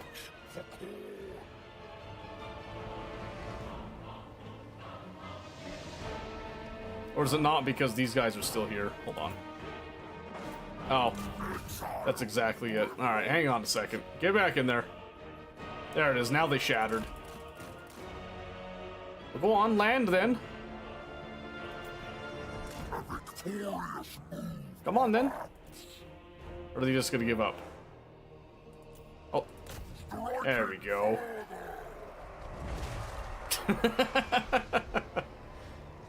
We actually gained 1,000 HP off of this battle. Oh my gosh. Give us a little more, huh? Come on, come down.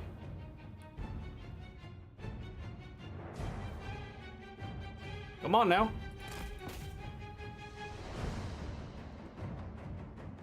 There you go, 1,100 now. There it is, jeez. I can't even hit those now. Decisive victory, thank you. Thank you. I start third and play for an hour, the game just crashes. Well, still be 24 years is enough service time. Damn! A 25-year-old laptop? And you're playing Warhammer on it? Oh my gosh. That's actually super impressive. Yeah, I didn't lose a single unit card. Not one. Not a single one. Thank you. Get a little replenishment off that. Okay, so really Skarbrand's army didn't get that much weaker other than obviously having to replenish a bit, but even play World of Warcraft on it. That one actually doesn't surprise me because I feel like World of Warcraft is one of the more better optimized for older systems. Kind of like what League of Legends does a little bit. Where it's like really pretty and stuff, and older systems are actually very capable of playing those, which is surprising. Alright. Straight to Khemri, hit the capital. Boom! Pyrrhic victory. Easy sell, boom. And let's get some skulls back, thanks very much. Easy sell. Yeah, I just fought the lizards, then I turned around to the bone boys and gave them the middle finger while I was at it. Alright, let's see. So we got that. I'm pretty sure you're toast. You got nothing left. Then over here, yep, this one came in with the research that gave us the exalted blood letters. Ooh, whoops. That might have been a bit premature. That's okay. Alright, let's see. I've got 5 slots. What do I replace with? I'm not gonna do as many of the Huns this time, I think.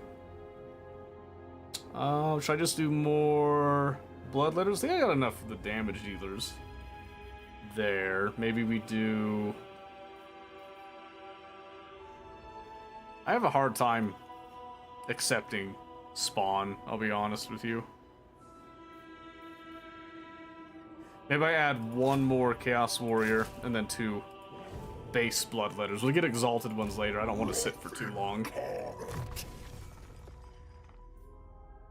Can't play League since they had the new Vanguard update. Cuts my laptop because system's too old. Oh, that sucks. I'm sorry to hear that. I personally enjoy League a lot, so that does hurt. That does hurt to hear. Ooh, Deadly Onslaught. Cool, cool, cool. Maim. A little bit. How about another maim? Very good, very good. Okay. Let's see.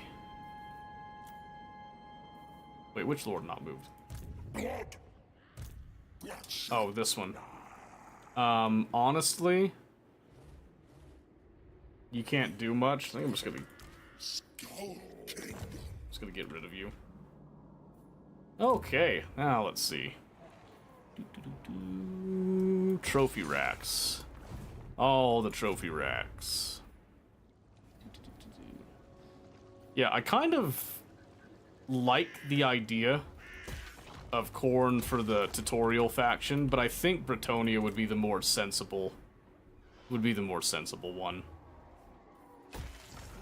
Almost dead positive. Windows XP. Aw, really? It was running XP? That's actually my favorite Windows operating system. Okay, so this one says Valiant Defeat. I'm gonna try running away. I didn't think so. That's fine. I don't know. I don't know. I've got a bunch of exalted bloodletters. I think we win that. I think we win that. We'll find out. We'll try it out. Send it.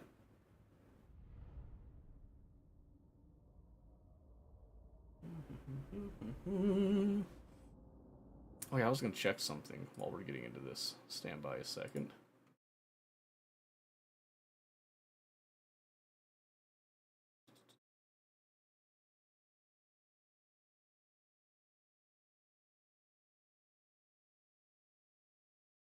Alright, I was just checking something. Okay, we're good now.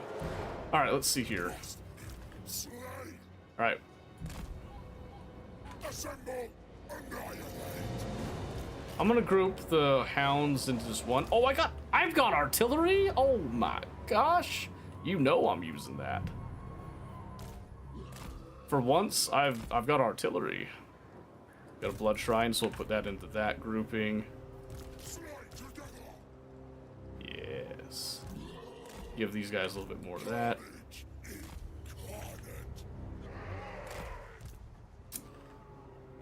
These guys are my vanguard. I got some really good cavalry now, so we're gonna use that. Kill all carnage! Okay, let's see here. 4,000 hours on Scarbrand? What? Scarbrand and only Scarbrand? Really? Yeah, that's a little insane to me. Oh my gosh, my pooches are being torn apart.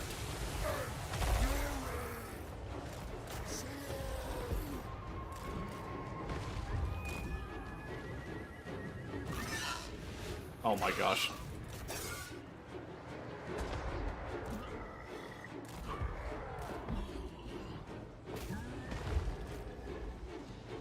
Yes, done for carnage!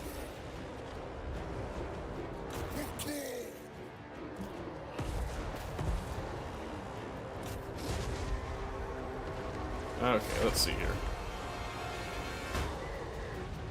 Oh my gosh, they have a quaddle. I didn't see that. Ow!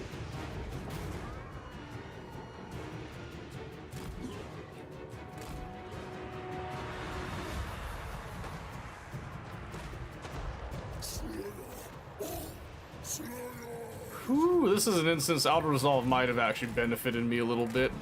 Oh my gosh, my Blood Crushers just got annihilated.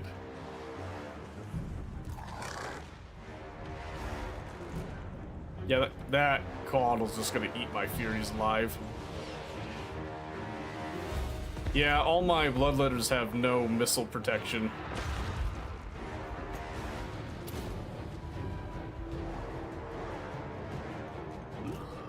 Well, might as well get these guys in.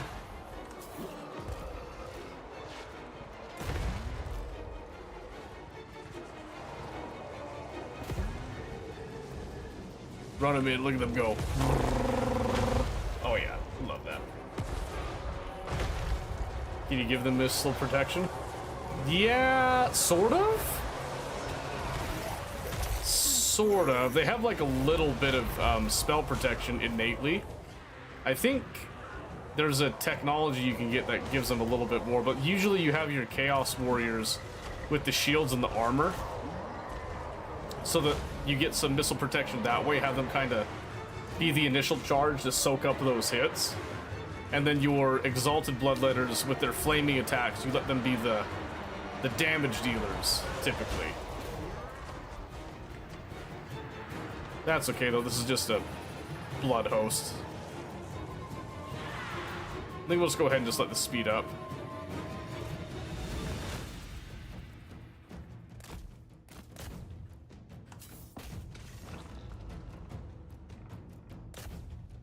Yeah, they're just gonna get picked apart a little bit here. Get that. Alright, I got one of their lords dead at least. Can we chew that guy apart too with our dying breath? Hold up. Wait a minute. I think we still lose, but hold up. Can we get a little bit more before going down? I don't think so.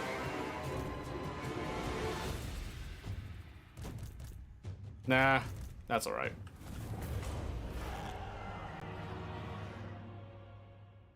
Usually use the mortal units as shields. Yeah, they're kind of designed that way. Man, we were so close. So close. Too many flying units, though. That's our one weakness, I think, is the flying units. Without missiles to really answer them, you're just kind of stuck with, well, you have to sit there and take all of their missile fire and just kind of eat it, so to speak, right? But if we had shields, we could eat it. With some relative grace. But we did some damage. They can't really make a move from that end of the campaign now, and that's all that we really care about at this stage.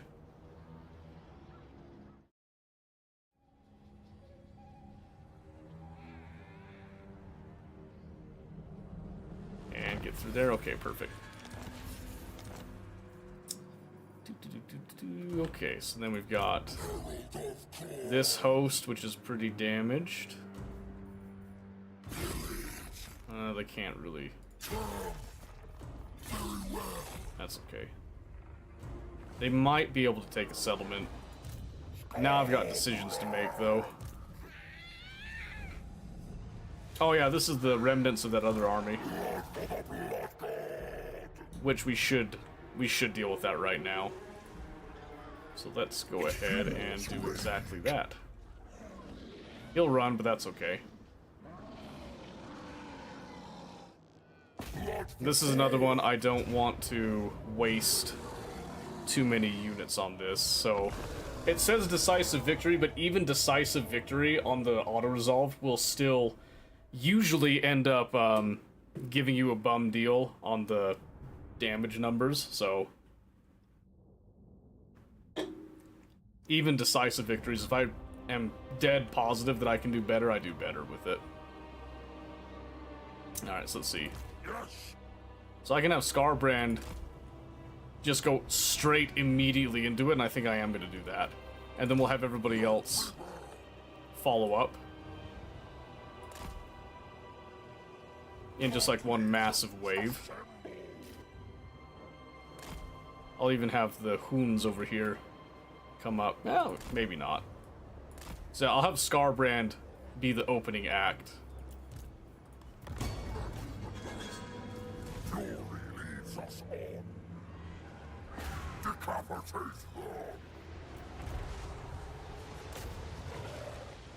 And then I'm gonna run Hounds up because I want the Hounds to come up and lock up some of the missiles that are gonna hit.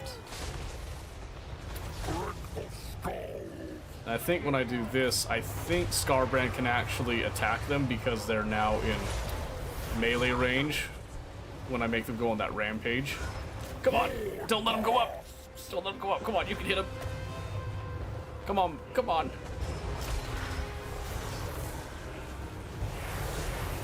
So close. Oh wait, he actually did kill him. Okay, good. Now kill the other one. Give him a whack. Come on. Come on, Scarbrand. Come on, goddammit. Corn damn it, excuse me. Sorry. Yeah! Lizard down. Lizard down.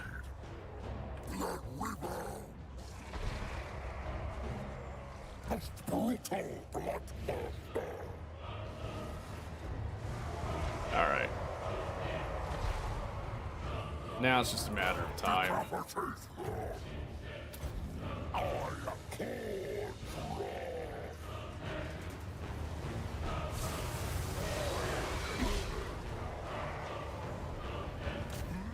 Just use that extra unit of bloodletters to get in here and do something. Yeah, I just know that auto-resolve, even with the decisive victory, would give those flying units way more, just way more leeway than they should really have. Come on, Poochies. Go get the skinks. Get them. Eat them. Oh, yeah. Oh, that was good. Very satisfying. Love that. What are you guys doing? Alright.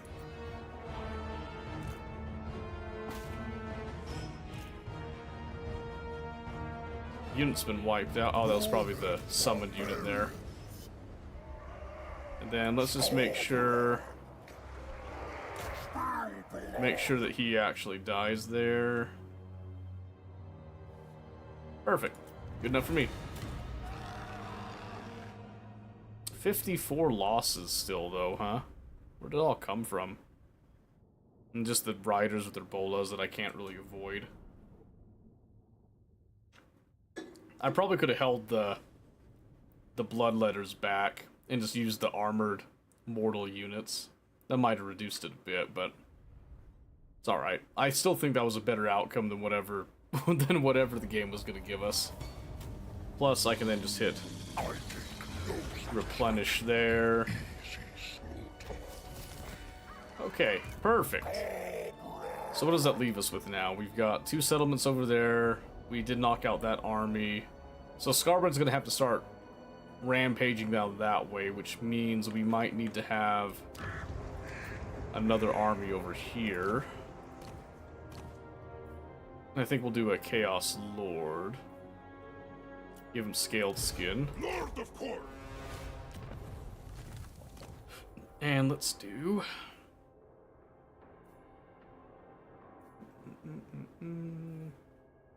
Let's do this. Slaughter begets rewards. Alright, and we're gonna give him some basic units. 7, 8. It's gonna take a while for them to actually form up here, and that's okay. 5 turns so far right there. We could probably do a province thing to boost that a little bit, but that's alright. But yeah, I'm thinking... I think Scarbrand as a campaign is fun. No doubt. But I think Bretonia would fit more into most people's intuitive sense of, oh, that's what this unit does. You know, I know that a unit with a sword and shield is supposed to be better in melee. I know what cavalry do. And then learning the nuances on cavalry with the melee cavalry, regular cavalry, light cavalry, shock cavalry, missile cavalry, all that stuff. I think will be a good prelude to other factions a bit. Look at all these agents on me, that's crazy. Blood awaits elsewhere. Alright, let's see. Not yet. I'm gonna need to start getting some more money. Herald of Then let's see, do you have enough forces? Pyrrhic victory.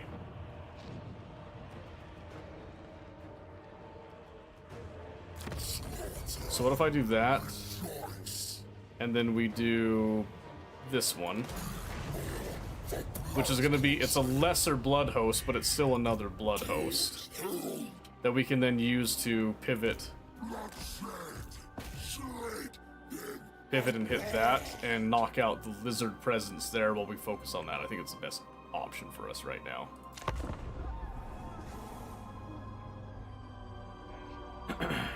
And then hopefully Bretonia doesn't get any wise ideas here and come to really smack us. Because that might make me cry. Only might, though.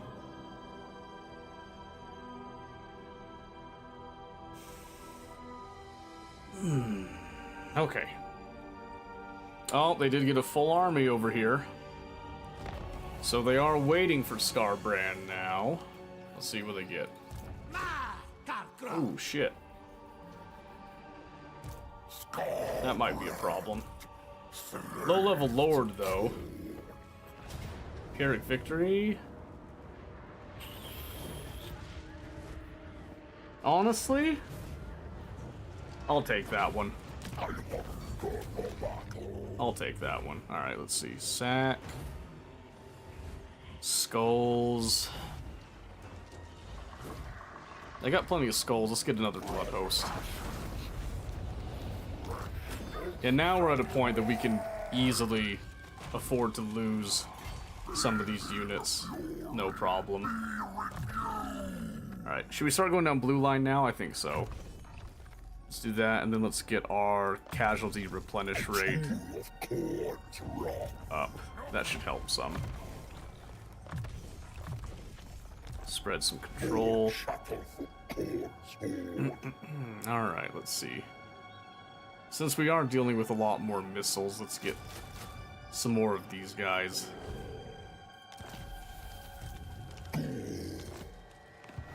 Just to kind of try to shrug off some of those annoying missile issues that we've got. And then this blood host comes over here just to add a little extra to this one. Close victory, perfect. And then we do need a little bit of happy money to keep us going forward, so we'll sack it, and then next turn we will proceed.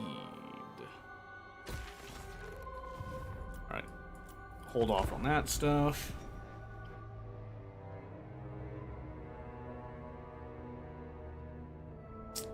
Okay, I think we're pretty much...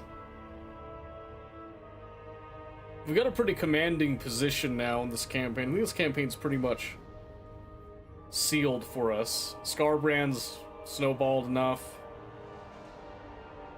I don't see any true threats right now. The only thing that we should probably do at this point is take the time to actually do our quest battle, which I'd like to have our units up a little bit more. Let's see here. Still towards Lizardmen and all that. See, what does this give us again? Recruitment, cost, reduction, corn corruption, passive ability, slaughter and carnage. Ooh. I do really want that. I do really want that. So maybe we... Let's get that done now. This says close defeat.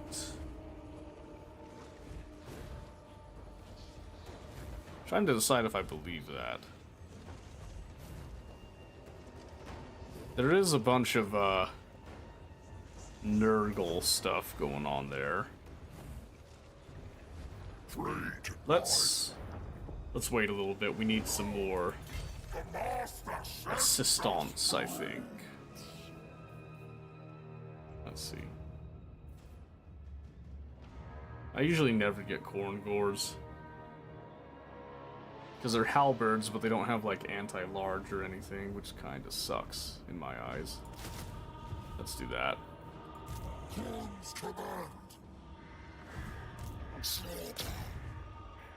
Wait, what? Oh! Oh, right on. I didn't think he would just come and do that. Okay. Well, I don't need these guys now, so we can just go ahead and...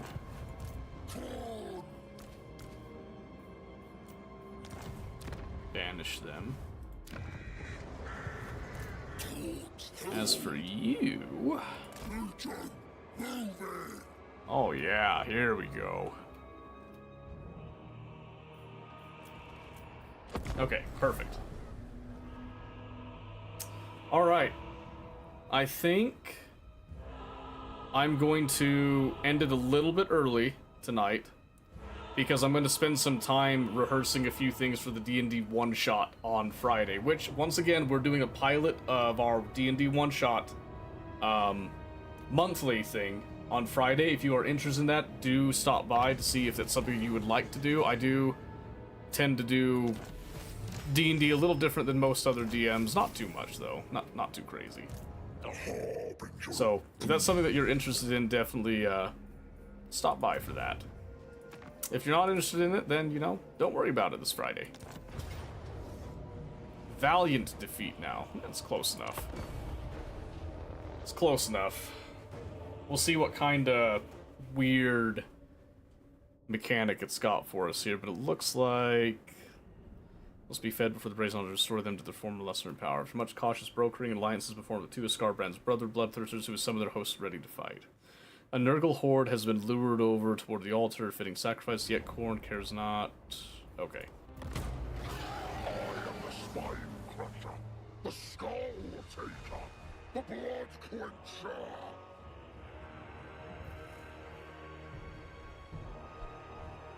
Okay. I am violence! I am war!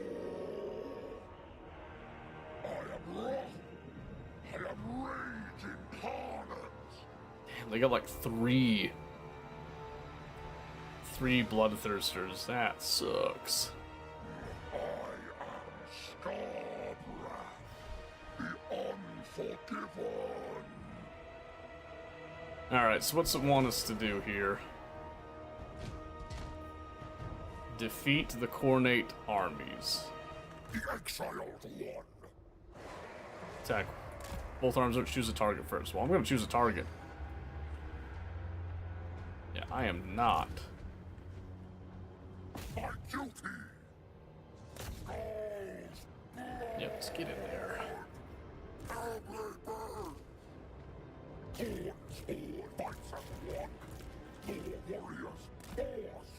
So I'm gonna send Scarbrand in solo to begin with. And I'm actually gonna group up our whole army right here.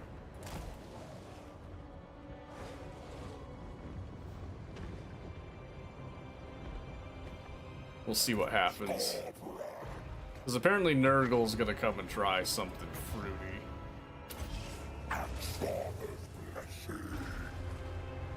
So we'll just start this up right here and now.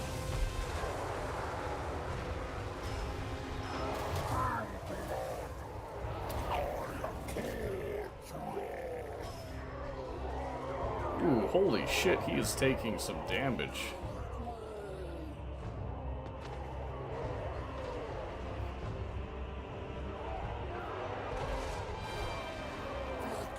Yeah, wow. I didn't think he was going to take that much damage.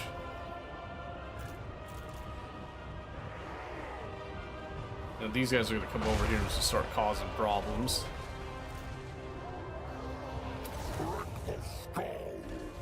Oh my gosh, holy shit. Scarbrand's getting torn apart. I hate the camera on this stupid map. What the hell? Oh my gosh, I might have just shafted myself. I can't get him out.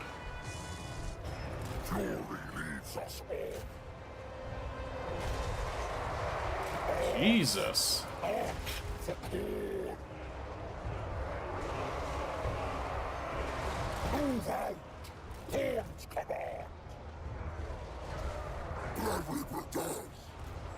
Jesus Christ, yeah, ow.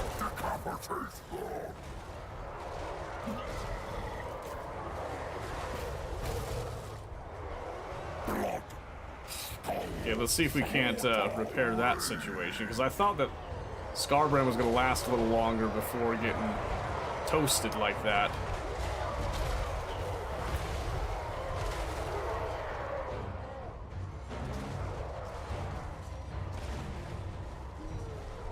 I think he's doing alright now, at least. Thank goodness.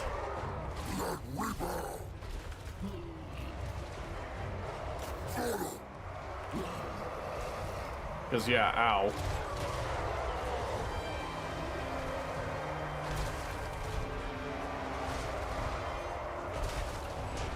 Okay. I'll say he should win that one.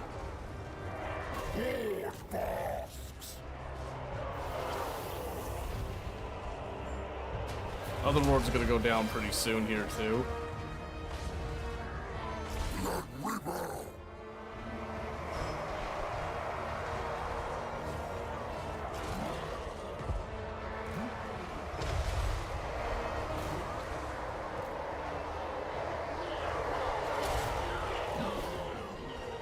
Oh, jeez.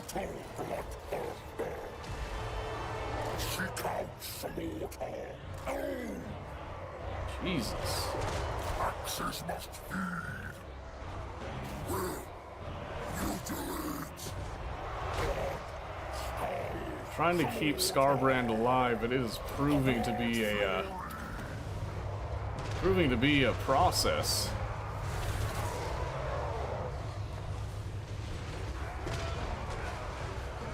He is not regenning as much as I'm used to. I know part of it's just the some of the stat increases, but whew. It's like a 5-on-1 again. Oh boy. Exactly how you like it, eh?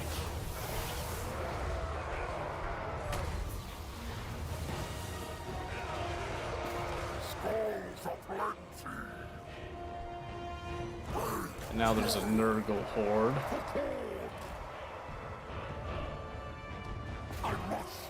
Okay, I want him to run down the Minotaurs just to gain some more HP.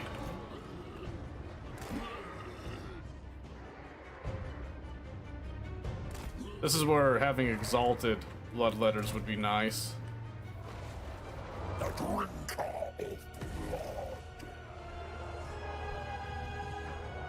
Oh my word, the camera, please.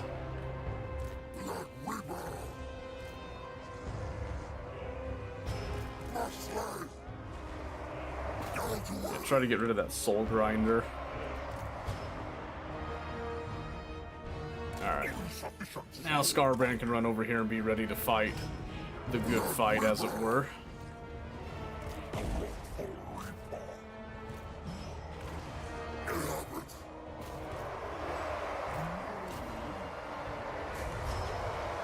Okay, start fighting that.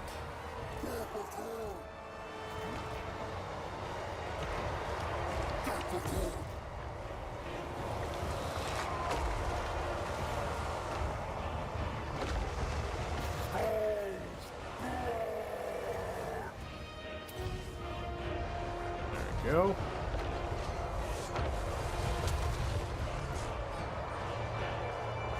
Come on now, come on.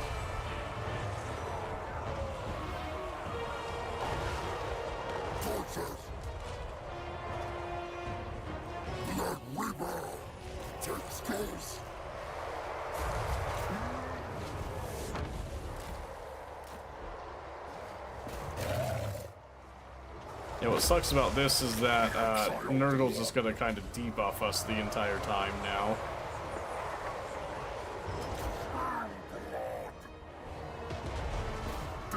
And I don't have the immune to contact effects at this time.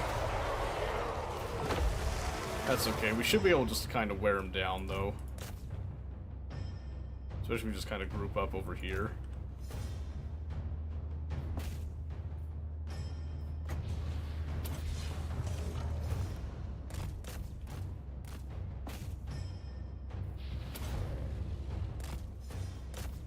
I'm gonna go speed it up.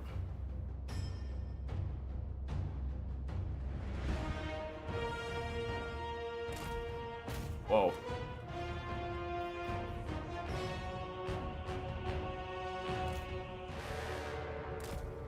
Oh my gosh, there we go.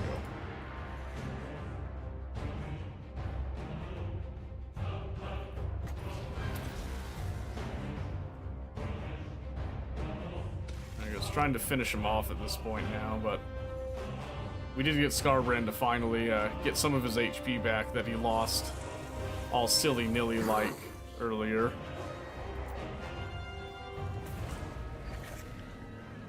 Jeez. Yeah. Wasn't ready for Scarbrand to get evaporated. He's usually not that much of a pushover like that, but I guess, you know, corn on corn action can kind of be a little bit of a pain with that. And that's okay. Alright, check the time here. Yeah, I think with that quest battle done, we will save this campaign, put it down, but I think for sure, I think Bretonia is going to be a better entry level for people, so that's what we're going to go for. And then he did get his Slaughter and Carnage. Yeah. Still has his full army, so that's good. Let me just quickly save a few things there.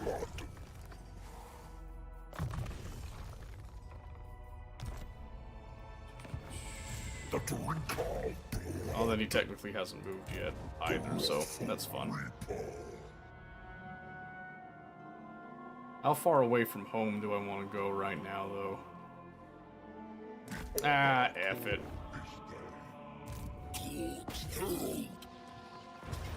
Pyrrhic victory. It's fine by me. I got plenty of money now, so let's go for the skulls. And then a couple of building upgrades. We'll do this. More trophy racks, because who doesn't like trophy racks?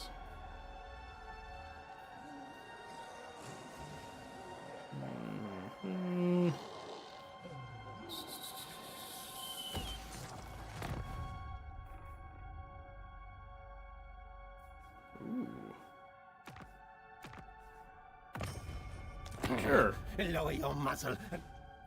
Getting some Skaven units might be fun. Okay, and then this is where we will save. Because we do Iron Man mode. Okay. Close that. Get a little bit of music while we're shutting down here. Okay. So, like I said, I do believe we're going to have a great time on Friday with the D&D one-shot. Right now, I've got 3 players. Might be a 4th one, depending on how my wife feels. We'll see how that goes with it. But for right now, we've got 3 players total. And we'll see how that goes. If it works out, it works out. And if people like it, we'll continue to do it. If people don't like it, we'll pivot to something else, as always. But I'm pretty excited about it. So she can carry the bag of holding if she joins. We love bags. That is true. That is true. Once again, it is going to be the normal start, which is going to be 1930 Mountain Daylight? Standard? What is it right now? I forget. Utah time. So you guys can look that up if you're curious about that. It's going to start at 1930. And we're planning on the D&D one-shot itself running about 4 hours. It might go longer, it might go shorter. Just all depends. Is it standard? Okay. I always forget. Then depending on how that goes, if people like it, they like it. If people don't like it, we don't like it. We're also planning on the Factorio video to be done and released on Friday. I'm hopeful. It's probably going to release sometime, I don't know exactly when, just sometime during the day, prior to D&D. So what I'm hoping for is to release it, give people time to watch it, see what they think of it, see if they like it, have some feedback for when we actually go live Friday, and we'll kind of talk about it a little bit before D&D starts, just in case we need to wait for some people to show up and all that. It's Prada. It's Prada. It's true. 3 hours behind for some reason. To someone I am. Someone along the world I am. But yes, so I am looking for feedback on that when we release the full thing. So if you got any tips, with it, anything that you like about it or dislike about it, I'm looking for those in particular. And then that will determine the future of how those videos go, and it's also going to affect how the Warhammer videos will also turn out. So it's going to affect a lot of things. And then D&D is the main event of Friday. We're going to see if people like it, if people are enjoying it, and if they do enjoy it, we'll do another one monthly, and then if people really like it, maybe we'll do 2 monthly, and see how that goes. Maybe we'll do, like, D&D Fridays and stuff, depending on how people are feeling with it, so. Bag of holding image does look designer. Well, of course it looks designer. It's a fancy bag of holding. Come on now. With that being said, thank you guys so much for being here. I really appreciate the support on doing the Warhammer stuff. I know not everybody's a fan of it. If you haven't already, make sure that you follow here on Twitch to get notifications when we go live. We do have a Discord server if you would like to participate and be part of that Discord. All I have to do is hit !Discord, puts the server in, and then you can join off that. Or there is a button in the About section and all that. I think that one still works. Don't quote me on that one. And yeah, we're going to be doing YouTube as well. So if you're interested, we do have a YouTube channel. Do be sure to go ahead and check that out. We'll have a new video coming out on Friday, and I am looking for feedback on that. You guys can shape the future of that. Other than that, I don't think we have anything else going on right now. So, let's see. I think... yeah, that's it. I got nothing else right now. So we will catch you guys on Friday. Hope you guys have a great Thursday and have a great morning, afternoon, evening, whatever it is for you. And I will see you all Friday for the D&D action. Can't wait. I'm super excited. Super, super duper excited. So we'll see you then. Good night.